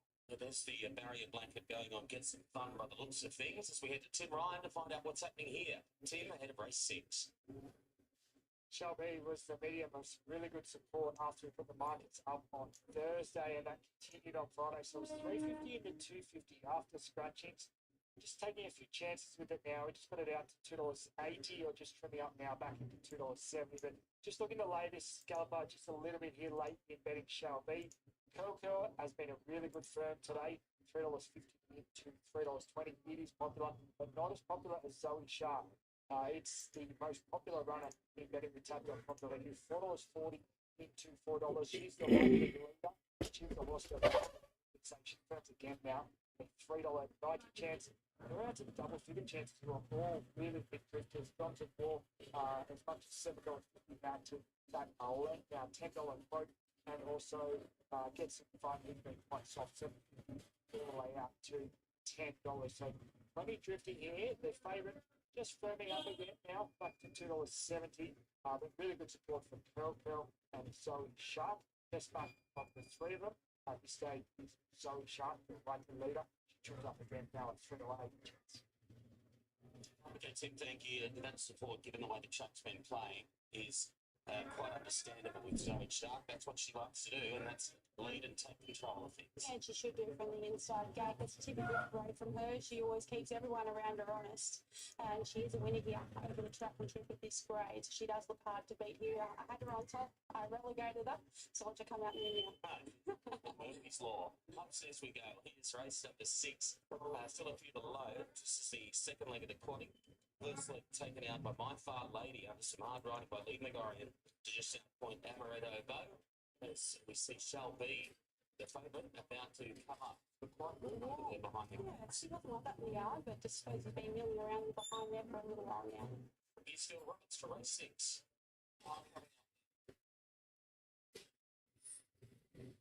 REQ goes in. A bit of late support here for number 6. Get some fun into just at the figures into $9.50.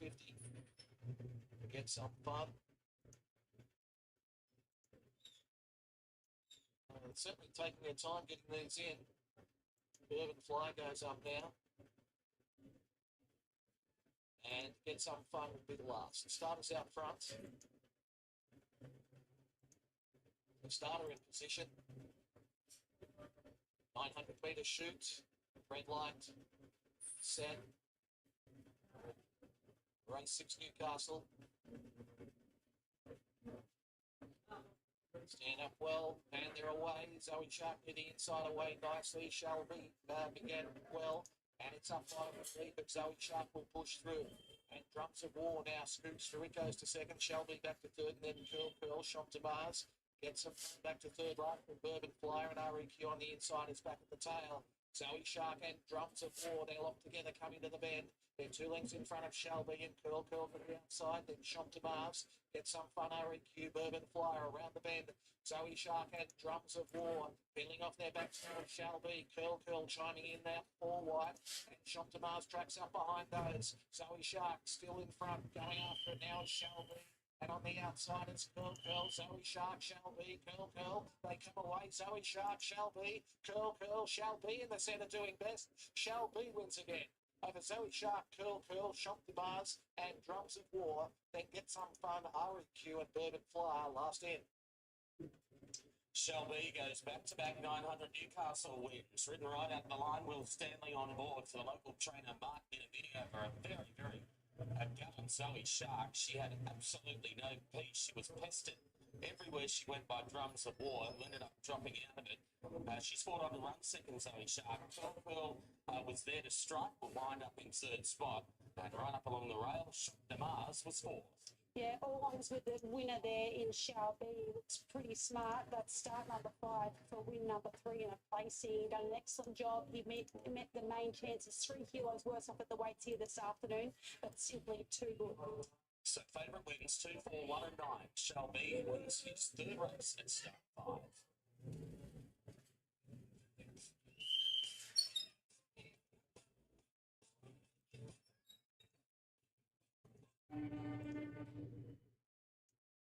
Nine, 5, 7, 2. Right, this is what we have. Now, this is not going to be easy. It's a quality race. Let me just take a look at the 1 week, 1 week, 3 week, 4 week. No, this is 4 week, 4 week, 4 week, 2 week, 3 week, 34 weeks, 8. Man, this is 34 weeks. Okay, so this is not going to be easy. They've got 9, 5, 7, and 2. 2 I have 2 and 1. These 2 are actually within the rails. There's nothing else within the rails. Now, if but they don't have the right advantage. 9 is good. 3 has a tremendous amount of support line going on, but lacks this side of the gate. And 7 is with a unique number. If we look at 9, it is right after it is after that. These are the largest outer drift. This is more. 1 is more than 4, but they're suffering 71%, wherein 4 is in better hands. So I am kind of not very sure about what will happen to 1, 2, 4. These things I don't know. There's a huge amount of advantage given to 7, but they lack this side of the rail, and it's not a clear go. It's not a clear go. 7 looks good. It's not that it is a bad horse. It is looking good. It has advantage in some way or the other, but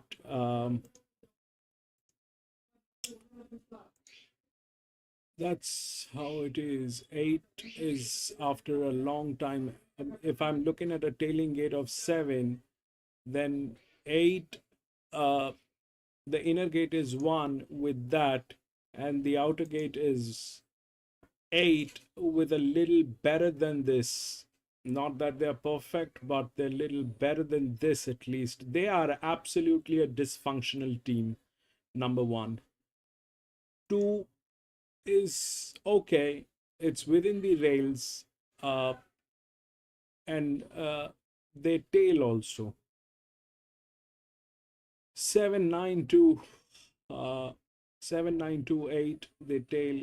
4 is the best hand, so with a drift. This is not a clear go. He's got a playing type of horse, but he's ultra consistent and looking nice and walking the cone, walking out really freely. But again, yeah, he's just a little ripper. Second of Baker's runners is what it goes. Jason Collins. So the 4 goes first up for a win and a minor placing. We haven't seen him since he finished 3rd at the Sunshine Coast on a heavy track in the listed Glasshouse behind Punch Lane.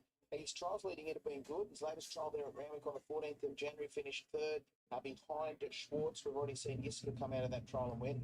He's another one. He's a plain top of horse, but looks healthy enough, walking out well. Attitude's always good. Returning also today is Walado, number 5, Tyler Schiller and Mark Connors. He's a real little winning machine. He's had 16 starts for 7 wins and 3 runner-up finishes. He's first up from a spell today. He's probably a little bit better second up. He has won first up previously, though. Gate number 1, he does look the likely leader, and it's probably only the last 100 metres where he might be vulnerable. I really like him. He's a super tough horse. He always gives his all. He's got this funny sort of walking behind. It's like he's waiting to pounce. He's got a sort of short little action on him when he parades, but I know what he's like once he steps out there. He's a real bulldog and always gives his all. Here's Kabling, number 6, Tom Sherry and Peter Snow. Going around at a big price here. Last time out, finished 8th at Caulfield behind Ashford Street. I've always had him pinned as more of a 1400 metre horse, so I suspect you'll probably need this run. He looks okay. He is more of a staying looking horse as well. But he's paraded well, though. I couldn't really put a negative towards him. All right, going for 4 in a row is Disneck, number 7, Jack Lloyd and Bjorn Baker. He's a beauty, isn't he? He's in a real purple patch of form. They've worked out the key to him. If you just leave him alone, let him switch off at the tail of the field, he'll build in confidence and launch late. And I don't think they'll be changing anything today. He'll be last turning for home, and be interesting to see if he can get over the top of them. Yeah, he's another one. He's not a lot to look at, but he's all heart, always ultra consistent, always gives his all. He's paraded well again here today. He's obviously deep in the preparation, but still looks terrific. Okay, fair bit of respect being shown for our Gold Hope. Put up as much as 80 to 1, but now 26, the Queensland Oaks runner-up. Kara McAvoy for Rock and Luke Price. Obviously a mare that's going to be better suited over longer, but she looked very sharp in her latest Warwick Farm trial, finishing third behind Lilac. Now, I know she was 9 lengths from the winner that day, but she just coasted up under minimal pressure and was very strong through the line. So if some of these up the pointy end overdo it, she might be able to get into the action late. She's a nice looking horse, but I always find it quite hard sometimes with a grey horse to see where they're at as far as fitness-wise goes, but she seems nice and bright and fresh, obviously being second up. She's entitled to be, but yeah, I couldn't really put a negative towards her at this stage. And like Disney, Accredited is also going for 4 in a row. Jay Ford on for Joe Price. He's really come of age this preparation. He was very good at Randwick 2-back, defeating Yorkshire and West of Africa. The form out of that race has been very strong. And then beat up on a pretty moderate benchmark 88 field over 1400 metres last time. He was also to go round over the 1400 metres in Carrington last week. That race didn't go ahead, so back to the 1200 metres today's got to be a little bit of a query. Yeah, the Joe Pride stables turned this horse out in terrific fashion. Looks fit. He's another one deep in the preparation, but still looks great. Okay, Joe, month between runs for Accredited and back 200 metres. How will he react? Look, he's a very good horse fresh. I think that's in his favour. And if you're going to have a long time between runs, coming back and distance is obviously better than going up a distance. So, yeah, is that just me trying to find the positives in this situation? Possibly. But the horse as well, I'm very happy with him. Looking at his last 2 starts, there's a lot of positives. He beat Yorkshire, and the way he won last start was quite dynamic. It was. He's been super all preparation. He's had a really good turn of foot on top of the ground. He gets that again today. I don't think he's been here to Rosehill, but that's being a problem for him. Should be afforded a nice run in transit. If he gets that, he'll be in the finish. Good luck, Joe. Thank you. Corey, who do you like? This is a great race, great contest coming up. No, I'm with him. Accredited. I thought he paraded really, really well. He's deep into the preparation. He's obviously been ultra consistent this time around. Drawn good, should get a great run. Numbers here, I'm going to go with 3, 9, 5 and 7. Looking for a bit of value with Iona Merck. I think he's in career best form. Tremendous winning the Canterbury Sprint there 2 starts back, and then stretched out to the 13.50 at Wyong last time out, and the race just wasn't run to suit. He got back, he had a big weight, and he still managed to find the line okay. And that was behind Ground Impact, beaten around 3 lengths. I think he can settle just back of midfield here, and if the gaps come late, I think he'll be right in the finish. 9 Accredited, very hard to knock this galloper. He's just in a real rich vein of form at the moment. Back to 1200 metres, not ideal, but he looks fresh and presents well in the yard. 5 Willado looks very well forward and ready to run a race here. He's won a couple of Warwick Farm trials leading in. Gate 1 should be able to lead, and 7 Disneck will be up the back early. and be flying home at the business end. 3, 9, 5 and 7. It's been a great betting race. We've had money for every single horse at some stage of betting. Accredited is your favourite. We've been keen to take him on today. We actually laid him when we first put up the $2.80 on Wednesday. A couple of early punters took that, but we've been pushing hard against him today. He was $2.90 after scratching this morning. We've got him out to $3.80. That was just taken. Just now back to $3.70. He is the most popular runner, but just with the missing the run last week and coming back in distance, we do want to take on this Galloper Accredited. Will Ido is the horse we like, and he's rock solid firm today as a $4.20 chance. Unchanged. We like the fact he'll go forward from barrier 1 and make his own luck. Disney has been a little bit soft in betting, $5.50 out to $6 today. But he is very, very popular and a loser in our book. We're just keen to push against him for the fact he'll be last in the run or close to that. Brudenell, a good firm today, $8.50 into $7 today. We bet as much as $11 earlier in the week, so he's firm.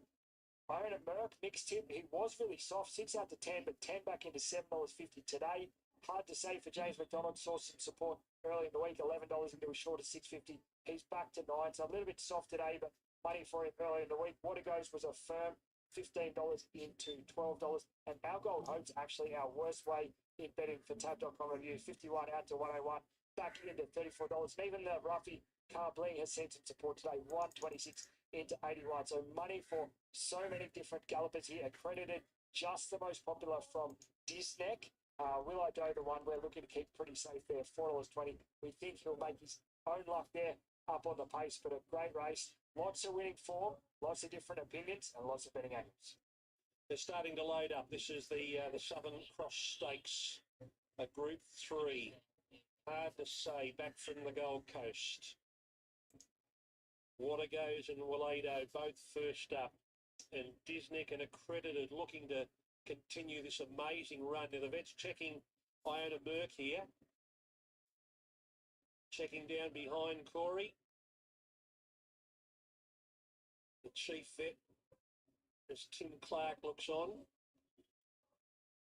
Now I don't know whether anything has happened on the way to the gates. Tim Clark not getting off.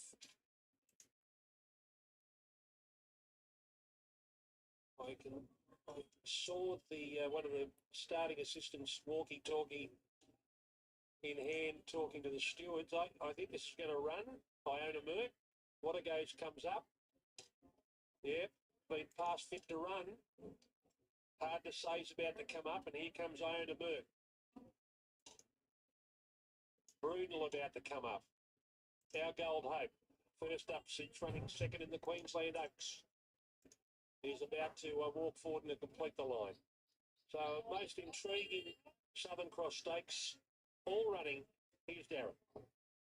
Loaded for the swept Southern Cross Stakes. Over 1,200 metres. They're off and racing now. Our Gold Hope was last out. Brutal jump well together with Hard to Say. Accredited it. Ambalado driving through on the rails, but Hard to Say is ridden with purpose there. McDonald wants the front. Hard to Say leads from Balado. Accredited 6th, third. Brutal eases out of that battle back to a distant 4th. Couple off to Iona Merck, a touch closer in the run of the outside of Carblinger. Further back to Our Gold Home from Watergoes. And Disneck being ridden stone cold at just as he loves it.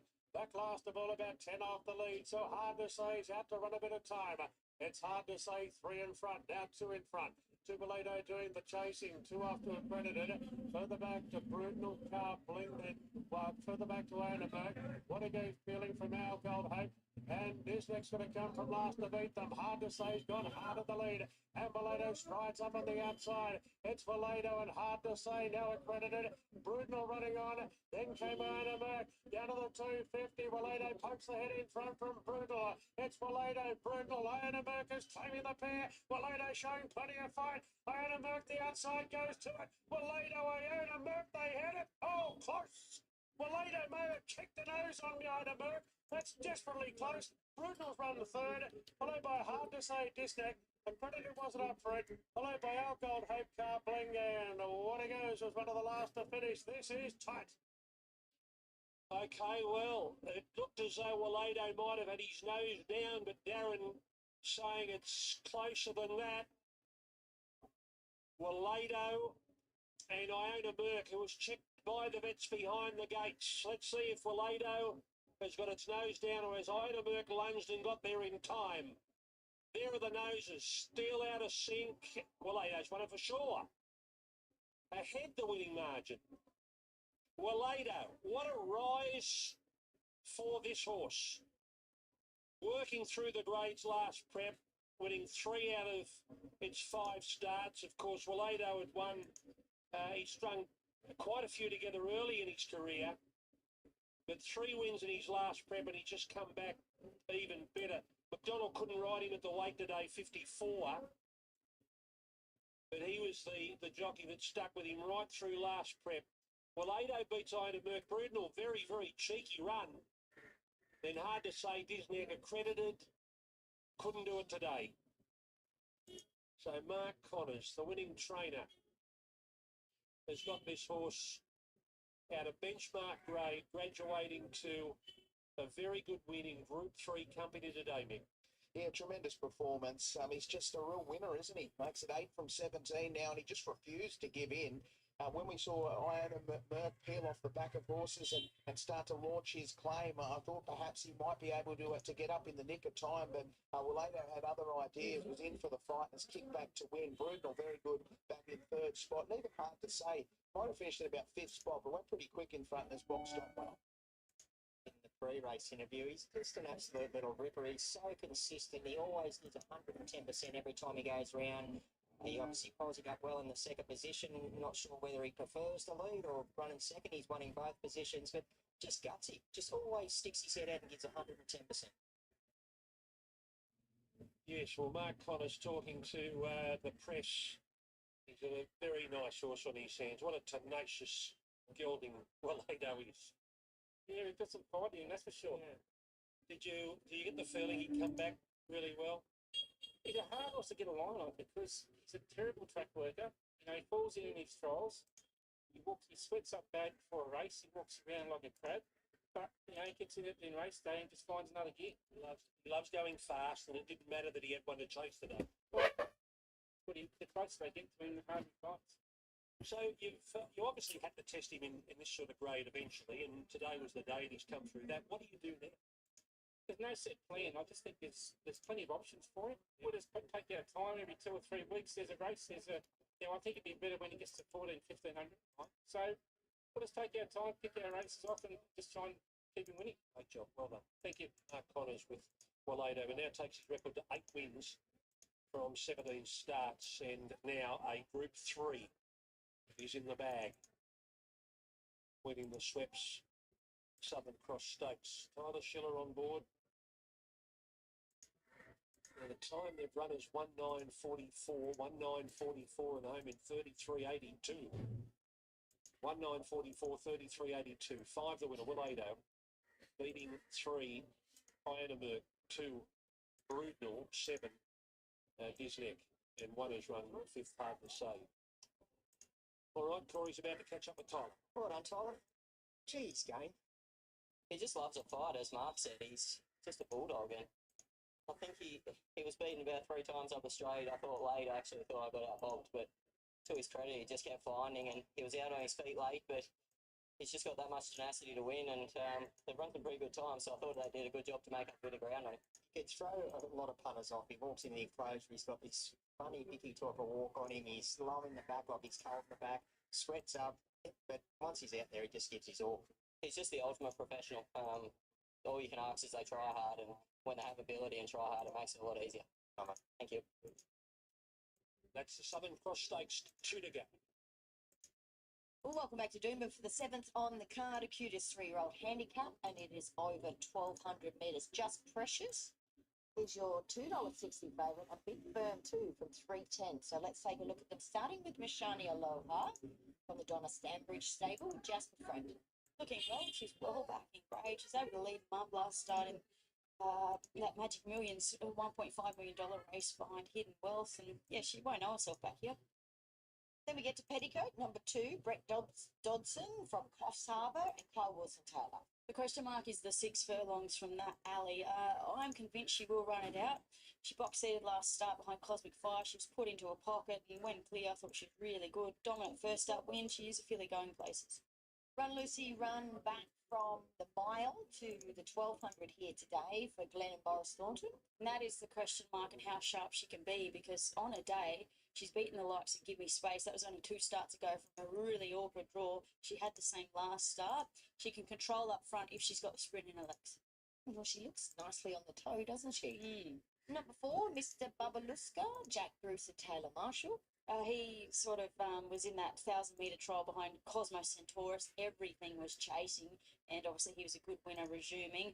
Polly Maiden winner, a little hard to assess. Here's Territory Ash from the Liam Birchley stable, Robbie Dolan. She also comes out of $1 million race last start, and it was an even run home. Win wouldn't surprise with her. She's pretty tenacious, runs well on anything. All right, the 7 is Kingdom Under Siege. He's coming from a country maiden at Ballina, Maddie Dunn, Andrew Mallion. Soft win, really nice horse in the yard too. It's the first time I've seen him, obviously by Invincible. I don't think I've seen a bad dog yet. We're just lining up the country form, but it was a dominant win. Here's the favourite, Just Precious, number 8, Stewie Kendrick, Cody Collis. Now, there'd been plenty of specking to suggest she had ability last preparation, and first up the rail was out 12, nothing was making ground, and she missed the start by plenty, and she was able to recover very quickly. She didn't beat much, but she did it in style, and there's a big gap to the third horse. Ready to ship is the 9, Toby Edmonds, Steve McLean and Luke Dempsey.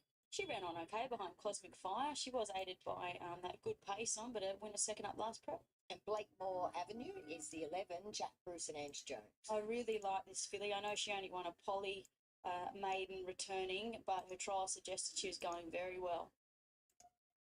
All right, that is how the 3-year-olds looked. Punters not put off by a last start maiden winner here. Just Precious is your rock solid and well-supported favourite, 310 into 235. You're with Petticoat? Yeah, I'm with Petticoat, and it is a little bit of concern that we got a Petticoat? Oh, I don't have a petticoat.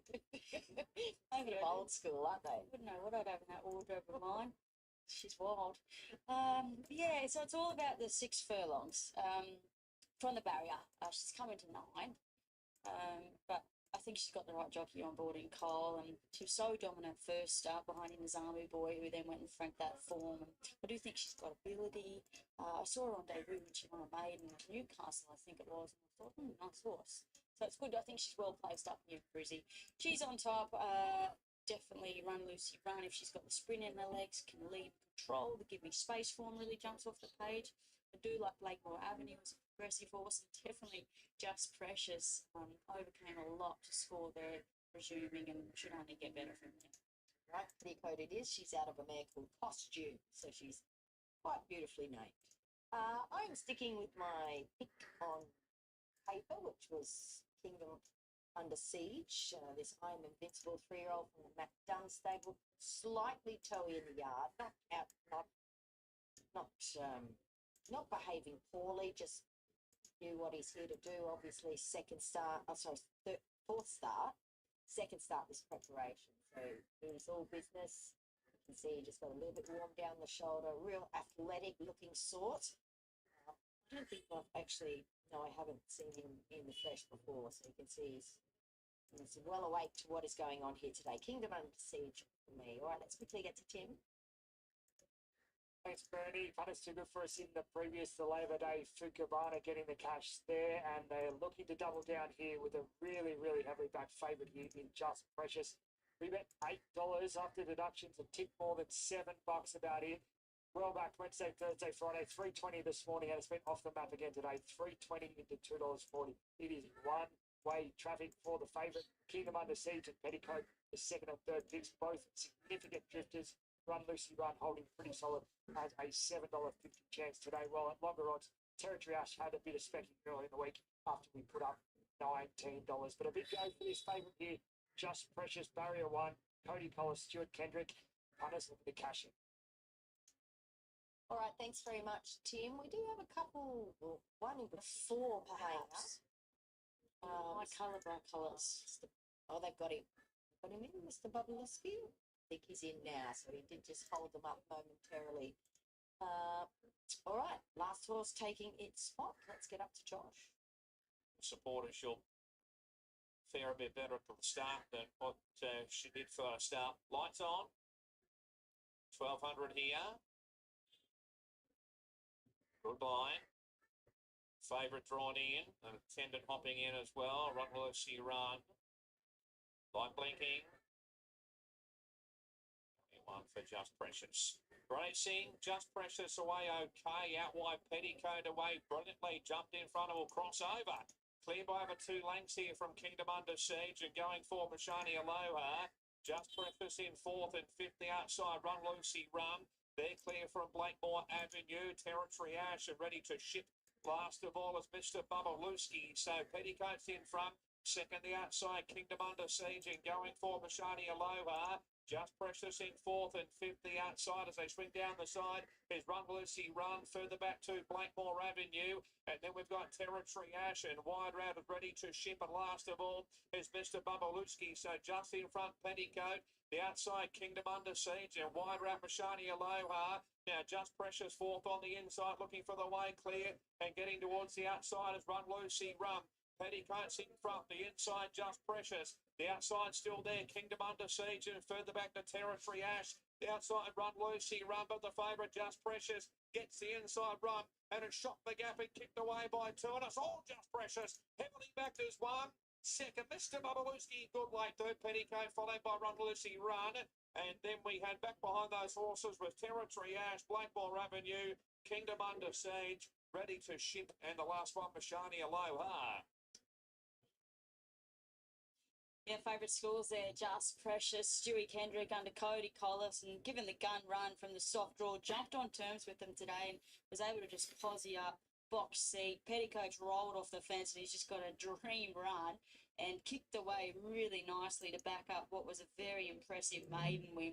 First up, the filly might justify it. Mr. Bubbleluski has come from the clouds to storm home. That was a fantastic run. He was a little bit hard to line up off a Polly win last preparation. 480. Petticoat sticks on. She's a little bit suspect at the trip as it was, and she's absorbed a little bit of pressure from crossing and leading them up. She obviously had Kingdom Under Siege just outside her, putting that pressure on. So she's run quite well at the 6 furlong, but she's a very progressive filly, Just Precious for the Stewie Kendrick barn. And yeah, the specking in the markets last preparation suggested that perhaps she was a bit of a talent.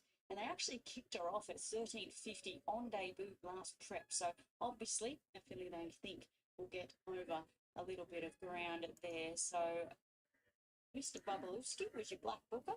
First up today for Jack Bruce, again out of that really hot trial behind Cosmo Centaurus, a very nice 3-year-old of Robert Heathcote's. Okay, the Stewie Kendrick team have got on the board here in the first leg of the quaddie, Bernie. You have indeed, Kian. Perhaps the best-looking Greek in Brisbane apart owner here, Alex Peglis. Well done. Thank you very much. I mean, yeah, we think she's pretty good. She's pretty good, yeah. You certainly deserve it, Alex. Well done. Let's have a chat. Well, we got Bailey. All right, young Bailey, step on up. Wow, that was a beautiful win. Admittedly, had a gorgeous run in transit. Yeah, she had a really good run and finished off nicely. It's good to see her go from doing everything wrong last start to doing everything right this start, so it was great improvement. Yeah, better jump, obviously. Saw her in the right spot today. Yeah, definitely, and that obviously watched one of the race in the end. Like, she was impressive. She got tied up on the fence there a little bit and still just kicked clear and was dominant in the end. It was interesting. The day started off, people thought the fence wouldn't be any good. I think we've had at least 3 winners up there. Yeah, well, the last few that I've seen have all come up the fence, so I can't complain, nothing wrong with it. Obviously, a lovely pedigree. She's pretty typical looking of the Justifies in that she's very athletic. Yeah, she was. Early on, she wasn't. She was a rather cheap buyer, just she had long, gangly legs. It was just quite an ugly baby, but she's turned out into a nice horse, matured up real nice, so yeah. Well, how often do the ugly ducklings become the princesses, right? Yeah, very often, actually. Enjoy the win. I'll have a chat to your jockey. Well done. All right, let's have a chat to our winning jockey, Cody Collis. I'm just going to step in here.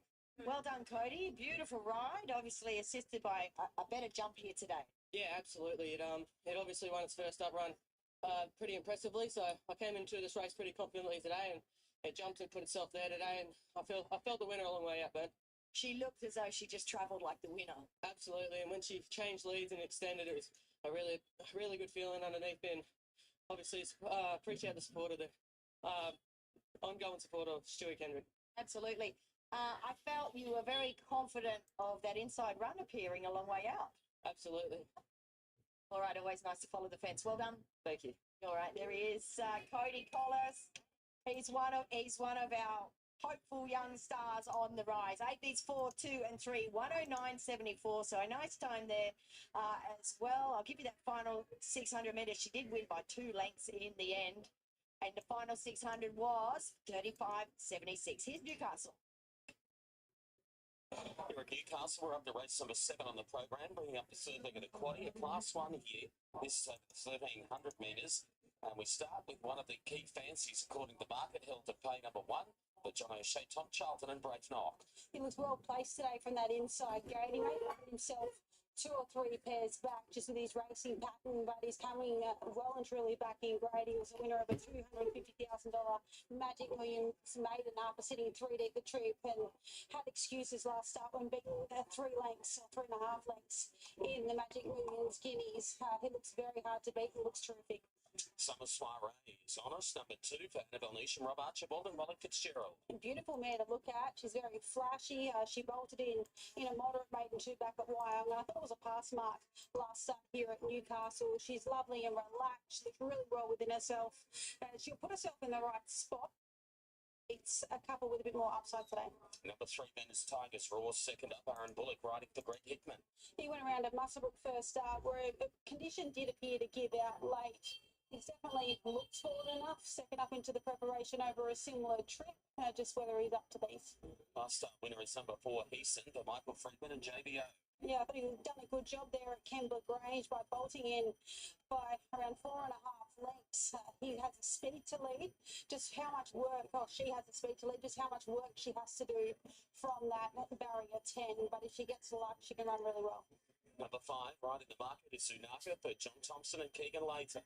Clear Danger was a winner first up ahead of Miss Jones, then backed that up with a really good performance last start here at Newcastle, only beaten a length by Tonic.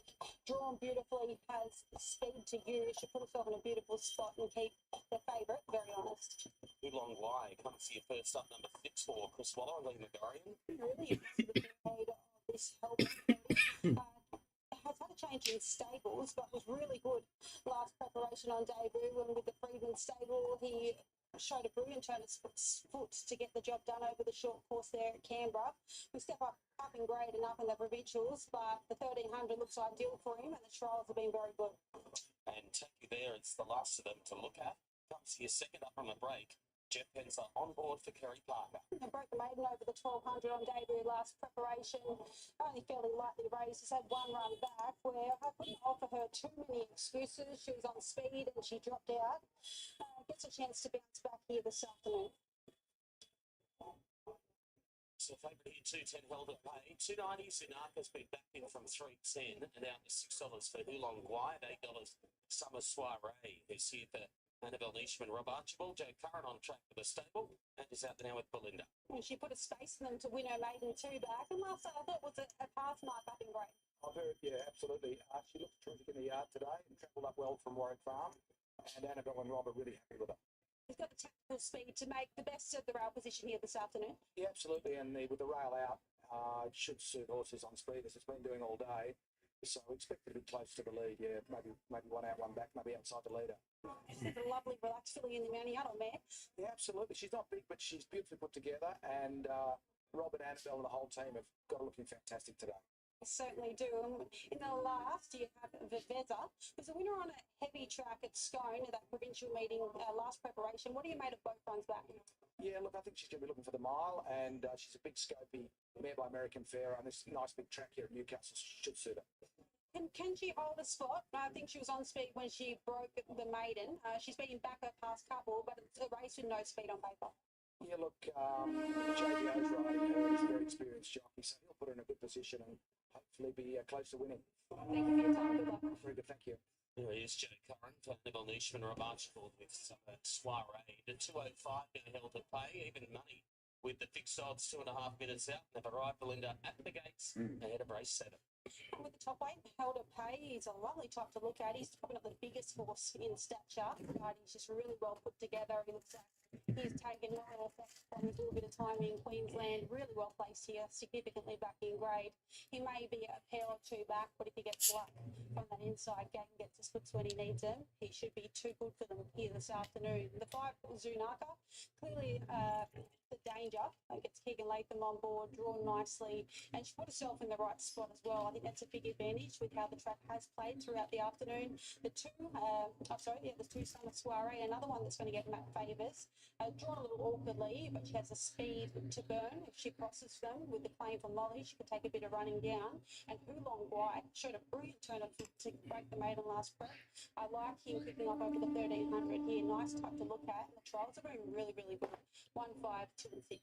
Okay, 1, 5, 2 and 6, the late male numbers here, so held to play. So as you say, won that $250,000 Magic Millions maiden, and then went around in the Guineas, the 3-year-old Guineas up there at the Gold Coast. So back to class 1, looks well placed, particularly with the 2 kilos off the breaking off. Yeah, he's just going to need a little bit of luck at the top of the straight. I'm hoping that he can maybe hold a position in behind the leaders from the inside gate, and if he gets the splits when needed, he looks very hard to beat.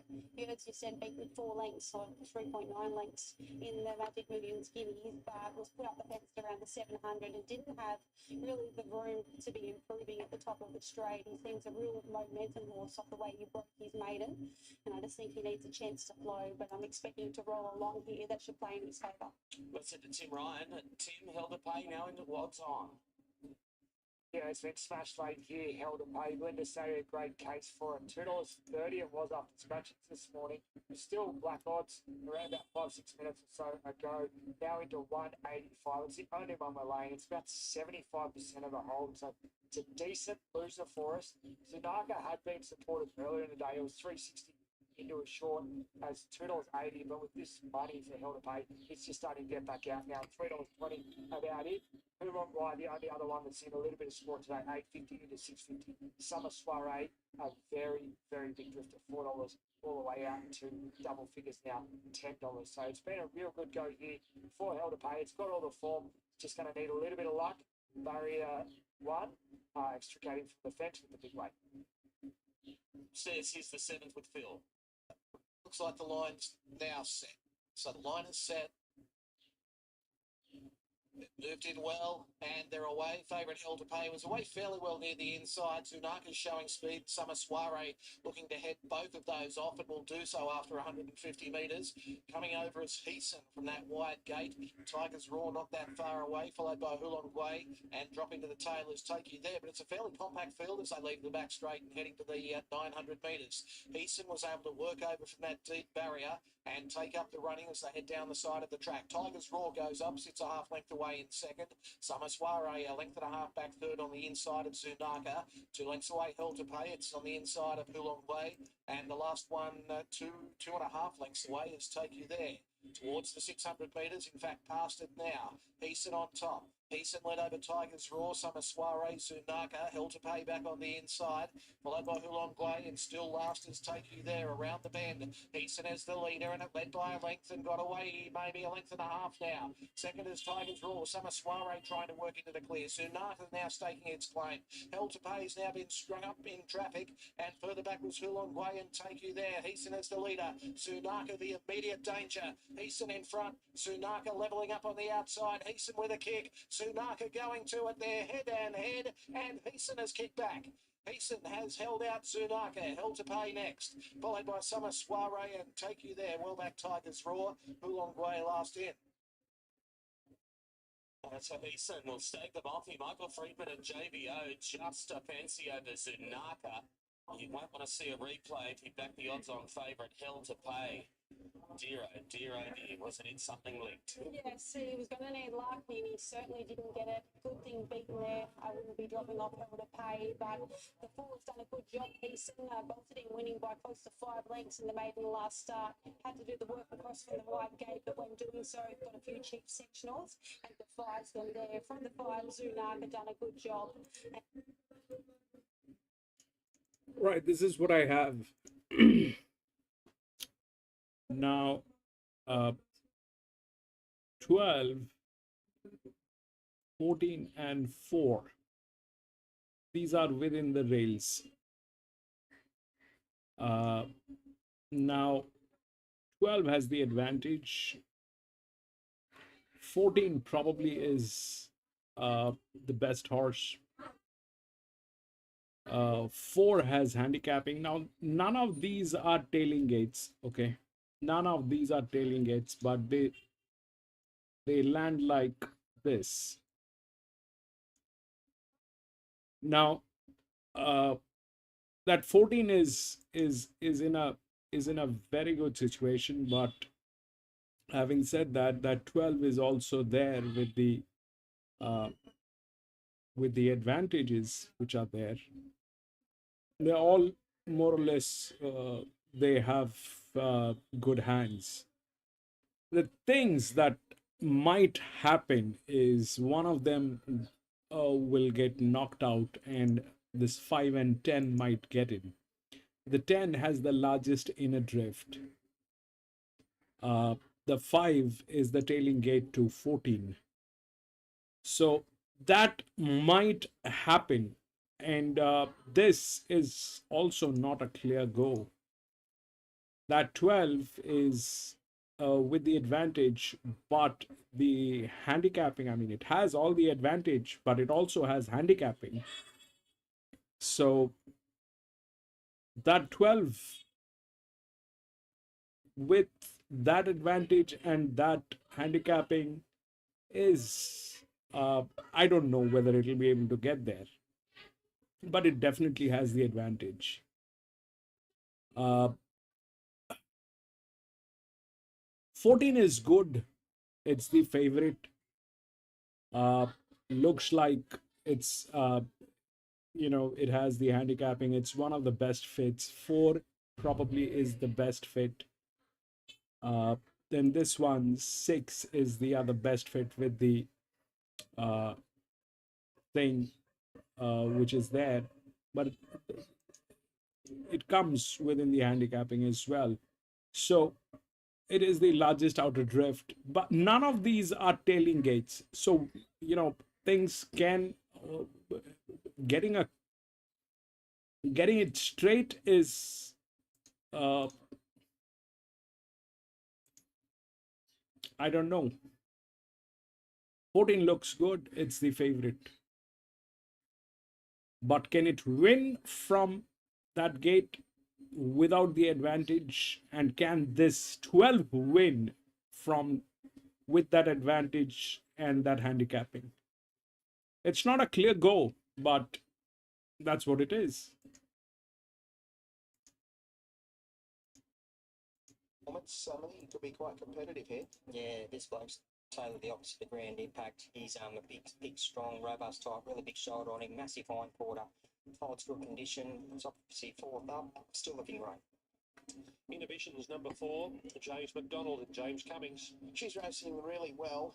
She scored a nice victory at Caulfield there, 2 back, and that was over the 1200 metres, and a benchmark 84 came from well back, carrying 58 kilos to get the job done. And then last time out in the listed Black Pearl Stakes there at Geelong, had no luck whatsoever, just ran out of room close to home. It was a complete forgive. She's got a bit of a sticky gait this afternoon, which is the only real negative. She's another one. She's had a good few runs this time round, but still holds really, really good condition. She's a big, thick, strong type of horse that can take plenty of racing. You couldn't put a negative towards her. Overriding number 5, Ash Morgan and Nathan Doyle. She's a pretty talented mare. She's won 5 from 18. She's first up from a spell today, and she has performed well fresh in the past. 5 goes first up for 2 wins and a minor placing. Nathan Doyle always seems to have his horses ready first up, and 2 trials should have her pride. She's another one that's very similar to Inhibitions. She's big, strong, top horse, holds good condition on her first up. It's obviously going to improve on what she does here today. But got a good first up form. Time to boogie number 6, Michael Freeman, looking for a double today. after Bunker Hut one earlier. Time to boogie, written by Josh Park. He's a very consistent conveyance. He's had 16 starts for 4 wins and 8 minor placings. And the last time out in Canterbury in the Canterbury Sprint had no luck whatsoever. Drew gate number 1 appeared to be travelling okay behind the leaders, but never really got out of the pocket. He's been back to the trial since, and he did it quite easily in his recent trial win over Disneck. I think he'll push forward and be hard to run down. I like his parade so far. He's paraded well. He's really alert and up on the top. He's nice and bright. Obviously third up, so he should be hitting peak condition. Yeah, that's right. With your blessing, number 7, Alicia Collett for John Thompson. Well, he could be the forgotten horse here. There's nothing wrong with his win at Randwick on the 4th of January. We saw Cosman over finish second. It's coming up one at Randwick last weekend. And South of India was also in that race. It finished 4th and came out and beat a few of these horses at the top of the market. So, provided he hasn't gone backwards since his last victory, he might be the one that is getting under the guards of a few punters. Yeah, no, looks terrific. Couldn't fault his appearance. He looks to have paraded well. After the first up effort, yeah, he still looks great. First up, Delalark, number 8, Judge Schofield, Nathan Doyle. Whatever he shows us today, but he is a horse that can get his act together.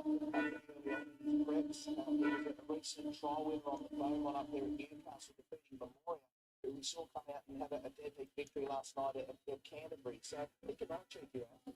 Yeah, looks like he's got a slight bit of improvement. He still looks really well. Coat's looking nice and healthy. It's always a casual customer, obviously a bit of an old timer, so nothing really bothers him. Paraded well.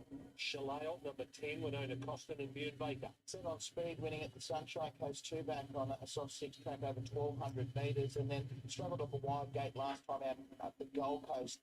Finishing down the track behind Zerastro. He can turn it around. Yeah, it looks terrific in the yard as well. Slightly got up on the toe there, a couple of laps, but it's relaxed down, and now the jockey's on board. Looks great. Cool Jakey, Regan Bayless, Show Pride. Yeah, I think the draw gives him a sneaky place chance here. His overall record sound. 10 starts, 4 wins and a minor placings. Had 2 trials in preparation for this first up result this month, and he's looked pretty sharp in each of those trials. Maybe he's eligible for easier races, but I wouldn't be surprised if he ran well. Yeah, it looks good. Slight bit of improvement in him after this run, but you couldn't really find him. By the 5, Jason Collett for Nisham and Archibald. I thought he'd be pretty hard to beat today. He always races well here at Rosehill. He's had 3 starts at this track for a win and 2 minor placings. And I really love the way he attacked the line here at Rosehill a fortnight ago when finishing second behind South of India. I think he's had his best when ridden quiet, so I'm hoping that's the way they choose to ride him today. Yeah, he's pretty quiet and casual until Jason Collett got up on board, and then he come to life. He's paraded terrific. Now, here's Spring Lee, number 14, Karen McAvoy and Bune Baker. Now, I've always had a bit of an opinion of her. She's won 4 from 11 with 5 minor placings. Was sent out a $2.50 favourite here at Rosehill at the 1,100 metres on a soft 7 track, and maybe was just anchored by the 59 kilos that day as well. She performed well, but I imagine she will have come on from that run from the good draw today. She's going to be very hard to beat. Yeah, second up, so she's still looking nice and bright and fresh. You couldn't put a negative towards her. She looks great. And no drama, number 15, Tim Clark at Matt Day. Yeah, he's a beauty. 16 starts for 5 wins. First up from a spell today, and he's performed really well fresh in previous preps. 6 goes, first up for 3 wins and a minor placing. Tim Clark on board from gate number 1. Tim knows him really well. He's been on board his last 3 race starts. Sorry, Ratstick. Okay, Corey, who did you settle on here in the second last of the day? Number 7 for me, With Your Blessing. Terrific win there, first up there at Randwick. Second up, played it great. This horse, she looks more like a colt than man. She played it terrific. She should get a good run for Alicia College. I thought she drew a little bit sticky, but the way she races, she should be somewhere near the speed. And if she does get a little bit of luck, she'll look great. Late mail numbers here. I'm going to go 12, 14, 6 and 4. Happy to put Eye of the Fire on top. I love the way he found the line last time out when second behind South of India. I don't think they'll be looking to change anything here. Just give him time to find his feet. And if he can get into clear air up the home running, he can work his way through the gears and thought he might be able to bring up his 5th career victory. Spring Lee was pretty good last time out with third behind South of India. Presented at the right time and just couldn't finish it off under the 59 kilos on the deteriorating track. Drops 5 kilos off that run, strips fitter. A firmer surface helps. Has 1 second up in the pass. 6 time to boogie. It's been freshened up since a luckless run in the Canterbury Sprint. And then looked the part winning a recent trial at Rosehill, defeating Disney. I would have been a little bit keener on him had it been 1,100 and not 1,200. And 4 inhibitions is a must include. No luck last time out of Geelong in the Black Pearl Stakes. You can give her another chance. 12, 14, 6 and 4. Yeah, really good betting race. The ninth race here at Rosehill, and a change at the top of betting back to where we began the week. Time to Boogie was the $3.60 favourite when I first put markets up on Wednesday. There's money from plenty of other gallopers, and he was a $5 chance after scratching this morning. That was still there around about 10 or 15 minutes ago. But he's now your $4 and outright favourite here, Time to Boogie. Gets a bit of a tip with that Canterbury Stakes form line. Brudenell and Iron Emerge both running quite well in the previous race, and he had no luck at all. Time to Boogie. So he's the horse we like. $4. He's now your favourite. The horse we don't like is Spring Lee. We've been very, We'll very try and delayed see. with this girl. I'm going to place a bet on this one with 12 and 14 Quinn. But it's not a surety. I'm on minimum tote, so that's what it is. 12 and The most 14. popular galloper who tapped up on the customers around about 35-36% the investment on the race, and we've just now gone $4.40. So staying ahead of the NOP. Spring Lee very keen to lay. By the fire, good support for it earlier in the week. I put up 2 big on Wednesday, $11, got into $5 this morning, and he hasn't budged all day. $5 about Eye of the Fire there. He's good firm earlier in the week. Inhibitions also a good firm earlier in the week. $8 into as short as 6. Just starting to get a little bit easy now. 6 at the 650. A good firm for No Drama. First up from a spell here. This is interesting. Barrier 1. It's probably your likely leader, either it or Time to Boogie. Probably take it up here, but really good support for No Drama here. $15 this morning. It's now a $9 chance. So very good firm. 15 into 9. Barrier 1. No Drama. Your likely leader here. Grand Impact on the next line of betting. It's been quite soft. It's a $15 chance out from $11. So still holding favourite.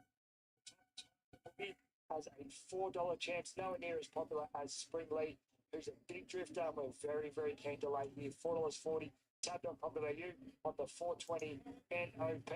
Eye of the Fire, the big firm early in the week, and the big firm in the last 10 or 15 minutes too for the first upper. No drama.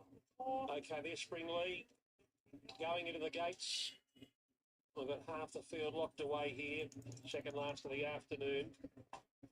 Time to Boogie well back. Spring Lee getting out. 4 to come up. Here's Darren.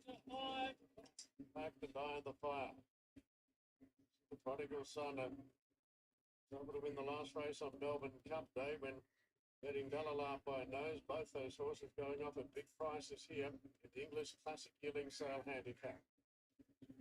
It's the English Classic Sales coming up February 9, 10 and 11. Grand Impact, the last to be there. Grand Impact draw the outside barrier, and we're ready now for the benchmark 88 over 1,200 metres. Under Boogie's been punted into favourite. No drama. Causing a bit of drama there on the inside. They're off and racing now. No Drama was one of the last away, and Time to Boogie jump well. Shalal has been sent forward with great haste the outside. Grand Impact going with it, and With Your Blessing will just sit in 4, followed by Inhibitions going forward looking for a spot. It advances Spring Lee, then No Drama, the rails further back. Eye of the Fire, Cool Jakey. The Prodigal Son overriding, and Dalalart's going to settle last of all. Shalal in front, steady the speed from Grand Impact, and Inhibitions good 3 wide without cover. Followed by Time to Boogie, 4th, the rails from With Your Blessing. Now Spring Lee moves up 3 wide, but has a back to follow. 2 after No Drama, then came Eye of the Fire, Cool Jakey.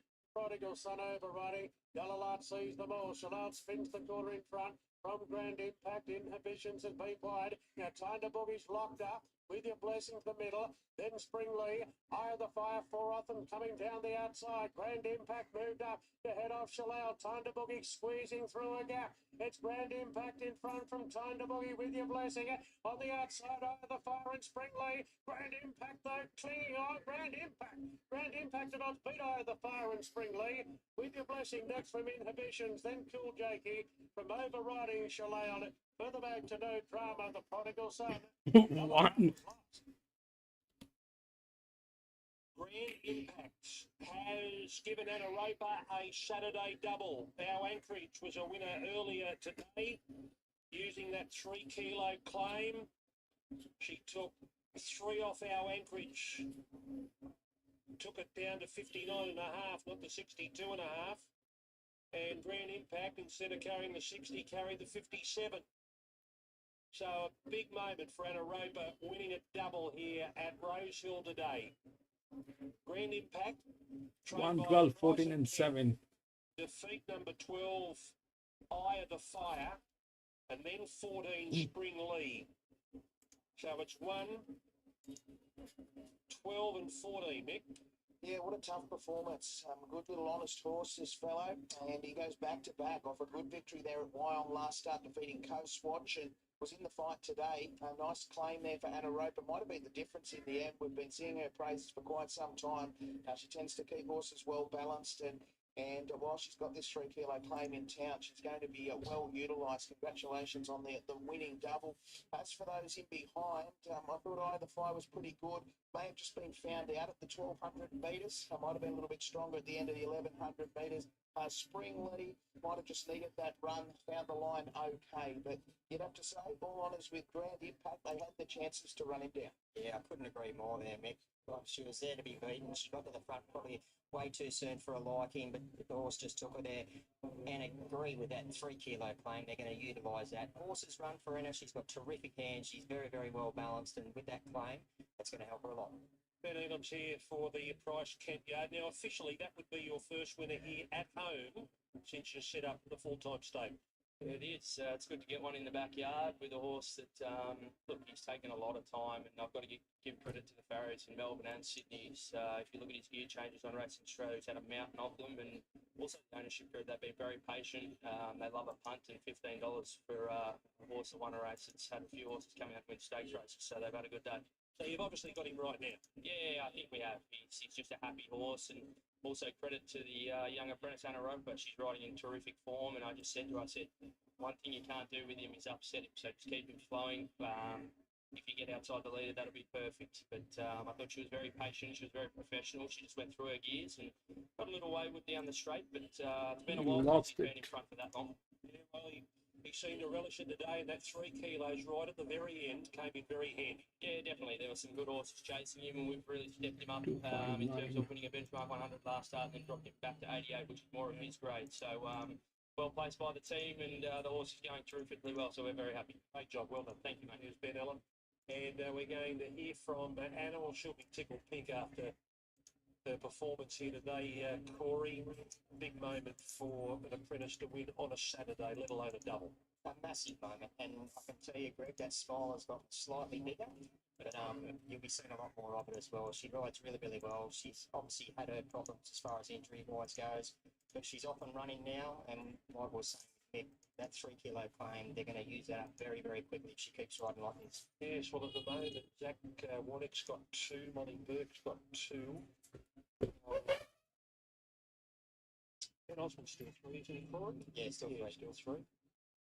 So here's Anaropa here. She has had a lot of time out of the saddle with injuries, but she's making a go of it now. Congratulations, Anna. That smiled a little bit bigger at the 100 there. It definitely is. I thought I could come here and ride 1 or 2 today and get the job done this week. You obviously, the horse dragged you to the front. You'll feel like you're getting there too early, but gee, she's tough with the ball. She's tough with the line. Yeah, he was. Obviously, we rode along in front. I just wanted to overdo it a little bit in stages and having to drop my hands on him. And he relaxed really nice, but he towed me around the turn. And when I said go, he really went. Good feeling. It's a great feeling. Well done. Thank you. All right, we've got 1 to go here at Rosehill. Back from the last at 5 to 6. Welcome back to Doomben for race 8 on the card. Trainer David Van Dyke with the favourite here, and Slip It Jimmy, who did just that, slipped them in the Magic Millions Country Cup last start, but he's your $2.70 favourite. And this race is a benchmark 85 over 13.50. We're going to kick off with Dream Hour, much better last start, Kian. Andrew Mellion and Chris Lees. He was. I'm still not sure how he got beat. He just looked home for all money. Very good through the line, and perhaps a little bit better across the road at Eagle Farm. Just needs to negate that sticky drop. Viminelli's an interesting runner, because he often misses the kick, but this race not beyond him. Lindsay Goff and Jake Bayless. Yeah, and I thought he sort of did enough returning there at the Sunshine Coast. He was back and wide at the Gold Coast in that $1.5 million race. I think he can bounce back. Jake Bayless knows him really well, and he takes racing now. He's a big, thick bull. Look at Space Track. He looks gorgeous, drawn well. Jake up Manchester rides for Annabelle Nish and Rob Archer. He's well suited back here across the road at Doomben. First up, he was wide and he laid in terribly. You bored him.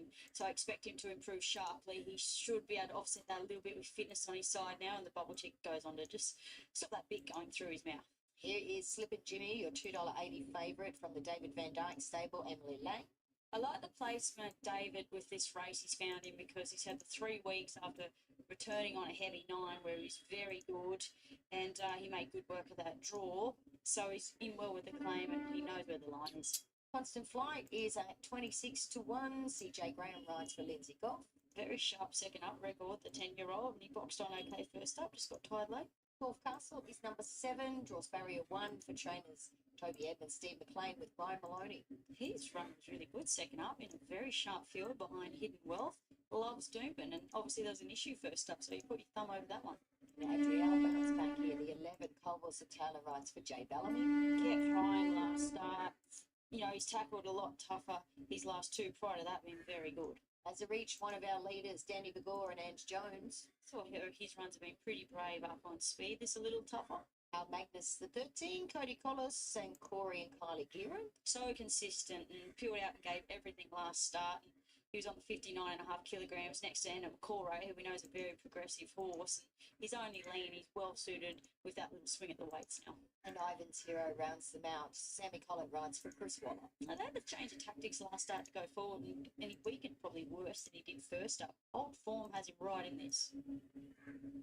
All right, favourite Slippin' Jimmy has the drifts. He's 250 to 350. Horses they're liking us. Dream Hour, 850 into 750. They're liking Space Track, 550 into 420, now 440. They're liking Corf Castle, 6s into 550, and Our Magnets, so 7 into 6s. So there's a bit of confidence about 4 or 5 runners here, Kia. Hopefully we can jag one of them. I played Our Magnus, particularly when he's bouncing around that $9.50 mark for a pretty consistent, honest horse who gets in a lot lighter today. And you would have seen the parade, he's only a narrow horse, so he does derive a lot of benefit from claimers, and obviously just stepping out in grade a little bit. And deserves a win, rightfully so, all things being equal. I thought the 5 was your danger, definitely Slippin' Jimmy. He speaks for himself. Space Tracker should be a sharp improver after having that fitness run. He just wanted to lay in bad, so his condition perhaps gave out late. He couldn't look any better today. And then Viminelli, I thought, would be a sharp improver. Look at him, he's a very big, heavy horse, so needed those return to runs, and do like shades coming off. Get a farrier work on the favourite. Yeah, looks as though he's having a off-mind reshod here. Farrier hard at work there. Emily Lang doing nice job helping to keep this guy calm. That is Slippin' Jimmy being reshod there. I thought there were a number that looked good, but I'm with Corf Castle, Faultless Parade, have a look at him there. Love the gelding from Toby Edmonds, Steve McLean stable. It's pretty cool, calm and collected. Slightly warm down the neck, that's to be expected. He comes out of a really nice race last start. Did finish right alongside Yellow Brick on that occasion. Whether or not Yellow Brick was probably a bit below par on that occasion, but this guy was great because it was a deep race for him. This is more his style. Benchmark racing, 1350. Inside jaw, Ryan Maloney. So a bit to like about him, but I can see the attraction for a few others in this race. Tell us all about the odds. Let's get to Tim Ryan in Sydney. Yeah, thanks, Bernie. Pretty keen to take on this favourite here, Slipper Jimmy. Punter's been too good for us in the previous couple of races, so we're looking to get a little bit back here. It's got a great racing style, Slipper Jimmy. Goes forward, makes its own luck, but we just thought it may have just been a touch flattered when he last time out at the Gold Coast. He drew barrier 1 that day on the day where the fence was a big advantage. So that's our angle here, 290 out to $3.70 today, that $3.70 on a $3.50 QAP. So keen to lay this favourite.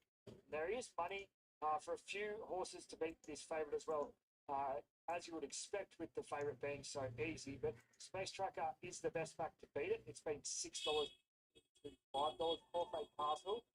Bigger firm, but not as popular with tap nominated punters. But it is $7.50 into $5.50 for Castle. Our Magnus is solid. It's been $6 into $5.50. And Dream Hour was $7.50 this morning. Did get out to $8.50. It's just back to a $7 chance. So money for the second, third, fourth, and fifth picks. Our Adriel, a $10 chance. It's solid today at that quote. Viminelli, the next pick, $26. Did get out to $41. It's just trimmed back to $26 now. But your favourite, Slip and Jimmy, now out to $3.80.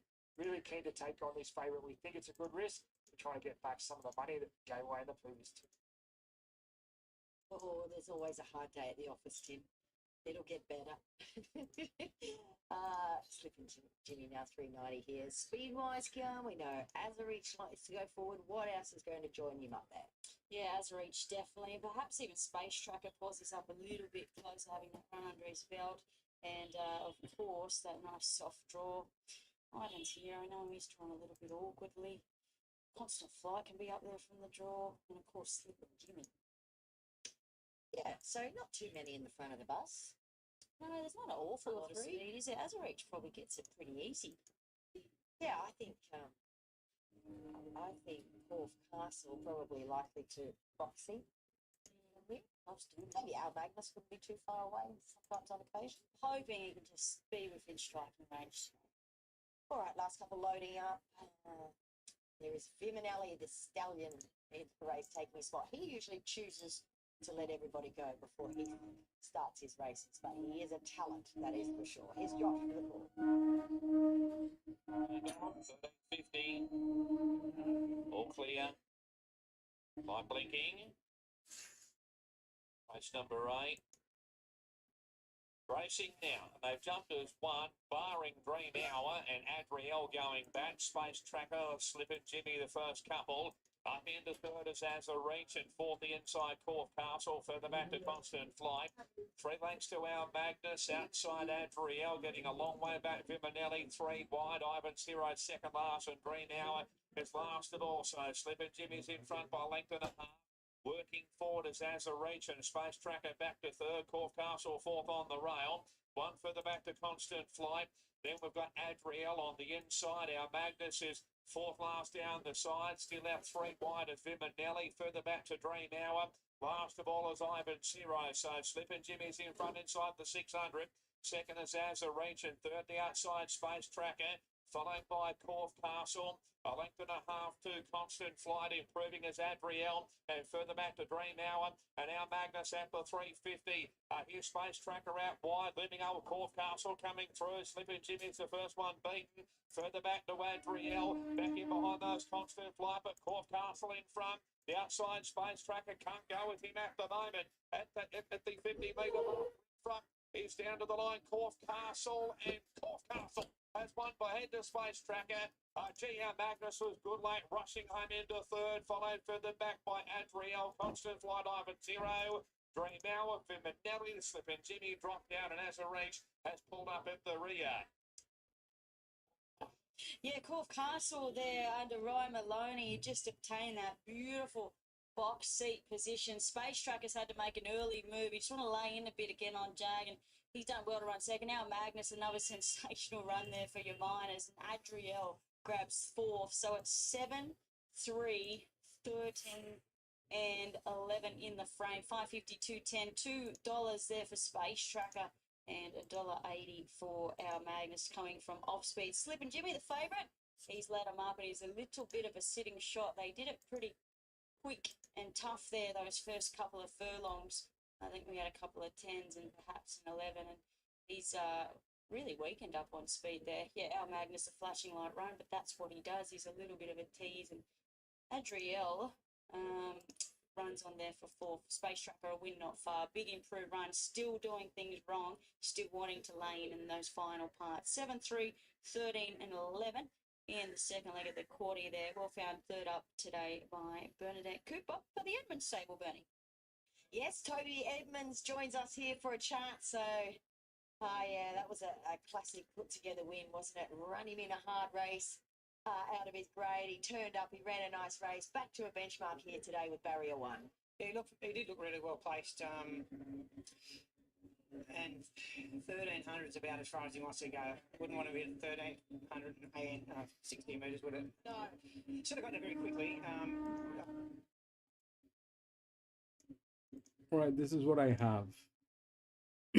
So when I 8 is there are 2 horses that are within the rails. One is 8, the other one is 16, and both of them are tailing gates.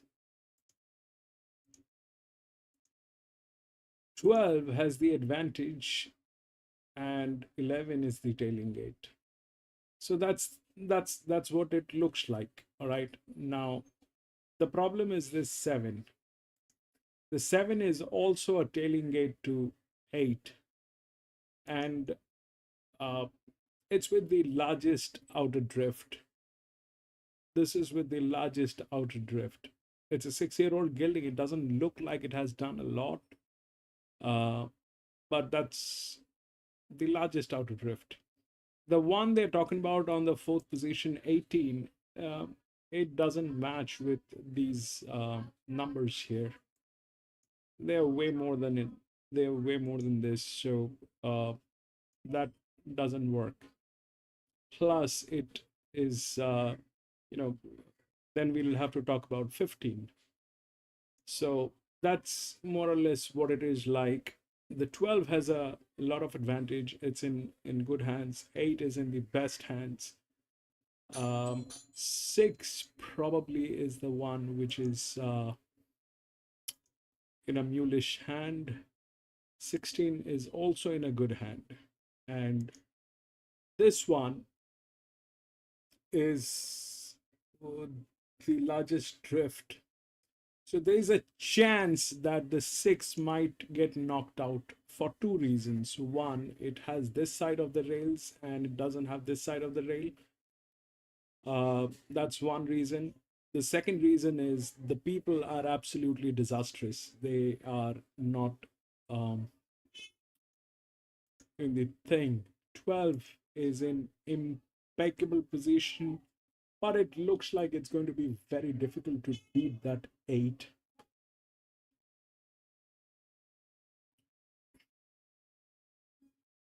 So that 7 is the only check that we have to look at, and the choice is between 6 and 7, I guess. Other than that, we're almost there.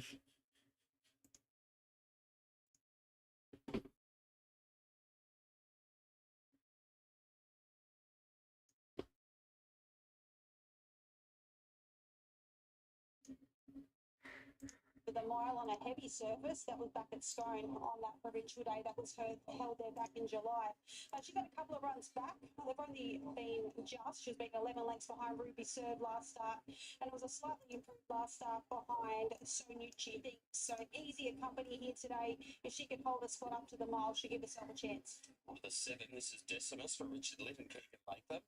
Well and truly due for a change in luck. He's been terribly unlucky his past couple. His overall win record doesn't exactly jump out at you, and he is another one that will get back and find the line, hence the reason why he's often unlucky. But it's an open race, but I wouldn't say he couldn't win here. On the time on Princess, we go number 8 for Chris Lee's named Gibbons. I haven't seen this mare for a little while, but she's definitely really furnished with time. They've stretched her out at the Metropolitan racks the past couple over the 1900 metres, and she has been a little bit plain. So we're back at home, back to the mile. She should find this a little bit easier. Monomore is the last of in the market. Molly Fitzgerald taking 3 off for Paul Perry. Hoping she can hold some kind of position from the gate. Thought she was really good here too, back alongside of Alice May and King's Judy. We saw King's Judy come out and frank the form once again at Wyong the other day. She races best at home. I think the sting out of the track will really. I'm going to be back from the washroom in a jiffy. An open race. I wouldn't be surprised to see her win here. Decimus 370 in favourite. Equal second to Lexa, Hinch Jive and Monomore. They're both at 440. $5 at Vezar. Oakfield Prince at 7. Chris Lees with 2 runners. Oakfield Prince at Tagon Princess. Kieran Forbes is here down from the farm for Chris today and is now with Belinda. Oakfield Prince is deep into the preparation now, but geez, he looks good. He must be a nice horse to train. Yeah, he's a fairly easy horse to train. He's come here very fit today, and we expect him to run a very good race. Aaron knows him well. Probably on paper, there doesn't look to be a whole lot of tempo. Can he hold some kind of spot? Look, it's pretty left up to Aaron. It doesn't look like there's speed there, so we'll just see how it pans out. And if someone does decide to run along, he might just have a really nice run there. Dreadfully unlucky last start. How'd he come through that? He's pulled up really well, so we're expecting him to run very well. And Tygon Princess, she's a winner over the mile. You stepped her up in tripping up in grade the past couple to the 19. She appeared to not run it out. What do you think? Yeah, probably right. She's coming back to the mile, which will suit her. She's had 5 goes over the mile, and she's won a couple and been placed 3 times, so she does get the mile, and I wouldn't be surprised if she runs very well. It's a mare that's really furnished with time. She has come along really good. She's matured, and she's a nice mare. Good luck with both. Thank you very much. This is Kieran Forbes for Chris Lees as they head to the start. 370 stays pretty solid. Does Decimus. That price has been virtually unchanged for much of the day. Under 2 minutes out as they get to the gates for the last. It is late mail time. Yeah, very open race. This is just a field of horses that don't win out a turn. I am with Monomore. Admittedly, I would have been a little bit more confident if we were still on the soft 6. We're back to a soft 5 now, but she's drawn beautifully. She gets in with 52 kilos on her back. She won't know Molly's there. I don't think her runs have been too bad. She's just, as the bulk of the field find themselves, they're all get back run on types, and often they run into trouble. She very much fits that mould, but if she gets luck her way today, I wouldn't be surprised to see her put another win on the board. The 4 Hinch and Jive, I think the track improving plays in her favour. She's had 2 runs back. She comes back to country grade. She looks better suited. Step into the mile. She gets another chance. The top weight Oakfield Prince looked absolutely terrific. He's certainly holding his condition beautifully. If he can, I wouldn't be surprised to see him lead here in a bunch of get-back runners. If he does, he can take a bit of running down. And the 7 Decimus, just been dreadfully unlucky of late. He has that tricky race pattern in a race where we have no speed, but let's hope he can punch forward and hold some kind of position. If he does, he gets his chance. 9, 4, 1 and 7. It's awesome tycoon over there behind the gates. Decimus favourite to wrap us up. In terms of the quadding, race 5, the first leg, was taken out by My Far Lady. Race 6 was won by Shall Be the favourite, and the previous was Heason, holding off Zunaka, the desperately unlucky Hell to Pay. Been a bit leaderish here today. We'll see what happens in this last. Yeah, it's going to be interesting. There's probably a bunch of horses here that are general get-back run on types. I think the only horse that's really been on speed and has raced well that way is Vezar, who did break her maiden and scone back in July. She's had 2 runs back. Last start was a bit better behind Sonucci thinks. She comes back to the provincials today. In fact, we'll go to Tim Ryan, of course, from Tab to find out. Tim, can you get us out of trouble here in the last? What's happening? Yeah, well, look, I found this race really tough to assess when I first put the markets up on Thursday. Runners a little bit clearer. We've had a couple of well-backed runners here. Decimus best back today, $4.80 into $3.50. Really good firm for it. Hinch and Jive is solid enough, $4.60 into $4.20. But the big go has been Monomore. I bet $15 about it earlier in the week. At about $11 after deduction, $7.50 this morning, and it's firmed up to $4.20. So it has been the best back runner since markets first went up. We'll call that after deduction to $11 into $4.20. So big firm for Monomore. For Vezar is friendless. I thought it might go to the front. There's been no money for it. Also, Oakfield Prince, no money for it either. It's another number I thought might go forward. It had no luck at all last time out. It is quite soft now after $7.50. Had no money for the 2 double-figure chances. Awesome Tycoon and Tygon Princess. So tricky, but punters very much in the Decimus and Monomore camps. Set to jump, race 8 Newcastle, and they're away. And Awesome Tycoon and Decimus, the 2 best to begin. Monomore's down pushing through, and Vaveza going up into that leading pack. Tygon Princess was next on the inside for Oakfield Prince, and Hinch and Jive goes back to the tail. So after 250 metres, they sort themselves out with Awesome Tycoon taking up a clear lead. Decimus working up on the outside, so the favourite now sits second. Monamore's third on the outside of Tegon Princess. 2 lengths away then to Faveza on the outside of Oakfield Prince. And 2 lengths away at the tail is Hinch and Jive. So the pace looks to be fairly genuine here as they lead the back straight, less than 1,000 to go. On top, Awesome Tycoon by a length and a half. Decimus in a clear second. A length and a half, Tegon Princess, the inside third. Monomore getting a nice run fourth. Followed next by Oakfield Prince back along the inside third last. Baveza second last. And still Hinch and Jive back at the tail. So it is Awesome Tycoon leading them towards the 600 metres. Decimus edging closer on the outside now. Gets within a half length of this leader. Tegon Princess next on the inside. Followed by Monomore in that pack just off the pace. Baveza coming to the outside. And then Oakfield Prince. And back at the tail, Hinch and Jive working to the outside. Around the bend, Awesome Tycoon gone. Going to the leaders, Decimus, Monomore, and Hinch and Jive is starting to claim all of them. And Hinch and Jive with a great sprint. Dashed to the lead, 200 metres out. Hinch and Jive got away from Decimus, Monomore, Oakfield Prince, Tegon Princess. And further back was Faveza, but it is Hinch and Jive. Hinch and Jive running away with the last. Hinch and Jive wins. Monomore got second. Decimus third. Oakfield Prince fourth. Tegon Princess was next. And then Baveza pulling up very quickly. And Awesome Tycoon gone a long way out. Finished tailed out. So she rounded them up and she was back in grade and she's put her best foot forward today. Hinch and Jive has come from last and won with some authority. Louise stay on board for Ronnie Quinton will defeat the money horse Monomore. Decimus will wind up in third spot. And Oakfield Prince, a couple of checks in the home straight, will eventually run on for fourth. But that was her best today and she was dominant. Yeah, she's had her best over the mile. It was a good win too. She done it against the pattern and has put that field away pretty easy in the end. I thought the 9 was good. Monomore, she rode a 7 a bit closer. She's stuck on well with no weight on her back. And the 7 being Decimus, ridden closer today. Just didn't have that brilliant turn of foot ridden closer. 4, 9, 7 and 1. So that wraps us up. Louise Day and Ronnie Quinton combined to win the last. We'll catch you from Dubbo on Monday. I'll be Musselburgh with Big Wallace Spun. For now, it is good afternoon. Good afternoon.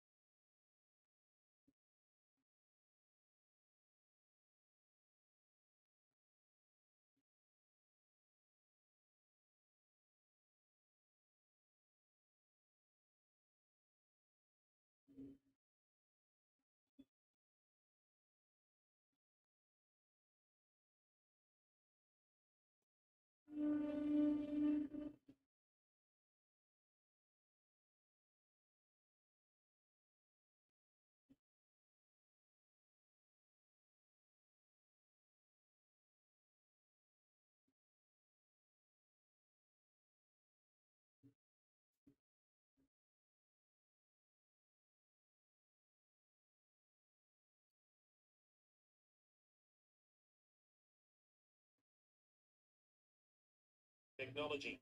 Coda Healing number 1 is Zach Waddick for O'Shea and Charlton. Yeah, I think if the best version of Coda Healy was to turn up here, he could certainly go pretty close. Just had to be used up on top of the spoon at Rosehill last time out.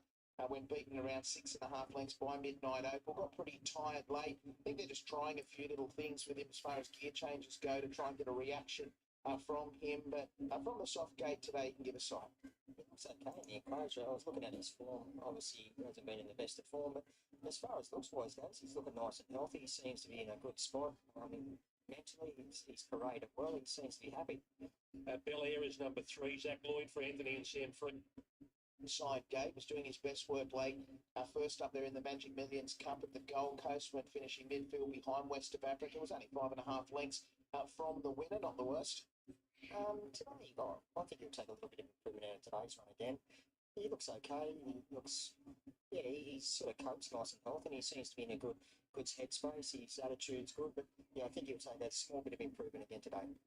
Helsing's had a year off. He's only had the one run in Australia, this Irish import. He comes back as a gelding. Harry Davies riding for Annabelle and Rob. Yeah, he could be an improver also. His latest trial at Randwick on the 14th of January was made to find the line, finishing fourth there behind Schwartz, beaten around 6.5 lengths. We quite often see with these imports, it's their second prep where they really start to improve. He looks nice and healthy here in the yard today. He looks like he's fairly forward in condition. Look, he'll obviously take a little bit of improvement out of today's run, but he does look fairly forward to my eyes. Methuselah, J. Ford, Chris Waller. He's probably better known as a stayer, but he has performed well fresh in the past. He's had 3 first-up runs for 2 minor placings. He's had a couple of trials to fit him out for this first-up assignment. Rosehill's been a happy hunting ground for him too. He's had 5 runs here for 3 wins. He'll definitely improve on what he does there today. He looks a tad soft for mine, healthy in the coat, walking out well, but again, just a fraction soft.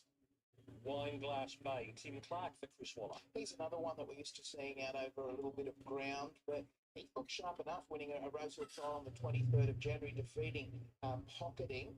Whatever he does today will improve upon it. I couldn't put a negative towards him. He's obviously on the way up, but yeah, he looks nice. And now to Yorkshire. Here's the favourite, James McDonald for O'Shea and Charlton now. What price, Tim? $1.60 on the NOP? Yeah, we can add a little bit of a race to that. 165 tab.com direct. You have had a good day. You have had a good day. 165. All right, here's McDonald about the matter. Yeah, plenty of punters will be hoping this fellow gets home in the last. 6 starts, 4 wins, 2 minor placings. He's been beautifully placed, and he was dominant winning there at Wyong last time out, defeating Starman and Ravello. He won't be too far away in the run from the good draw, and he's expected to continue on his winning way. Yeah, he looks best in the yard as well, not only on price, but on looks. He looks as fit as they could have him. Looking nice and bright and alert, very healthy in the coat. You could not put a negative towards him. He's super. Cinquetorre, number 11, Winona Costin will ride for Bjorn Baker. Covered ground, went second to Accredited over 1,400 metres at Randwick back on the 4th of January, and then didn't get much room to move up there on the Gold Coast last time out in the Magic Millions Cup when beaten 7 lengths. Little doubt in my mind that he should have finished closer, but he's going to need a bit of luck again today from an outside draw. Relaxed, casual type of horse. He's starting to get slightly warm. Sandpaper, number 12, Ash Morgan, Bjorn Baker. He's the kind of horse that can put himself up on top of the speed. He did that at Wyong when winning first up over Flying Destiny, and then held form second up at Randwick last time out with a really good effort. Raced up outside the speed and boxed on well into 3rd spot behind Headley Grange. If he can get across easy enough, he's got to be a top 4 chance. Another one that looked nice and healthy and happy. Space Age, Kieran McAvoy and Kieran Marr. Overall record's pretty good. It's won the 6 from 16. Went around behind Accredited at Randwick when resuming from a spell. Finished 4th there, albeit beaten 8 lengths. Might just need this. Got right up on the tail when jockey got on board. Relaxed and casual prior to that, but did get quite stirred up once the jockey went up on top. Okay, Abelor, number 15, Alicia Collett riding for Joe Pride. Yeah, it's easy to make a case for her. I thought it was a really good performance at Randwick back in the middle part of December, finishing 3rd there behind Perfect Thought. Been freshened up since. I thought it was a nice trial win at Warwick Farm on the 20th of January, defeating Johnny Swift by a big margin. When she was training New Zealand, she managed to put 3 wins together. So she's the kind of man, once she strikes form, she holds it. Yeah, well, Yorkshire on top by far on looks, but once I seen Horse Parade, I think I might change my mind. She looked absolutely outstanding. She's getting a little bit stirred up there as she's gone onto the track. But yeah, she was doing that before, Corey, when Alicia got on and just in the first lap of the parade. She's got all the headgear on. She's obviously got the crossover noseband and the earmuffs that keep her quite sedate. She obviously runs on a fair bit of nervous energy, but as far as looks-wise goes, you couldn't fold her. Okay, there's been money for High Blue Sea. It's a firmer on the NOP since it took over 12 into 750 now. So there's money for Josh Parger or Ryan Sterling Alexia. Yeah, I thought it was a great each-way chance here. Comes up with a good draw. Was a winner at Randwick 2 back defeating Bunker Hunt, who we seen come out and win earlier on the card. Last time out here at Rosehill Gardens, he loomed to do something and it just couldn't finish it off on the soft 7 track. Back on the firmer deck today, I think he'll run well. Yeah, super relaxed and casual in his parade. It looks the same on the canter around, but couldn't fault him as far as appearance-wise goes. And for victory on the backup after being luckless last Saturday, Reece Jones and Chris Waller. Yes, he was held up for nearly the entire straight there at Randwick last weekend behind Political Debate. Went to the line largely untested, only beaten a length and a half. If the brakes fall his way today, he'll be right there. Deep into the prep, but still holds really good condition. That's the lineup. We've got a long odds-on favourite here in the last. McDonald, 9 rides so far and winless, but he's on the very promising short price favourite Yorkshire in the last of the day. So Corey, what have you ended up doing? You were going to be all in with Yorkshire, but has Abalaw's condition and looks changed your mind to throw it in on top? Has definitely changed my mind. Abalaw looked absolutely outstanding. Like we said, did get a little bit stirred up when Brad said that she had to be a closure, but once getting out on the track, she a little bit stirred up. She relaxed down as she canted down past the post. I just thought she looked outstanding. She really bit of a standout. Play bar numbers here in the lucky last. I've gone looking for a bit of value. High Blue Sea on top here, 16, 8, 18 and 15. Now into single figures. The dry track's the key for him. He's in really good form. He overcame difficulties to defeat Bunker Hutt over the 1,400 metres 2 starts back. We know that form reference has had a little bit of an upgrade. 8 Yorkshire, very exciting horse with a tremendous record. It's won the 4 from 6. He's got that good tactical speed, so you know he's going to be right there. Tucked in behind 1 or 2 coming to the home corner. 13.50 out to 1,500 off that good Wyong win last start. I suppose it's a minor query. 18 for victory. Just needs a little bit of luck. Had absolutely none of that last weekend at Randwick when finishing 4th behind Political Debate. And I put in 15, which is Abalaw. Was placed behind Perfect Thought at Randwick at a benchmark 78 last month and has been freshened up. I won a Warwick Farm trial defeating Johnny B. Swift by 4 lengths on the 20th of January, so she's obviously feeling pretty good within herself. 16, 8, 18 and 15. Rosehill has been a graveyard for the punters today. Yet to see a favourite salute after 9 races. James McDonald yet to ride a winner. They combine in the last with Yorkshire, who does look pretty bomb-proof. But we're having a good day, so we're just going to make sure we get enough out of this last favourite. 165tab.com.au on the 160 NOP. That's out from $1.50 this morning. So a small drift there on the favourite. Good money for mixed tip. High Blue Sea. It's a big firm today. $11 into $7. Actually, firms again now $6.50. So a good go for High Blue Sea to beat this favourite. $11 chance for victory. Money for it early in the week. That's dried up. It's been 9 out to 11. Well, Arbalaw, I know Corey liked it. It was the horse that I thought could be the one to upset the apple cart. I don't want to go with this. That 8 is getting tailed. For 165, your favourite, just keen to take it on just a little bit here in the last. All right, they're loading up well. Only a few out for the last. The 2 to them yet to go up, and Wineglass Bay still to move in. That's Wineglass Bay. The 2 to them going up, the Wallop there. And we're only waiting on Space Age and Sandpaper. All complete. Here's Darren for race 10. For the last to move in there at the Derby Jacket, and we're good to go at the last of Rosehill. The top handicap stand by. Racing now. Still a little bit tardy for victory gets back. Now winning the start, showing very good speed in the early part in Sandpaper, written for speed from Abalaw, Victoria, and Yorkshire the favourite up to 4. High Blue Sea being pushed along by Park, getting the 5th on the outside of Belly, can feel the outside. Space Age is back, followed by Wineglass Bay, then Helsing for victory. The 2 slow back last of all. Abalaw charging along in the lead by 2 now on Sandpaper at the 1,000. 2.5 to Jinquatory, 2 up to the hot favourite Yorkshire. A length to Bel Air in the same colours, but with the white cap. Then came Coateal from High Blue Sea, further back to Wineglass Bay. Then Space Age for victory, Helsing. The 2 slump last of all, a dozen off the lead. Abalaw in front by a length through a Sandpaper, getting a bit closer. 2 up to Jinquatory. Bel Air goes to 4th now from Yorkshire. Two further back to Coaching. A High Blue Sea under a vigorous right at the 600 on the outside of Wineglass Bay. Coming around the turn, it's Avalor being eyeballed by Sandpaper. Then Cinquettore, Yorkshire off the question on the outside. Sandpaper takes the lead at the 300 by a length here. Yorkshire winding up on the outside, and Cinquettore's had enough. A gap back to Coaching and High Blue Sea. It's Sandpaper and Yorkshire. Sandpaper showing fight. Yorkshire, what's he got? He's got a bit in the locker, and Yorkshire gains the upper hand late, and Yorkshire run away from Sandpaper. Cinquettore 8-12. 4 victory 4. Followed in by Coachella and High Blue Sea from Bel Air, Wineglass Bay, Methuselah Hill Singer, with a gap to Space Age and Avalor the last two.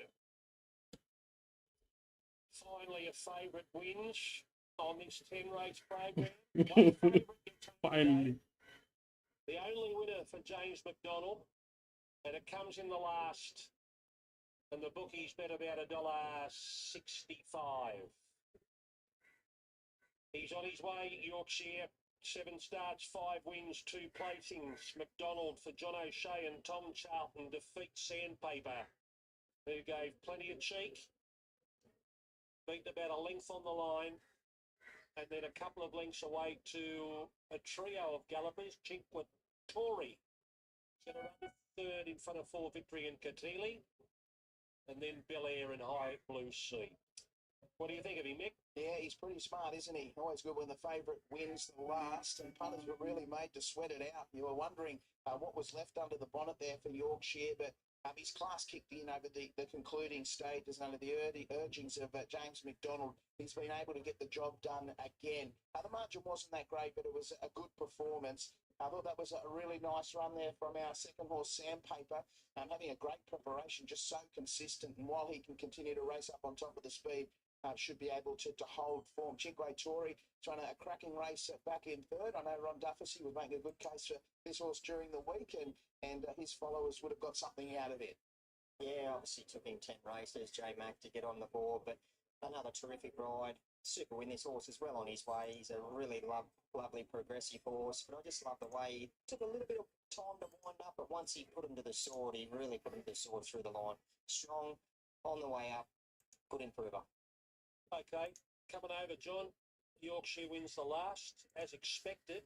He was the shorty of the day. What did you think? Yeah, really good. I was concerned going into the race. They knew they were going to really rip. Right, I think that is it, ladies and gentlemen. That is it for today. We had 10 races today here at Rosehill. That was the last one. I stayed out of this one because this 8 was getting tailed. But that actually happened. 8 and 12, they got through. Now, I'm going to be racing tomorrow again. And if you have a little time, please come and join me. I'll be racing in one of the tracks. Till then, have a great day. And thank you so much for being there. Carney, Ciro, welcome to the channel. And thank you for being there. Manuel, thank you so much for being there. Aaron, thank you so much for being there, my friend. Lewis, thank you so much for being there. Connor, thank you so much for being there, my friend. Sabir, thank you so much. Bob, thank you so much. I think that is it. Thank you, gentlemen. I'll see you tomorrow in one of the tracks.